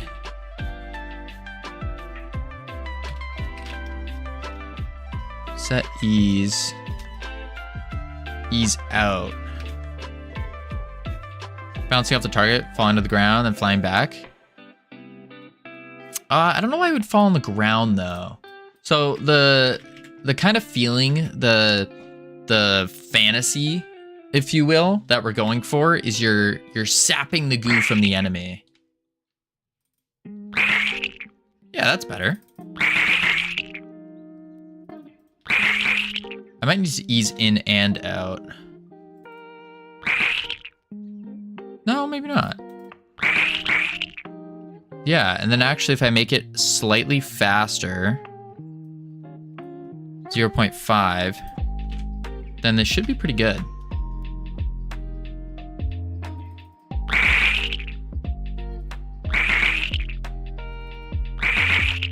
And then what I could do is instead I do var random height equals random float range from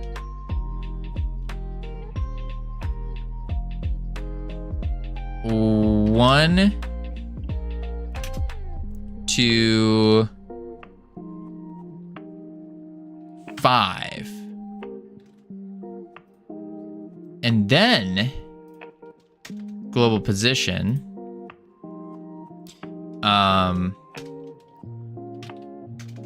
Var random XZ random float range from 0 to 2. No, I lied. -2 to 2. Yeah. And then what I do here is I do global position, and I do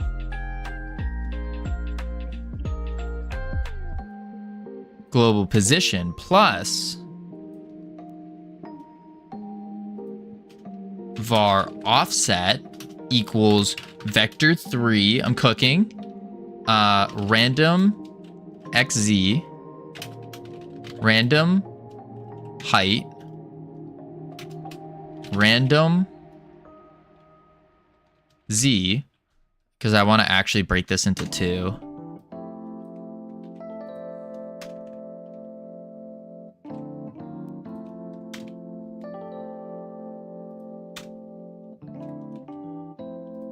Boom. Then global position plus offset. Bam.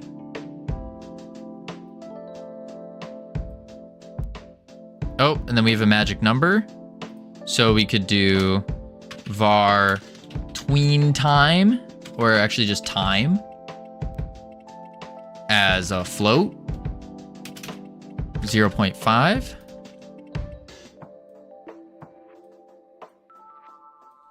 Time.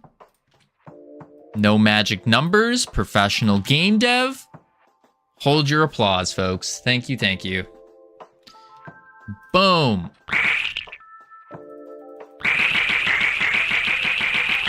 That's so much better. Ah, Hypnotic, we were just talking about you.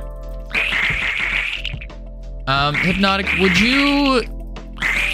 you like some advice from one ex-bald person to a current bald person? Some wisdom, if you will. Unless it's a variable being modified by the code, then you should make them constants.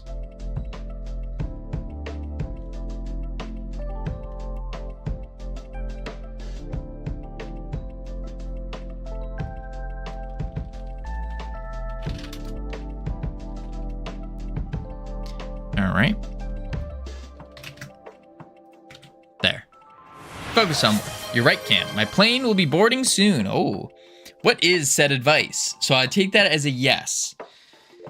So, a couple things that I learned on my bald journey. Number 1, you want jojoba oil or some other kind of oil, like natural oil, and you put that on your head. It's what gives the bald glow and the bald shine, but it also helps with hair growth. And it helps make your hair thicker, stronger, and last longer. Jojoba oil. Then the second thing is you do not want to wear a hat or a hood. Anything that touches your head, you want to avoid those, because those do not promote hair growth. Those actually hold the hair growth back. You ever tried naturally balding? I've been trying it out for the last decade against my wishes. Oh. Man, I have not. Okay, that's good. Sick. But yeah, those are the big things I learned on my bald journey. And then I then double checked this information with a bunch of hairstylists and hair barbers, and they all were like, whoa, that was really smart of you. And I go, someone else told me this information.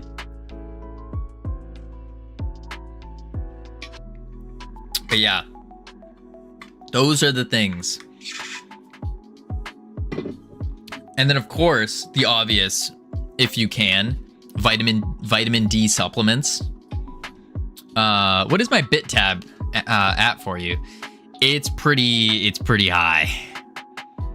I was never clean shaven, so not sure if that counts since it's still short hair is currently growing. No, it's the same. It's just the same thing. They said even like they tell people who even have like hair that's like thinning and stuff, use the jojoba oil, and that's gonna help promote the growth as well. Just change the category to hairdressing and makeup, lil bro. Who are you calling lil bro? I am a professional here. Professional.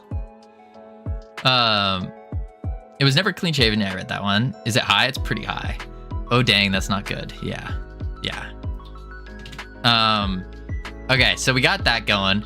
We need to do sound effects. Listen, I'm a man of many talents, many skills, many factoids of knowledge. I just like sharing the information I learn. What can I say? So we need we need to figure out what sound our goo makes. Fire Tiger, thank you for the follow. Welcome to the team. You now have access to the beautiful, the immaculate team emotes you can use to welcome people to the team. I can drink on this plane. Oh no. Cam, your tab's just gonna keep going up. What are you doing? Pray to God and he will forgive all your sins, Covino. What sins have I... What? What do you mean, Condi, my sins?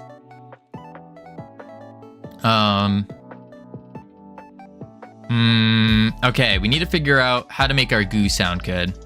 Making a 2D game is a sin, because is laziness. I wouldn't call it laziness. Oh well, I'll pay my tab in November. So you're saying just instead all drinks are on you? Okay. Okay, we need a shot sound. Also, I'm in America before the conference, so it's looking like I'll be traveling from Boston to Munich. Wait, Cam, are we gonna book the same flight? Is that what's gonna happen? We could be plane buddies, Cam.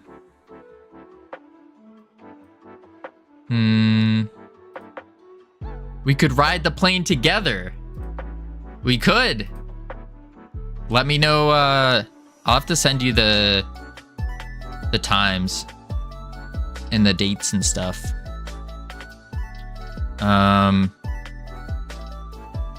Because that would probably make a long trip a little bit less boring, I will admit. There we go. All right, we got ads planned, and I have not stood up in 4.5 hours. So I will be right back real quick. We're gonna chuck on the words here, and then when we get back, sound effects. This is where y'all will be amazed. Y'all be stupefied, if the word is there, of my beautiful voice acting capabilities. Beautiful voice acting capabilities where we will, there we go, start that. We're gonna make all the sound effects. All right, I'll be right back real quick. And boop.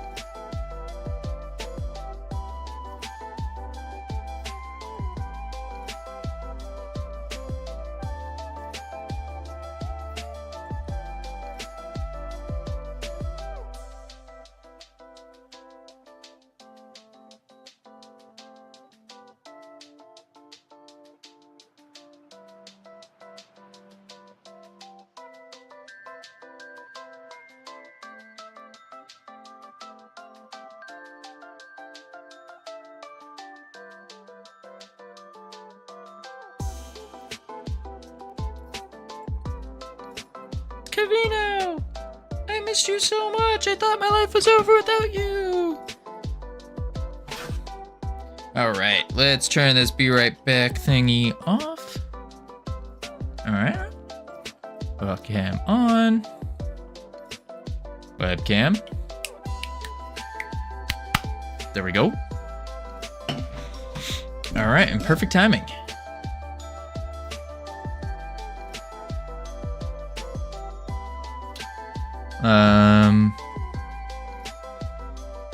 Dope. Words off. Boom. And we're gonna do goo sound effects. So we first need a shot sound effect. This is where we can be a little creative, right? A little creative. So we need like a sound effect that sounds like we're shooting something, like a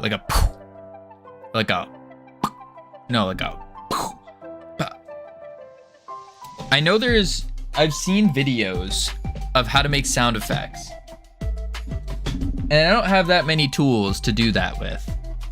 I'm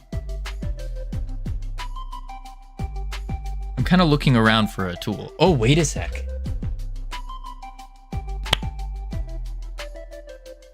That might be something. Hang on. Nope. Chapstick. Ready for this? This is called next level sound design, folks.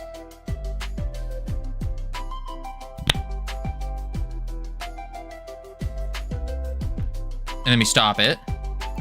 And then cut that. Cut that.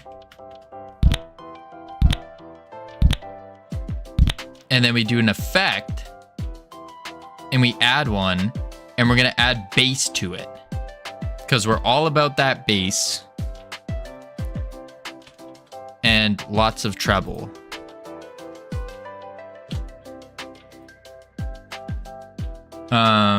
It's too loud. Bring your gain volume down and re-record. Is it too loud? Wait. Wait. How do I do this? Oh, it is.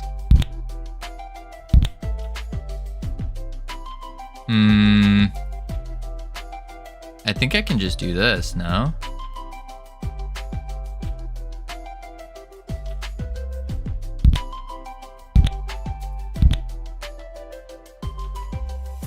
Normalize it? How do you... What, is that an effect?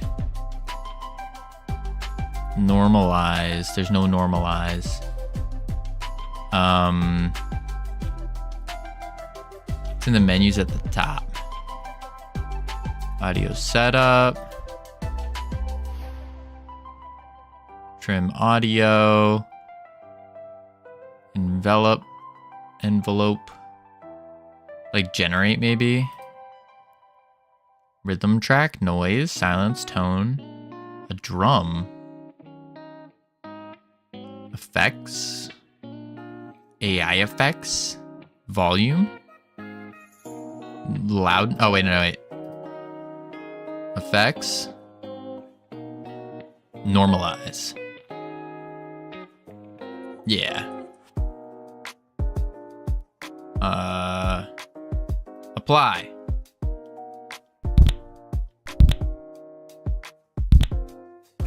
And then, wait. Then we gotta take this part out. Take this part out. Can I zoom in?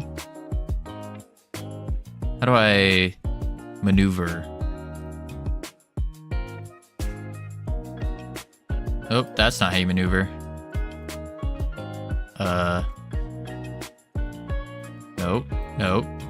Nope. How do I maneuver? There we go.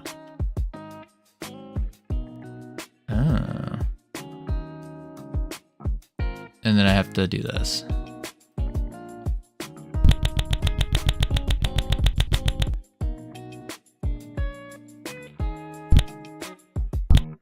Then if I cut this out and then cut here.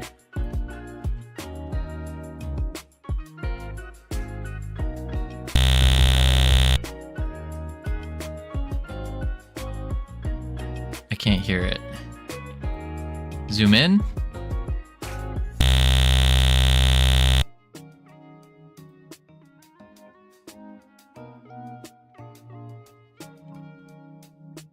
What the heck?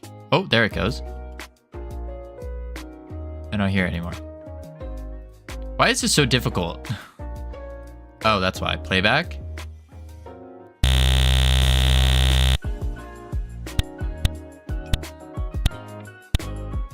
Effects. It's a little quiet.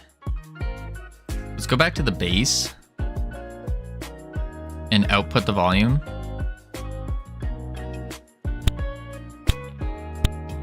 Add some more, a compressor, because I know what that does.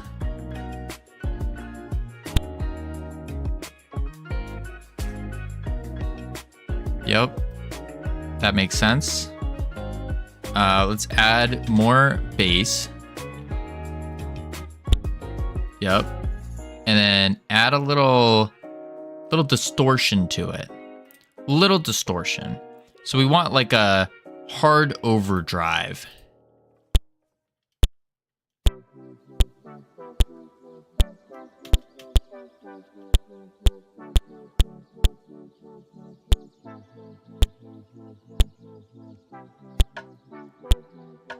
This is terrible. Pump that volume up. Maybe we need a different effect. Maybe we need some reverb. Just a little bit of reverb. And then we want to take the high.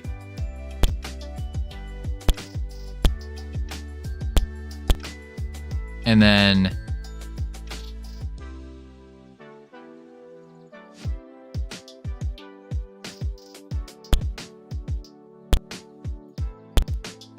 wait.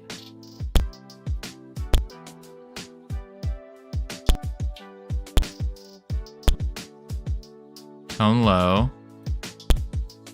Yup.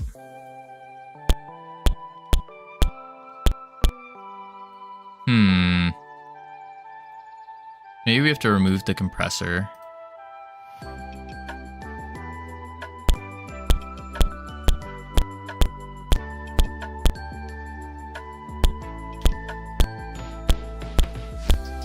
This is a terrible sound effect. We're deleting it all. Delete it all. Just get out of here. Redo. I think I'll be better doing it with my mouth.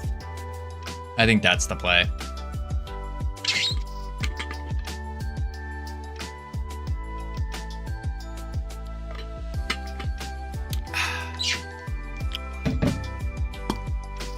Yeah, there we go. Ready?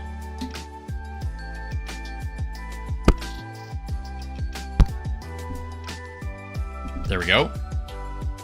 We can zoom out. All right, we got 2.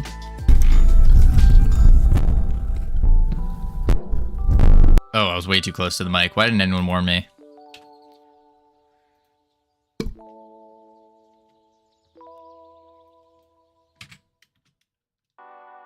Why can I not just play from the start?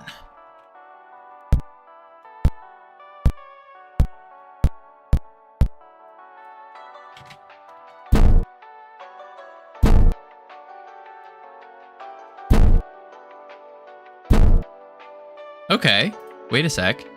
Oh, because there's distortion on it.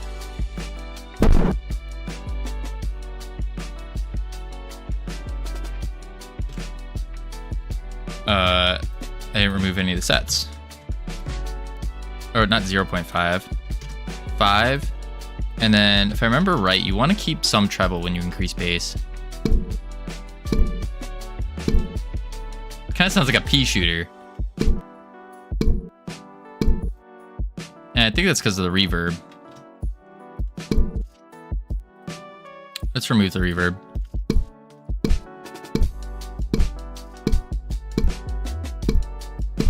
Sure, that's good enough. File. Export audio. Temporary assets, yeah. And then we can just call it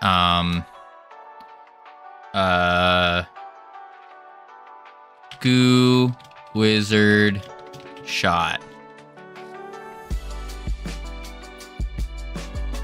Boom. All right, and then on the basic attack, no.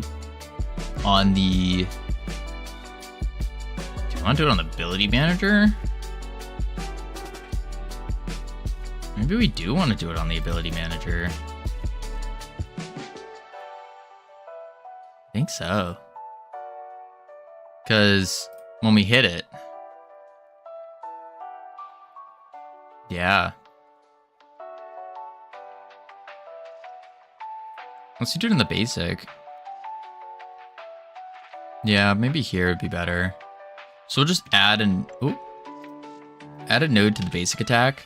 And it'll be an audio stream player. Or wait, weren't we talking about doing audios with the effects autoload?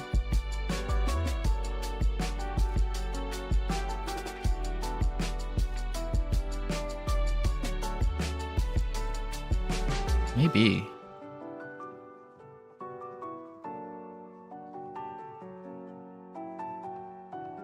Nah, it's whatever. Audio stream player. We're gonna do randomizer 1.2 1, and then on the sound effects, and then in the randomizer streams add element, and then quick load Goo Wizard Shot in the basic attack. When we add child, we will also do the get audio stream player dot play. Interesting that it won't get it. We'll see.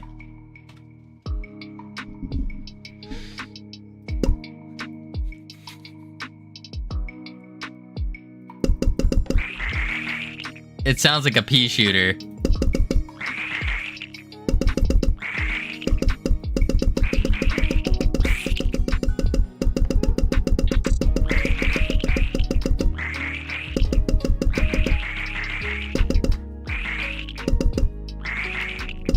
It sounds like a pea shooter. I guess it's better than nothing.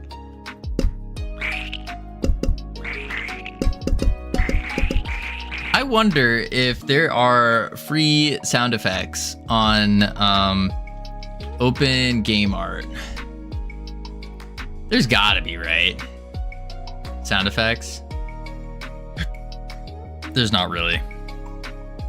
Oh wait, we got more pages. Melee sounds? What is this?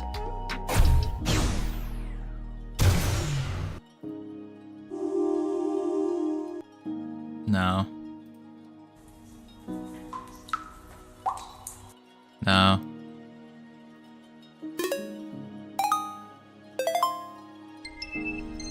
No. 2?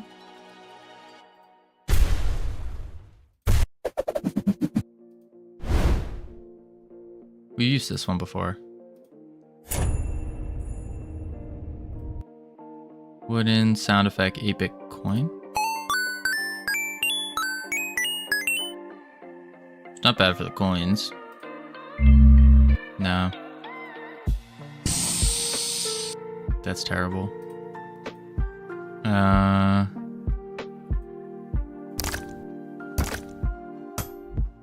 Wait. Wait.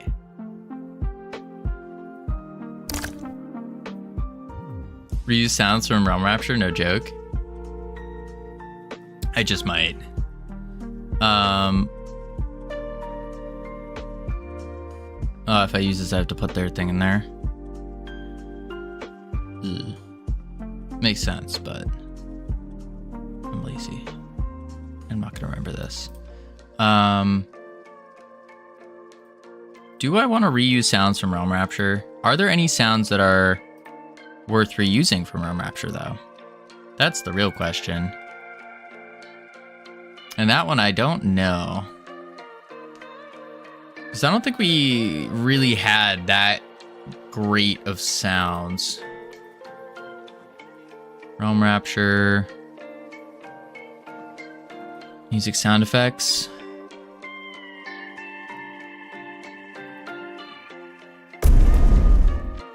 Okay, we did. We actually kind of did. Wait. No,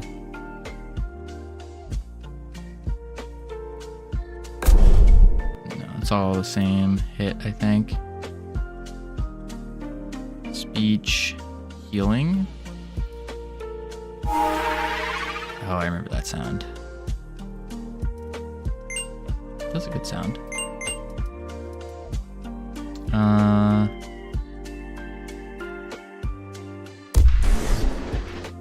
That's intense.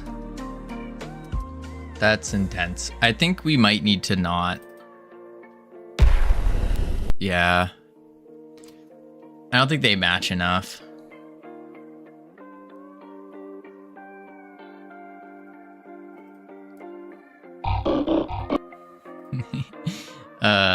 Where's the elemental impact? That sounds like rocks. What kind of sound do you need? I couldn't even tell you the answer. We need something for the shot. So it's for the shot, the impact. We probably need a better squish, and then another absorption goo ball squish sound. The bloop sound sounds good though. Yeah, but it's a pea shooter.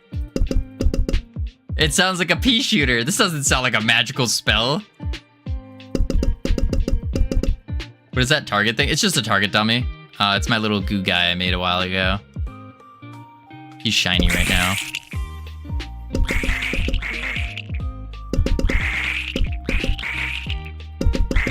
Sounds cartoony. The whole game looks cartoony. Yeah, but this sound, it sounds too cheap. Like right now, it looks super cartoony, but I think eventually we're gonna go in a little bit better direction. There's a couple artists I wanted to talk to about it.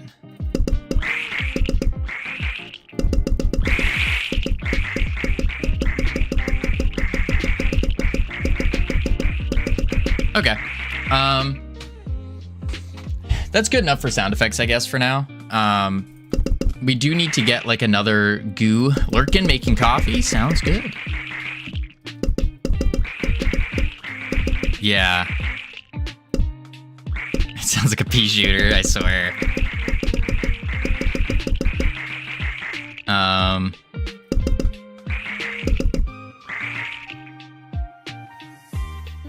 Maybe I do another squish sound. One more squish sound for when it comes back to us. So we do here. And then when it hits the body, oh, it Q freeze. So we need like a goo absorb particle effect. Yeah.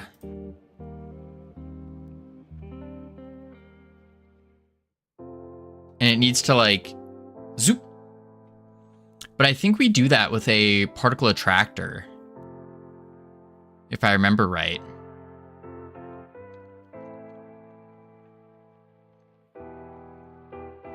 I've never used the particle attractor though. I don't think it's on. I don't think we put it on the player. No, we put it on the here. No? It was on the Goo Splash? No. Where the heck was it? Oops, didn't mean to do that. Hammer. Oh, it's on the hammer for the attractor.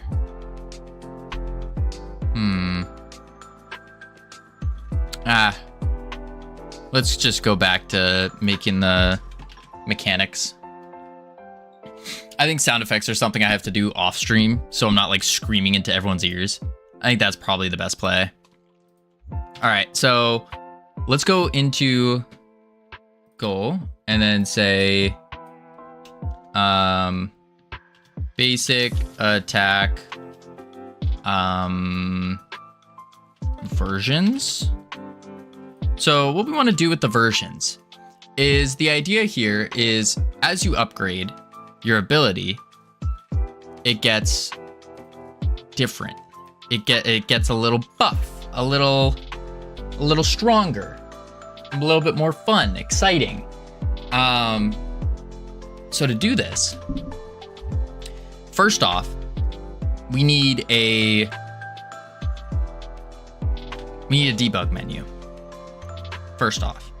So what we can do is pop open, let's think. Put the debug menu on the debug map. Yeah.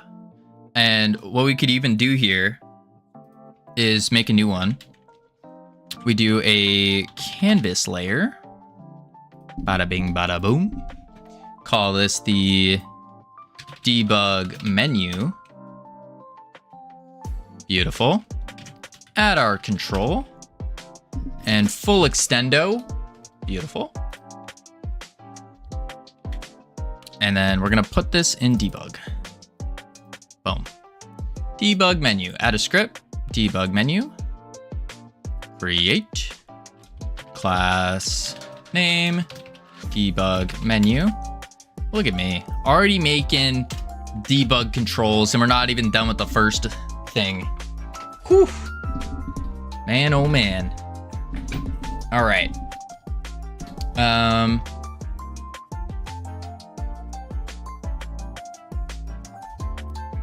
In the control, we're gonna do a margin, and this margin's gonna go on the left, and it's gonna go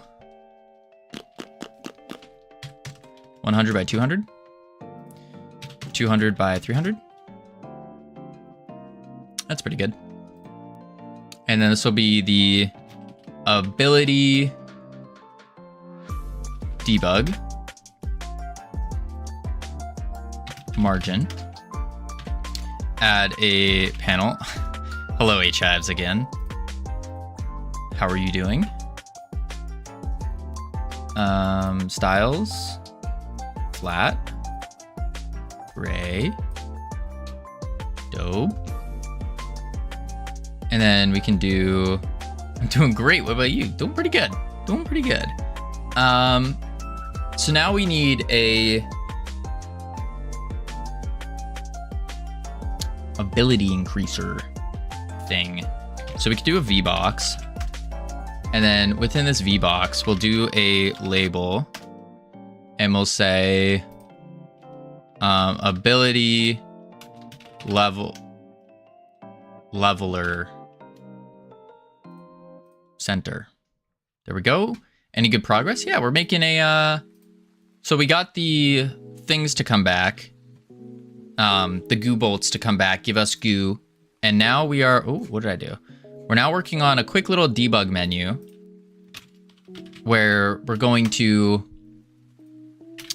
use this to increase and decrease the level of our abilities. Basic attack H-box. And then what we do is make the layout 200 by 100 by 50, and we can do a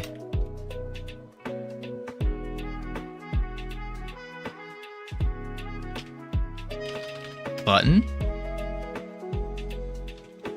label button. Yeah. And then these buttons are going to do... Actually, I don't like that layout. We're going to do label button. Oops. Oh, I have the 2 buttons selected. Boom. Developer Ezra. How are you doing? Ending early today. What's going on? What were you working on? For those of you who don't know me, hello. My name's Covino. We are currently working on our production of our new game. So we just finished the other day, or like yesterday, I guess. We finished the prototype for our roguelite game. It's a WoWlite roguelite defenders game. Basically, you run around, you can shoot enemies, you get their goo, you then use their goo. We can also dash. Use their goo for different abilities, like a goo wave. Then you basically kill them, collect gold. Let's go through here real quick. Collect gear, put that gear on, they give you upgrades. It's all roguelite. And then, of course, we have a boss fight. A bunch of different abilities as well that I haven't done yet, or that I haven't shown yet. Like the hammer, we're gonna die. Uh-oh. And then we can also summon a golem. Oh, we also have an explosion. Boom. But yeah, that's kind of what we're working on. This looks so different from last time. Looking good. Yeah, this is the prototype version. So this one, it was made as like a mess. So we're trying to rework it and make the production version. So the production version it's looking like this. Looking like this. We were working on our stream interaction app on Godot, trying to do a little collectible mini game thing through Twitch Redemption. Ooh, that sounds exciting. That's really cool. But this is what we got so far. That's about it. As you can see, it's a little bit more complex than what you're seeing happening. So the bolt shoots out, hits them, does a particle, and then comes back as a different mesh and gives us goo. And the goo is up here in our bar. So what I'm making right now is I'm making a debug tool, because the approach we're trying to take to this game is we want to work on one ability at a time, make that ability absolutely phenomenal, make it fun, make it exciting, and then we can move to the next ability. So the idea here is your character, there's going to be a couple different classes that you can choose from. The first one we're working on is the Goo Wizard. So it's a wizard of goo. But you can choose a couple different classes.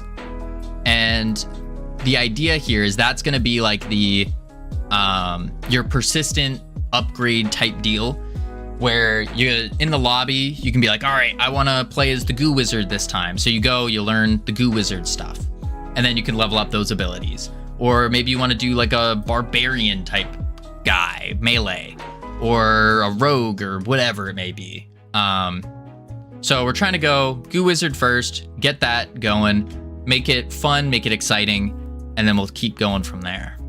Yeah, that's kind of what we're doing. Good idea. Awesome, glad to hear it. So we're taking a lot of different things that we're learning, that we've learned through our past projects and whatnot.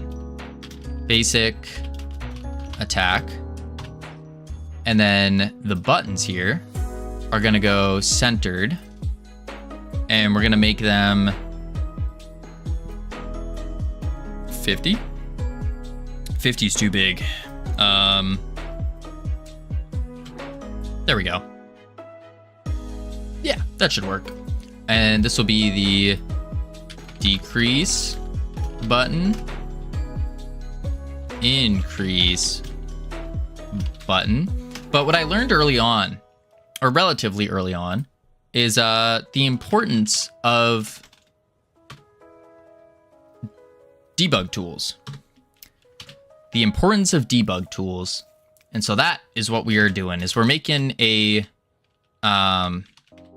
debug tool that's gonna be nice, be useful, super good. All right, there we go. So we got the ability leveler. And what this bad boy is going to do is it's going to... Oh, nice. It's already on ignore.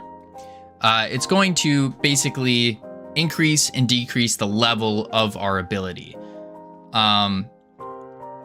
Probably should think through how it's going to set up.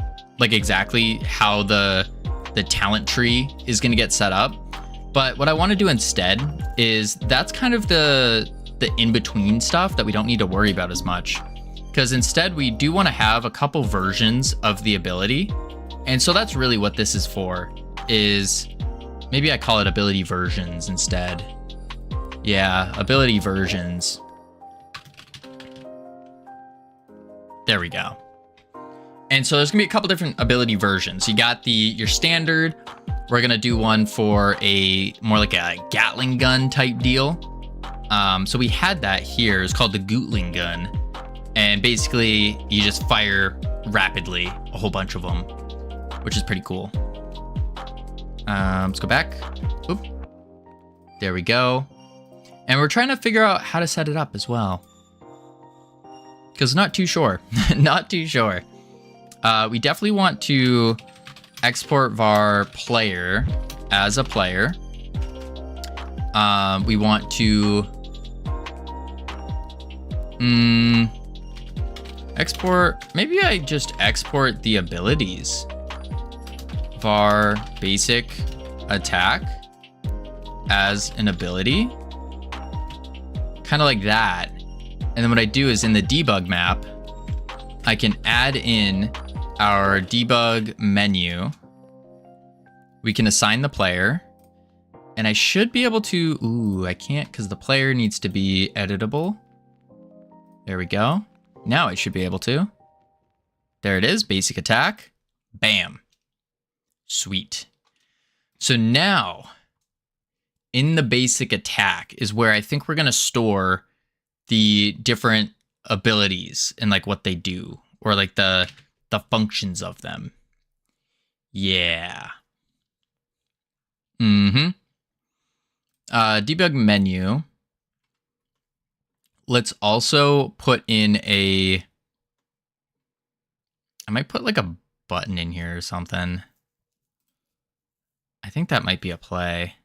Just to like zoop, shorten it up. So it'd go like, nah, I don't think that would work. It doesn't matter. I can just keep it up and then hide it and stuff. All right. Debug margin, debug menu. So let's do in the ability manager. Let's go here. And here we are. Here's our cast. So we want the different versions of the ability. Hope you have a safe and good stream, dude. Thank you, Luke. I don't know why I wouldn't be safe.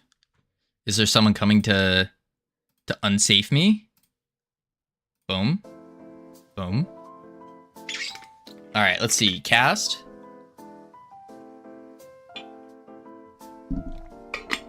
It's the internet. True. All right, let's see here. Cast, and then we're gonna do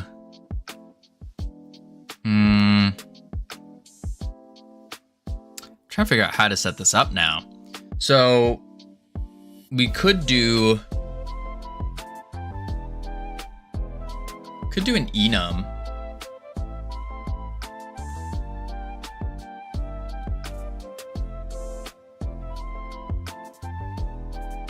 Yeah, we could do an enum and then match the enum. That might work. I don't know how I feel about so many matches though going on in this game so far. Because we have to remember that we're going to be doing this a lot. Skill level 1, 2, 3. Why do I need to match things? That's the way that's stuck in my head right now. As long as it works. See, that's the thing we are void. Yeah, as long as it works, like, yes. But at the same time, we kind of want to ensure that it's not terrible. Could use an array. We could do an array of abilities, an array of functions. That could work. Yeah, an array of functions. I kind of like that. And then we base it off of the level of the ability. Why does 1, 2, 3 need to be an enum instead of an int? Right. Yeah, because we don't really have exactly how. We don't have the how of how the player is going to get these upgrades. We know the general gist of it, where the players want to get their do like their talent points, and they can work their way to increasing it. Yeah. So maybe we do it by the level. Yeah, we could do it by level, I guess. Because we have in our ability here, we have our ability level. So we could use ability level. Yeah. Use the ability level.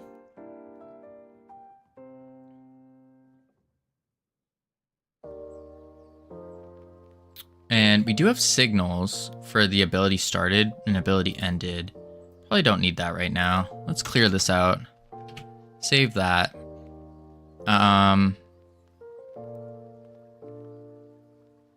Okay. Go back here. And we can do an array of functions. So we will do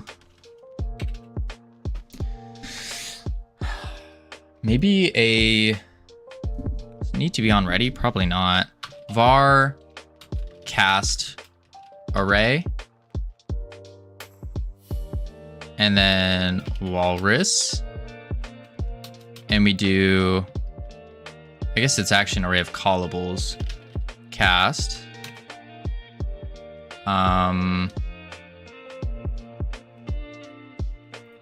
This is where I need to do all the different functions. So we could do, let me look back at here. The Gootling gun.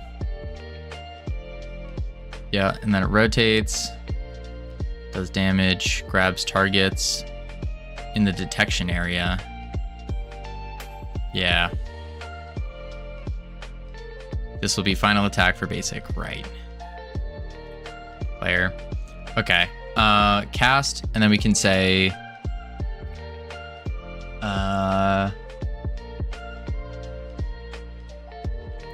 Gootling gun. Fun. It is fun, but gun. And then we'll do a Funk Gootling gun.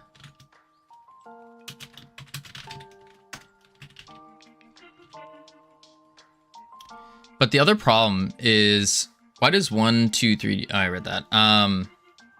The other problem is on the ability manager, we have it just casting basic attack. It's basic attack.cast. So we still do need something that's going to pick which one we do. Which I guess we would just do cast array and then the index. Wouldn't we? I think so. Let's do cast array and then basic.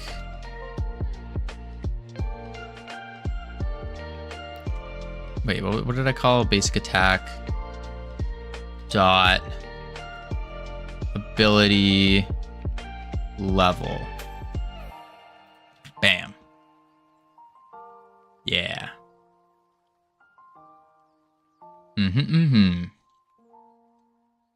That should work. Then I can go back to here. And then let's just print hello. Then in our debug menu, we can do, where is it? Debug menu, increase, node, pressed. I don't want to name this that actually. Basic increase, basic decrease, pressed, boom, pressed, boom. And then we can do basic increase. We do basic attack dot ability level plus equals clamp I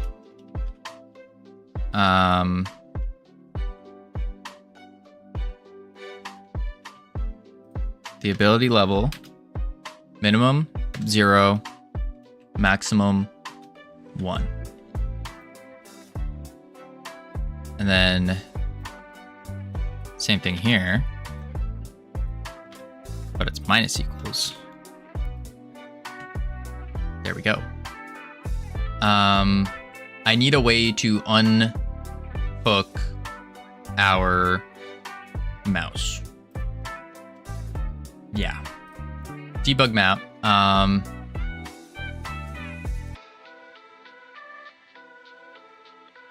What I could do in the debug map, add a script to it. Class name debug map that extends a node. Then we do a func unhandled input if event dot is action pressed escape. Do you not have a light? You look more shadowy than normal. I do have a light. It's just for some reason. I think it's the clouds. It's cloudy outside. Or my light's dying. One of the two. I could try doing it like that, maybe. I don't know if that made a difference. But yeah, no, it's pretty cloudy outside, so the backlight's not doing much for me. But yeah, no, I don't have any crazy lights or anything yet. No. I kind of spent my light money. I had money that I was setting aside for a light. And then I realized I needed to learn more about roguelites and roguelikes. So I ended up getting Hades 2 instead. Yeah. Event is action pressed escape. We're going to do input dot mouse mode equals visible.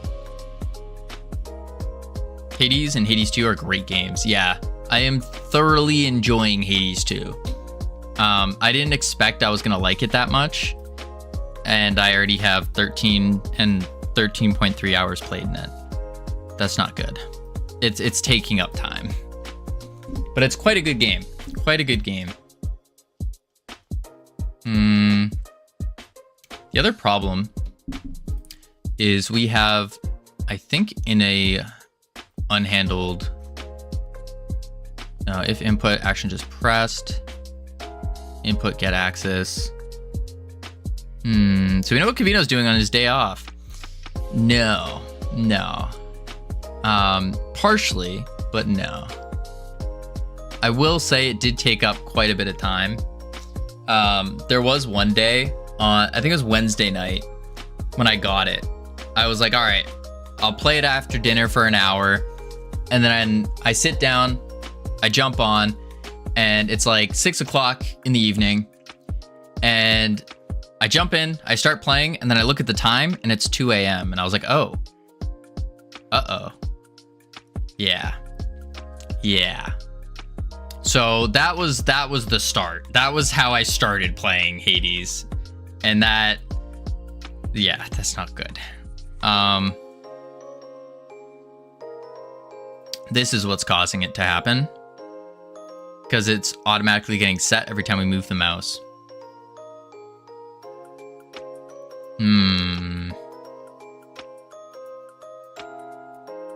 So I could... How do I stop an unhandled input from occurring?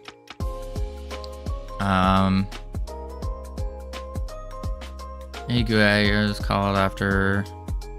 It's called if unhandled input is in... Oh, is it... Oh, show back up. There we go. Input event, stop propagating further nodes. Gameplay input. Events need a higher priority. For keyboard shortcuts, considering shortcut input instead.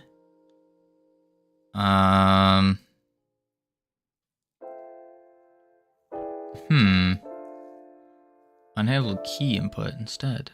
Interesting.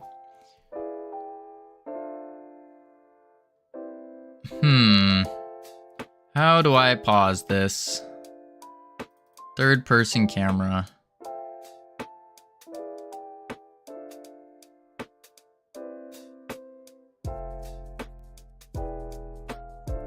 Because even if I set the process, that's not going to do anything.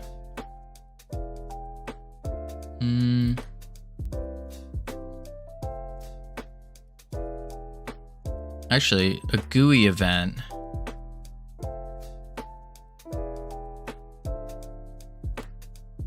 So I should do this as an input, not unhandled, actually.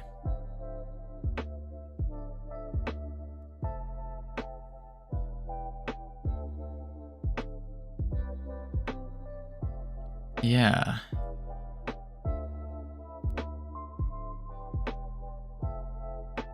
Let's see if that does anything. Play.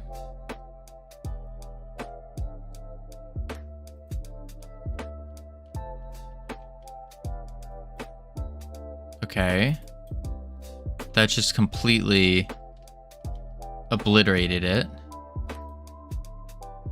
Interesting. Inspector. Control. Ignore. Mouse. Ignore. Mouse. Ignore.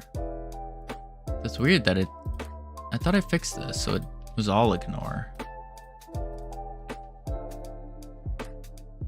Guess not. Yeah. Oh, you can't batch it. Interesting. I think labels by default or ignore. Ignore. And ignore. Boom. I'm back. Welcome back. All right. Play. There we go. Escape. Ah, it flickers.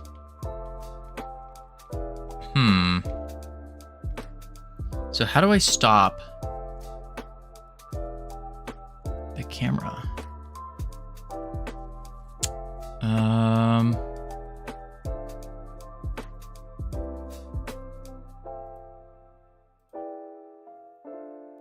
I don't think pausing the tree would do anything.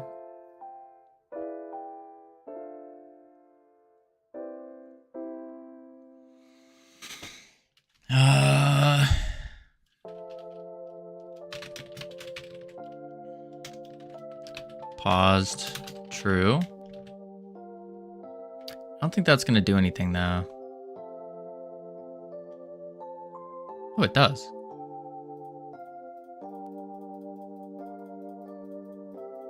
Huh. The buttons aren't going to work, but that's fine. Which part makes the mouse invisible? I didn't set that yet. What I was going to do is then do a var is paused boolean, and then I just do this is paused, and then is paused equals not is paused, so then it flips. And then the debug map itself needs to have an always on it. And then the debug menu needs to have an always. I see an issue with this, which is we need to have a number.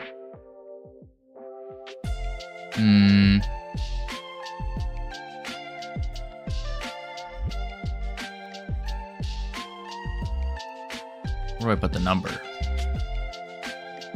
Could put it like tape it on.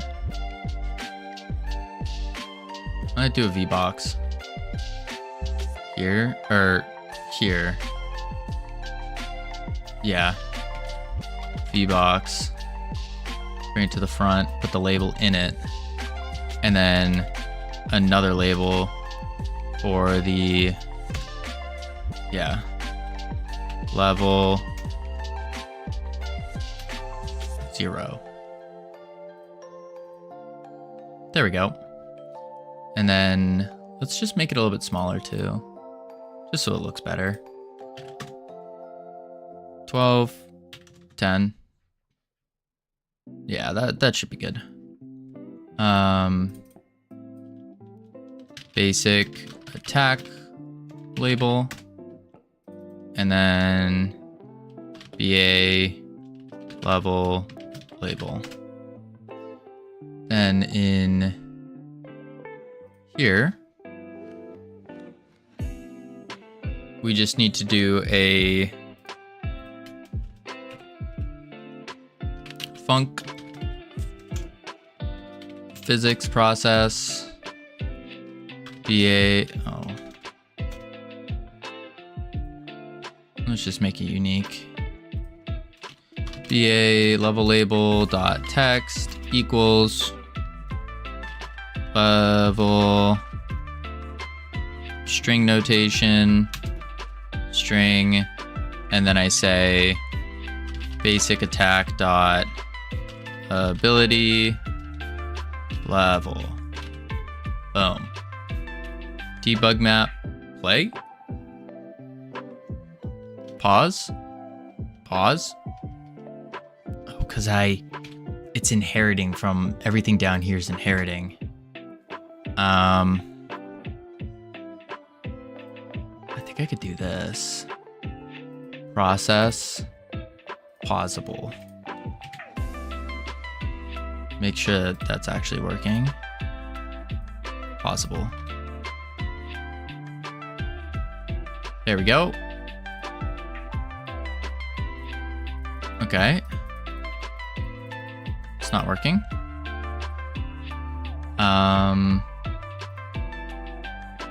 Process, always. Debug menu. Let's print. Plus. Print. Minus.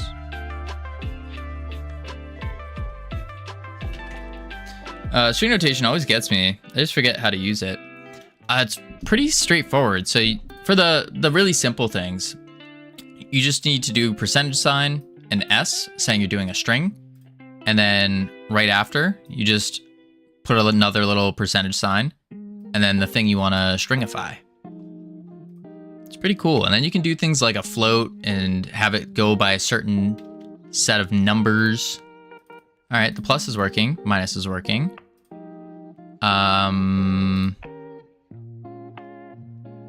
This is not working.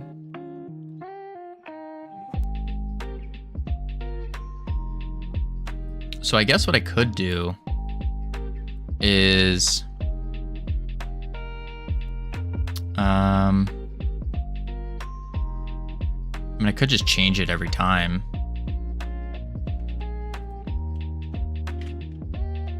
Like that.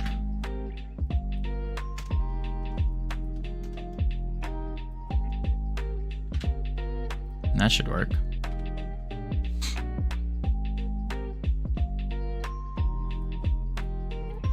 No, it's still not working. Interesting. I wonder if it's because the buttons are pausable.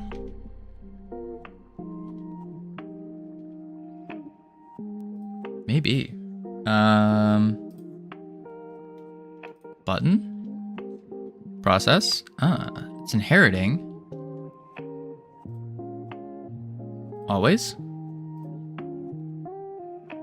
Process. Always. Try that out. But it's weird because it was working before. I wonder if it's also always. But this guy, they were inheriting.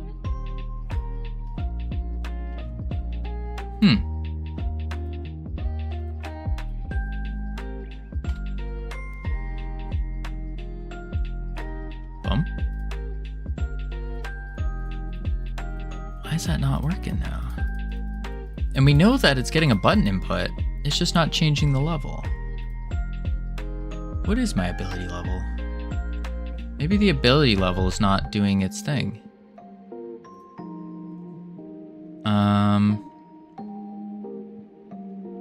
Ability level as an int equals 0.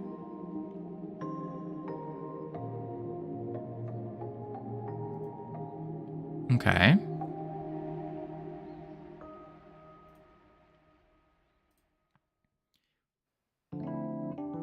Basic attack dot ability level. Yeah. So why is that not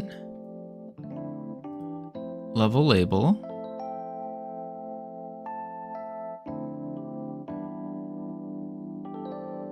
Dot text. Like, I can understand complex code and easily internalize them. Then there's simple things that just blank out on, like state machines, the external ones. We kind of have something similar with the ability manager. Sorta. Why is this not working? Is it because it's unique? Is that what's going on? Ready var basic attack label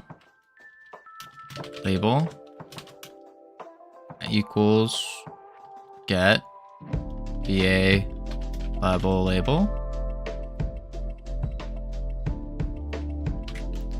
basic attack label. Boom.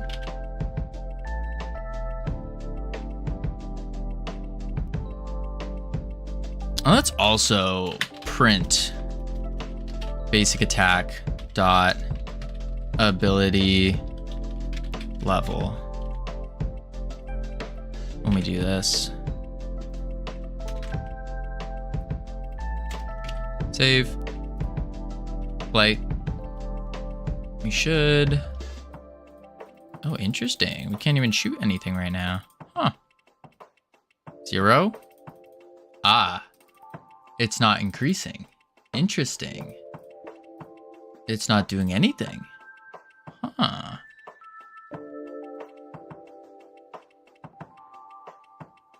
Very interesting.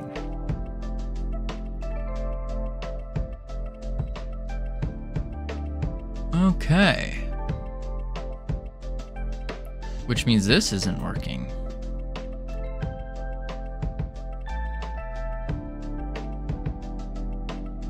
I wonder why.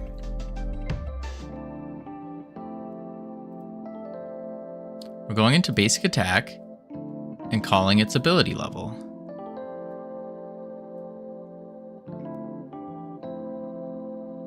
So why wouldn't that work?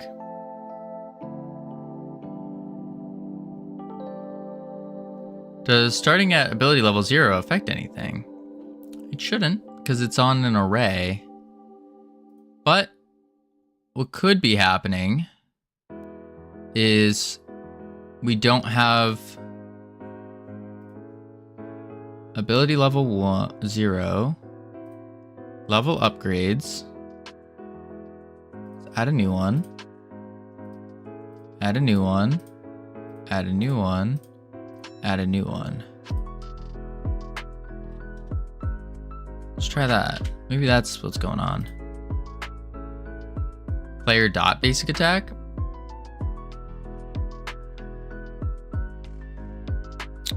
I don't think I need to do the player, do I?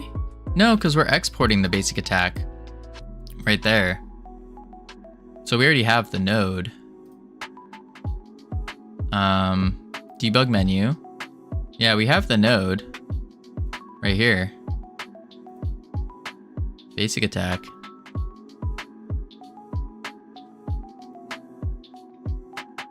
Play it. Yeah, we can't even shoot right now. 0, 0, 0, no matter what. That's strange.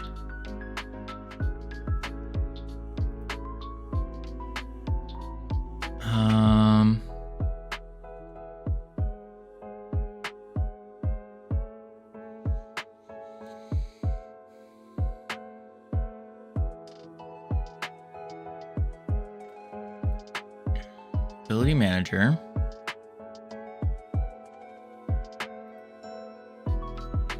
We have it as an ability.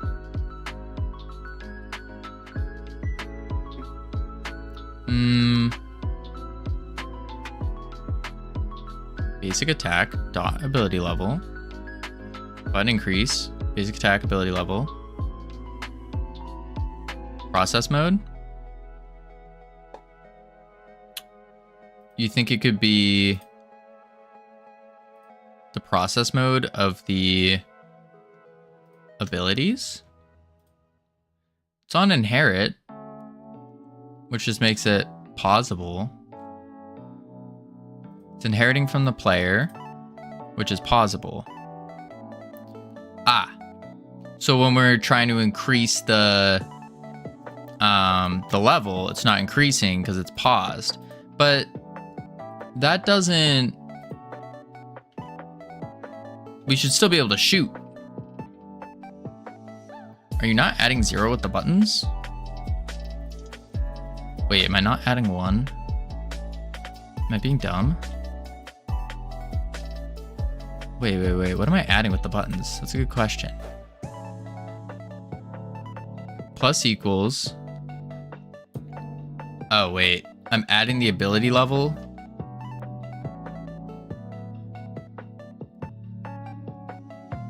And I'm clamping it. That doesn't actually do anything. Does it? This does not do anything. 1.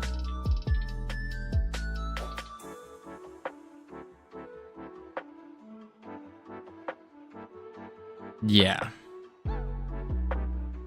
And then in the ability level itself is where I need to clamp. Equals 0, but equals clamp int ability level 0, and we'll go to 5. Cyclic reference.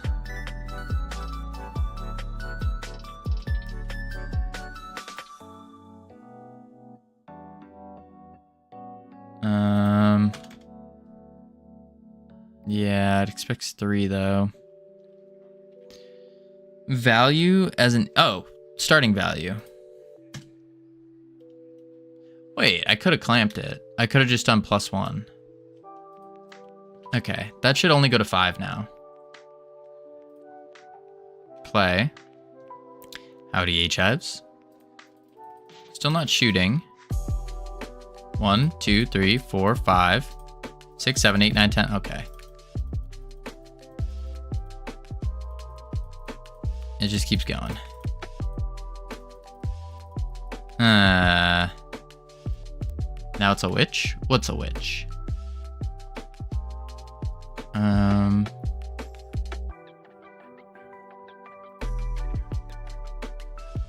Yeah, so I should clamp this number by doing clamp I and then basic attack dot ability level +1 minimum 0 maximum 5 minus.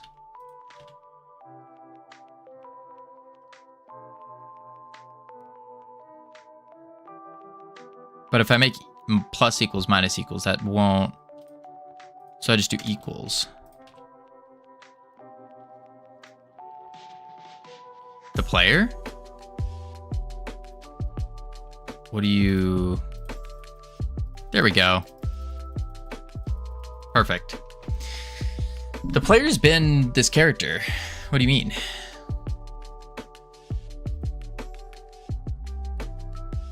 And then in here, cast array, but it's a callable. Wasn't the player a goo man? H-Heads, are you okay? You were here like 12 times today, saying howdy every time.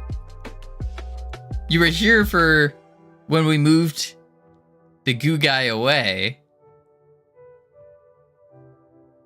Are you trolling me, H-Hives? Is that what's going on? Is the game starting in pause mode since I'm seeing the debug? No. The debug always shows. I'm not shooting though, which is interesting. Yeah.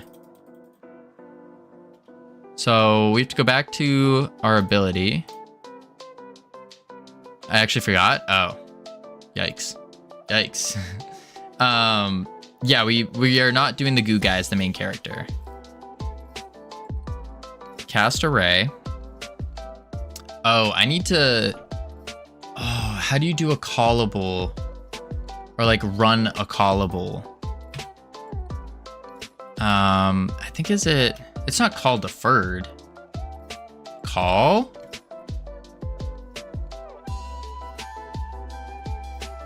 Basic attack? Nah. There's a way to call the function on an array. Though, array of callables.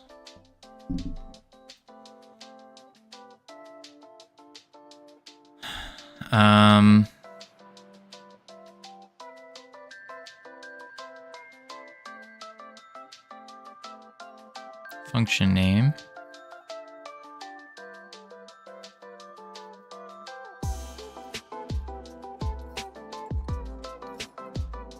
Something like this should work. Assign. Filter. Print. No.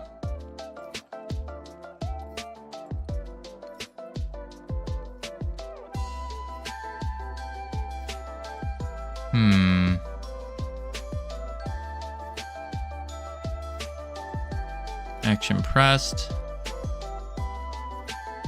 Execute step. I don't know what that is.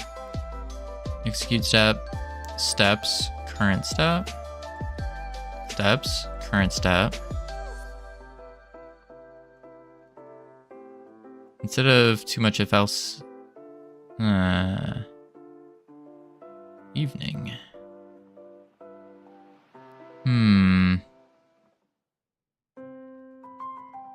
As callable to store a function dot call. Let's try that.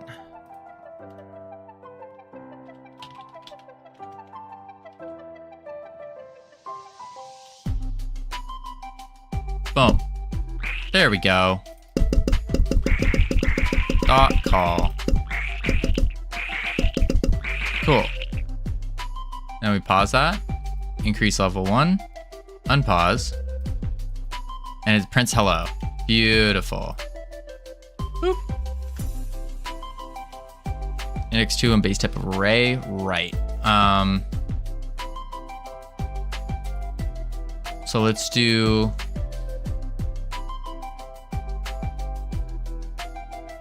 Zero. And we need a max ability level in our basic attack.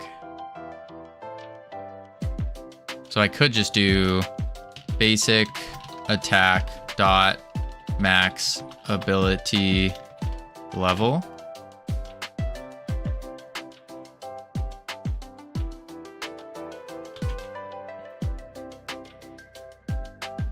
Basic attack dot min ability level.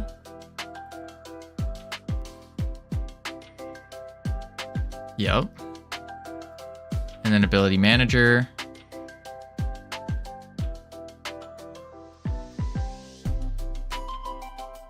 Basic attack ability. And we do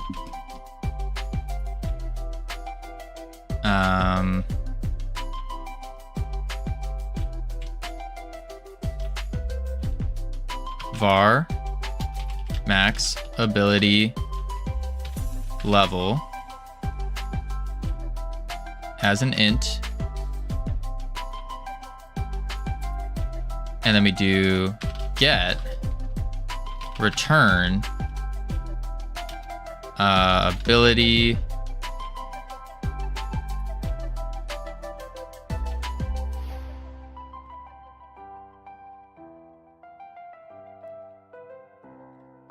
I guess I could just get any of them.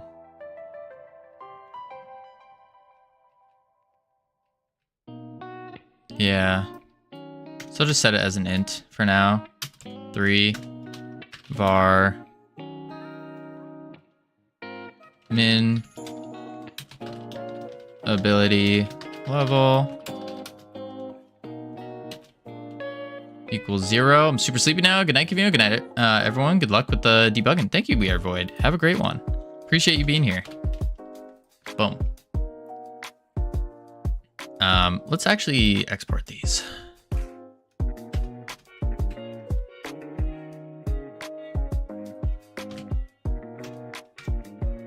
And then we do this.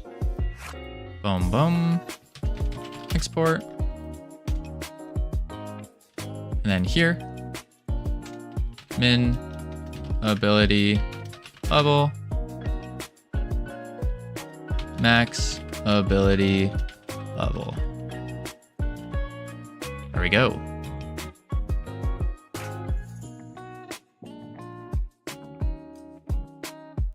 And cast time levels gets that. And we should be good. Yeah. All right. And then we want player, basic attack, 0, 3, 1, 2, 3, 2, 3. And let's do 25s, 2, 3, 2, 3. She blows. Save. There we go. Yeah.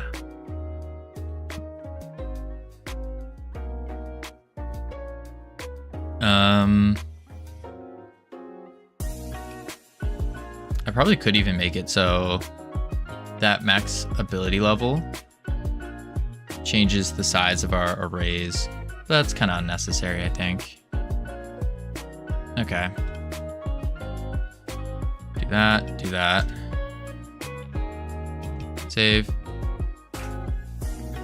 And then -1 with the basic attack dot min ability level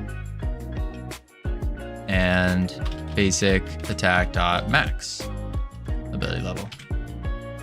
There we go. No magic numbers. Get them out of here. Get them out of here. Okay. So now that we can level it up, we go to the ability manager and we do a little bit of a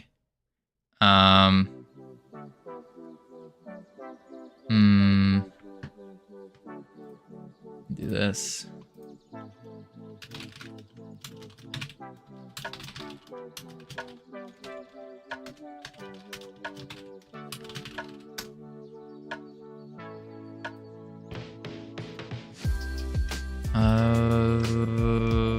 Unhandled input, action press, cast array, ability level call.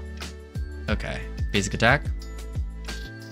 And the first one does cast, the other one does the Gootling gun. So we can do a export var Gootling gun as a packed scene. There we go. And then all we gotta do is var Gootling gun equals Gootling gun dot instantiate. And I actually want to put an underscore. I like the underscores. I used to hate underscores, but I'll admit it. The longer I program, the more I'm okay with them. But I don't like where it is on the keyboard. I don't like that.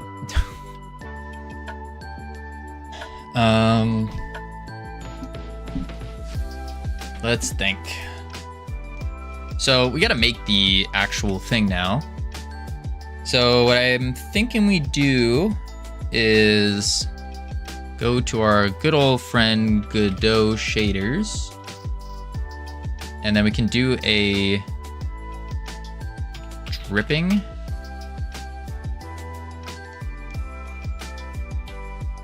Slime. I'm just seeing it. This is what we're using right now, which is pretty cool. The goo one.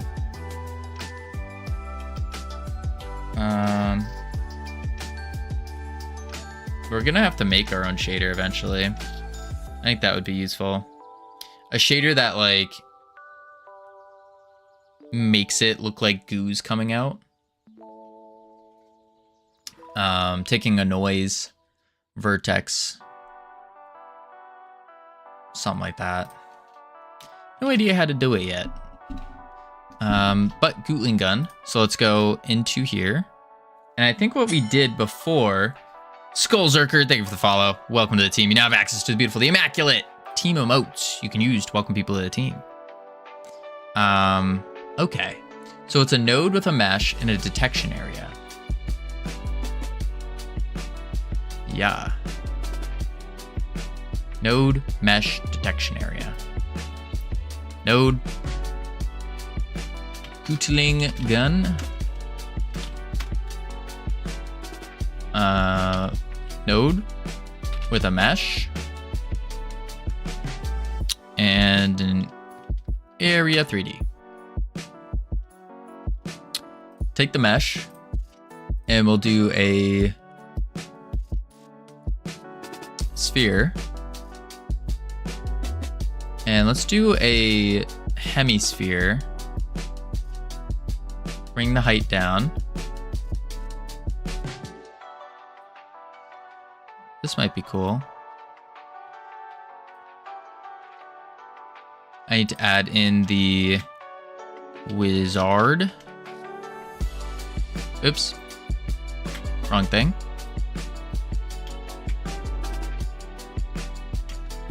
Wizard. What? Oh, player. All right. Take the mesh. Bloop. Bloop. I just want to make sure the sizing's okay.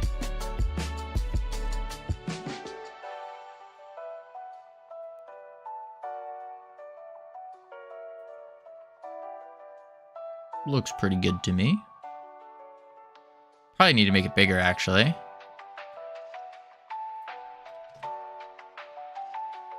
Oh my, that might be too big. 0.75.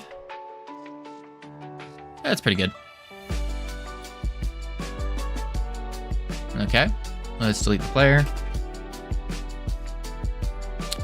And then go back to the transform 0, 0. Because we're going to be adding this somewhere, somewhere else. So it'll be okay. And then Gootling portal. And we could even take Godot shaders. Probably could do like a portal. Yeah. Yeah. That's pretty cool, actually.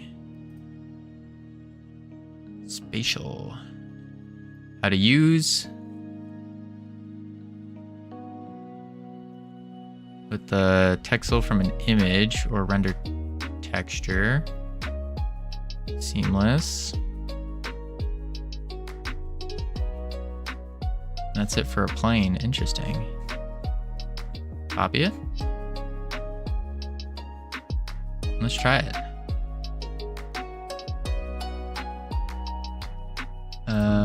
Replace this with a plane mesh.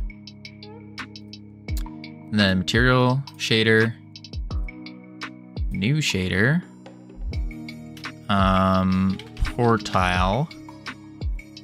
We're gonna put it in our shaders folder. Create, open it up, grab all this, paste that. And let's come up here, shader type. Before we do that, let's do this. Shader parameters, noise, fast, Berlin, it's good, normal, seamless, 3D space, it was a normal? No, don't do it as normal. Inner color. Oh, I see. Inner color, green. Good dark green. Then the highlight, a light green. And a super dark green. That's kind of sick. Wait.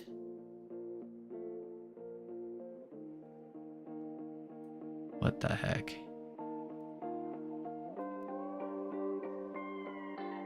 I'll do it like that.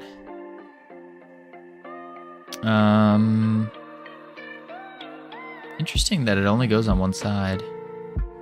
Should be able to do it on both. Add UV2. And then flip. No. Just not. Oh, orientation. It's fine. I would like to, out of curiosity, what if I put this on a different node? It probably will not work as well, or be like a little wonky. We'll try it though. New noise, fast. Oh, just leave it there, seamless. 3D space, inner. Oh, that's interesting how it's wrapping around like that. Inner. Huh. What if I do a hemisphere? Bring the height down. Inner. No, that's not gonna. Let's do a capsule. And then like that. Squish it. Squish it. Like that. Material. Shader. Quick load. Portal. Wait. Wait a moment. Wait. Wait. Noise. Fast. Seamless. 3D space. Hang on.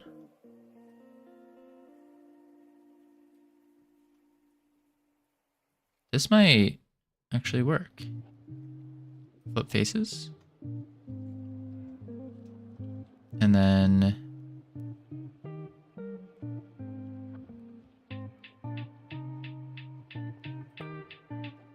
do that.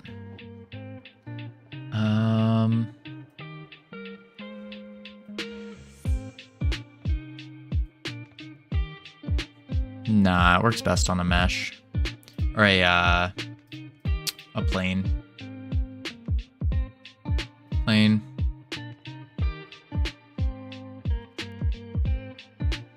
Oh, nuts, I messed it up. Delete. Mesh. Gootling portal. Up. Mesh. Plane. And then material. Shader. Quick load. Portal. Parameter. Inner. Like a light green maybe. Highlight. Green. Frame. Dark green. Noise. Seamless. Fast. Perlin. Domain warp.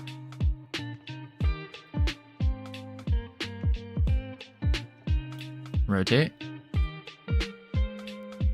Ooh. Ooh. I'm cooking. I need to go into on the noise. We want to do fractal and I think ping pong. Yep. Yup. All right. And then let's go back to the shader. And then inner size, bring that up a little bit more. Inner. Let's make the inner darker. Ooh, maybe not. That is kind of cool.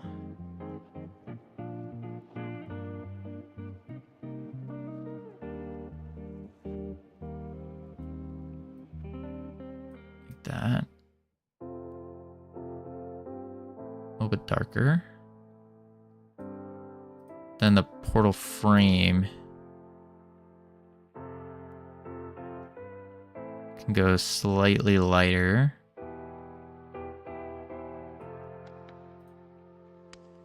Ah, I see what's going on here.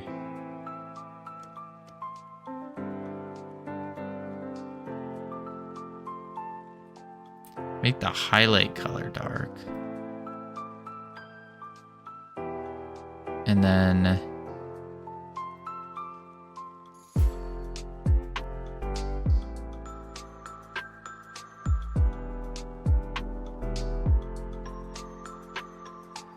little bit deeper in.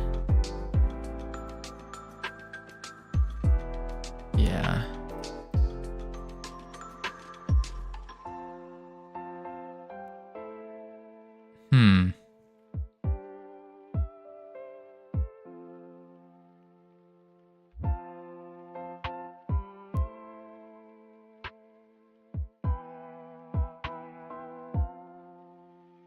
Could go dark.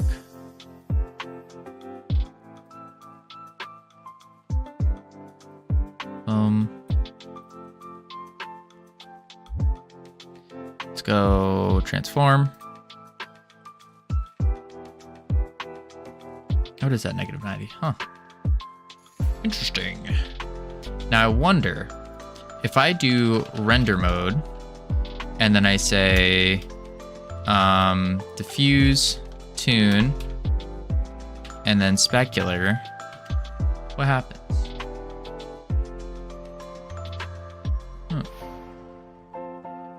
Nothing. And then if I do a blend add, makes it a bit more see-through. And then the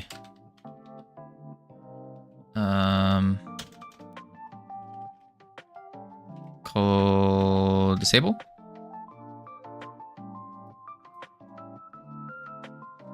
There we go. I don't know if I want the blend mode on, actually. Yeah, I don't think I do. But I do want that cull disabled.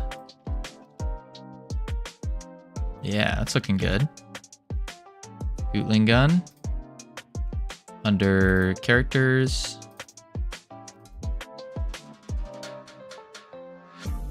Abilities. Goo wizard. Save. Okay.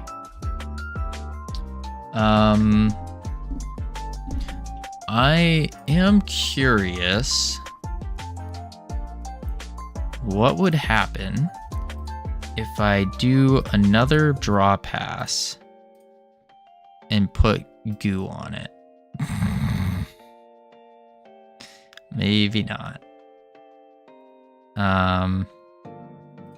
What if I put it in a bubble? Shader parameters. Oops. And then noise. Color. Oh, it just flops the thing around. Yeah, because it's on a mesh, so we don't want that actually. That's fine. Undo the draw pass. Boom. Now we need the detection area. And we do a little bit of a... I think I did a weird collision shape. What did I do? Collision shape. I just did a big cylinder. That's fine. Boom. Boom. Cylinder. Rotate. Bam. And then stretch it out. Boom. Boom. It's good enough. Let's save that. Not too shabby. Not too shabby. I think that portal... the portal could use a little juice to it, though. I will say. Just a little bit. Yeah. Yeah.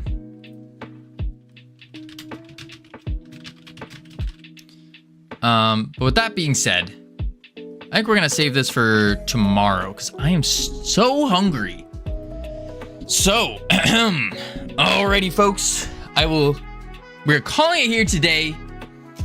I will catch you all tomorrow, where we're gonna work on the next set of abilities. The next set of abilities. We're heading over to Adam. Adam's working on Skelly Cellar. That didn't work. Yes, it did work. Working on Skelly Cellar. It's an amazing game. You can wishlist it on Steam. Be sure to spam all the emotes if you got them. Until then, I will catch you all tomorrow. Adios. Boop. All right, one sec, YouTube. It's a lot from people that like, oh, it looks like the game has gotten better. The game hasn't really significantly changed in the last couple